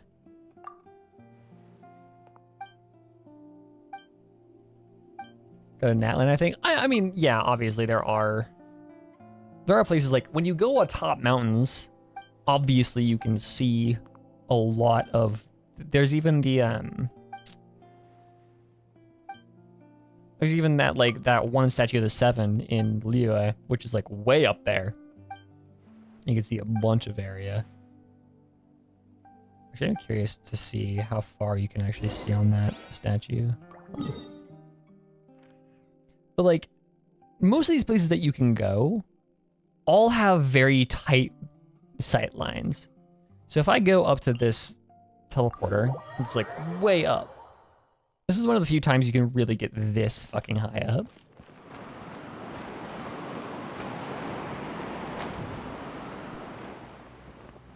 Where is, yeah.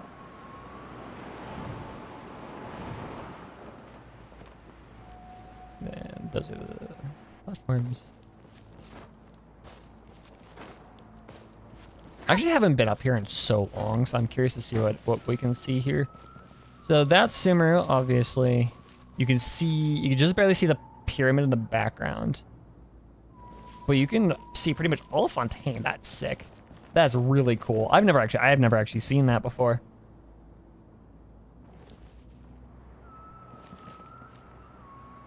I can't tell if that's like if that's like a pre-rendered model, like single model that's put on in the skybox above like a consistency of clouds. You see Dragon Spine. A lot of it is hidden beneath clouds. But you just barely see over there. So that's actually cool. Is that?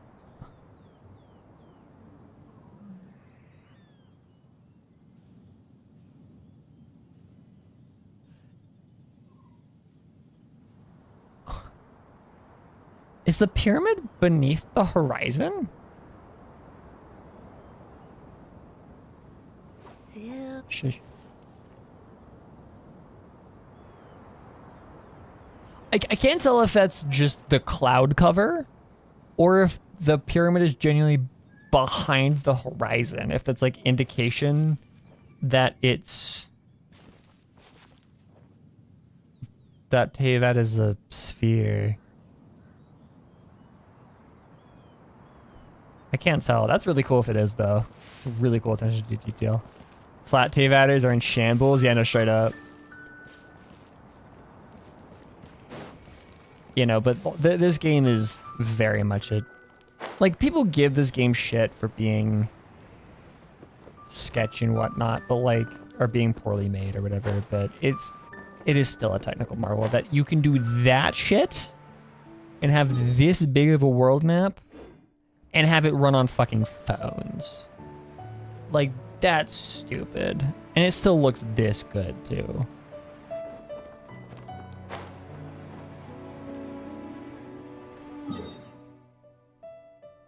There's a reason why I love this game.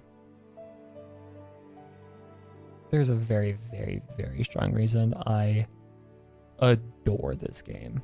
But yeah, like, you have that one, that's a rare site. Most places that you can TP to, let's go to some point in Sumeru, have very strongly contained sightlines. And so you're never allowed to see too much at one time.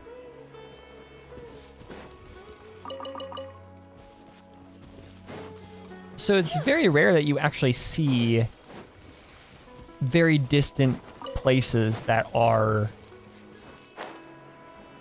not loaded in fully, which is a testament to how crazy this map design is. The fucking map designers in this game are also insane.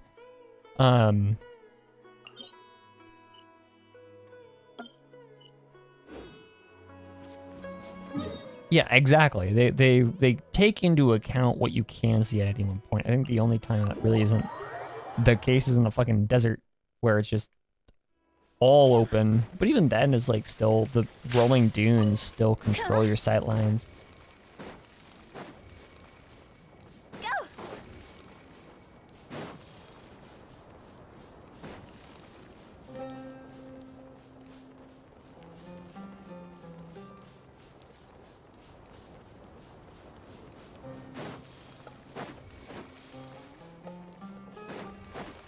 Like, yeah, this game is special. It may be a gacha game, and that might take away from its value a little bit, but like, damn, it still do be special.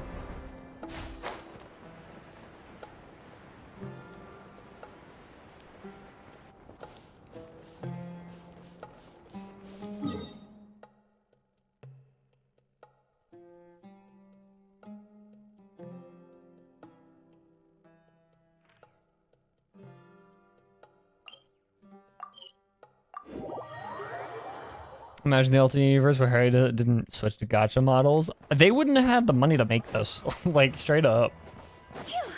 If they hadn't never done gacha models, then like gacha monetization models, they probably wouldn't have had the money to make the most expensive game ever. Like, okay, it's unfortunate, right?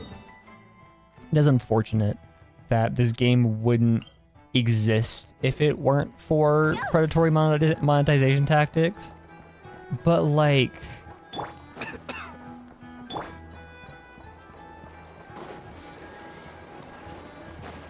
yeah. But also, you have to remember, Genshin was kind of ahead of the curve at this point in time because it was a different take on gacha because there really hadn't been a gacha game like this that was this accessible without spending.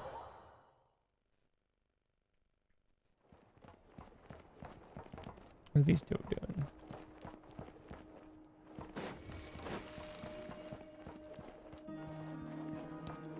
Because like Genshin's interpretation of the gacha model is rather common now, right? With gacha games that are giving like a lot of free pulls and a lot of that stuff, and the gacha game has like a lot of guarantees and has rather forgiving pity as well. Because before Genshin, like 90 pulls for pity was like unheard of. Like pity was like hundreds of pulls usually from other gacha games. But like also some games were more generous with pulls, but because their pity was so high. So like Genshin struck a really good balance between I've heard things about FGO. Yeah, no, like Genshin kind of made gacha accessible in the way of you can play it without spending, which was kind of uncommon at the time.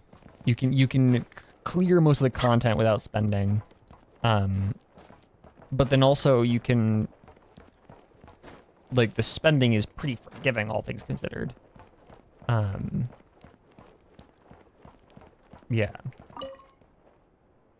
The people of the academia may be clever, but those clever people Tell her to simply go. can't Just stop yeah, no, themselves I from mean, doing stupid things. if this is my equivalent of jumping around your chest, your Minecraft chests, while talking to your friends on Discord, like. Thank you, most eminent Lord Sangama Bay, for improving my mood for the whole morning once more. Ah, and this bottle of wine from Sumeru. Its exquisite flavor is well worth the price. As long as you like it. Next month, I'll be sure to have my subordinates deliver more. Please don't like it. Please don't like it. This bottle is so wallet-smashingly expensive. I wouldn't have bought it if I didn't absolutely have to pave the way for our future collaborations. One jug of wine's enough for today. Just put this round on my tab and we'll settle it at the end of the month. Dora's in her don't Dora's in her include thoughts the is funny. secret snack order. She's footing that bill herself. They're trying to Yahida, turn Dory into Yahida too, but like, we all know what Dory used to be. The reason why I still don't like her. I know Dory spent a lot of money trying to get a deal from me. I shan't say no to free drinks, but perhaps it'd be best to leave her some room to wiggle. No problem. I'll send the bill over in a few days. Am I going crazy? Why is Never being so straightforward this time? Don't dwell on it, Dory. Just focus on getting the deal first. Why so hasty?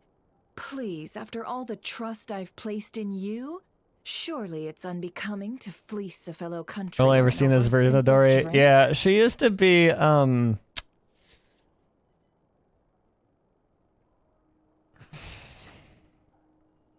I mean, her design is still shit, I think, but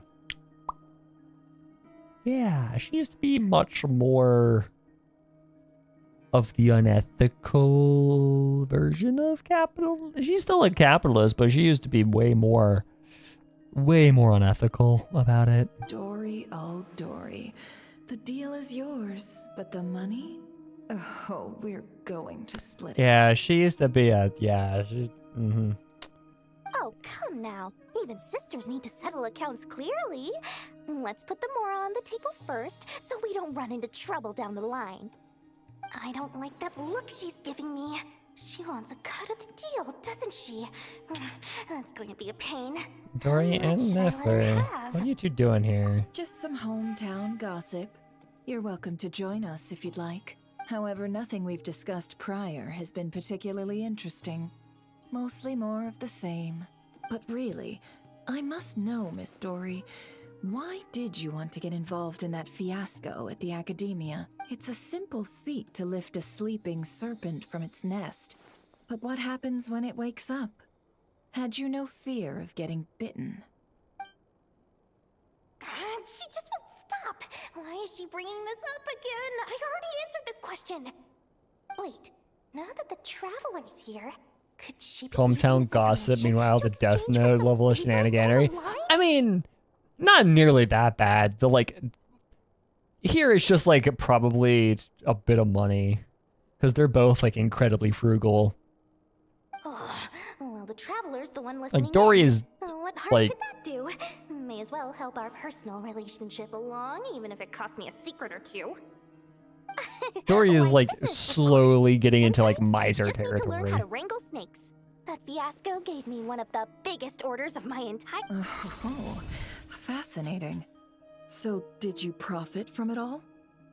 I heard that after Azar fell, a certain group of cowards fled Sumeru. That must have played havoc on your trade routes, with no small amount. Right, and a sizable sum of Mora too. But that's just life. Even big losses are small problems. With money, more helping hands can be found and more goods purchased. But I had to retain the ability to do business in Sumeru. Much like genius. Okay. Genesification mentions, I'm skipping. I'll never leave the card table I sit at. My. I didn't. Well, I love Mora, and I'm the best at earning Mora in Sumeru. Your senses are certainly sharp when it comes to. Whenever they mention genesification, it just makes me just like I zone out because like that. Okay, it was a cool idea, but then they insist on calling it genesification TCG instead of like. And those cowards who fled will never be able to play at your table ever again.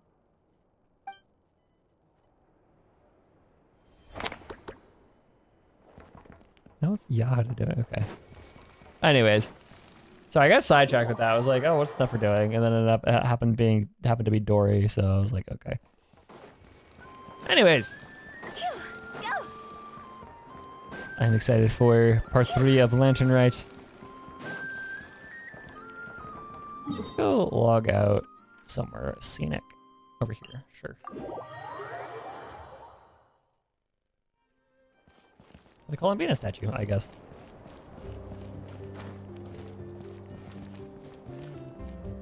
Anyways.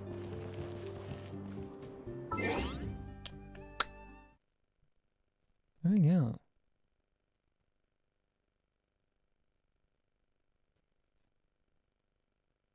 Yeah, it's freaking is Lantern Rite, y'all.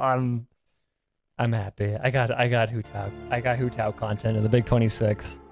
We're set. I'm good. I can die happy now until next year where I'm fiending for more Hu Tao content.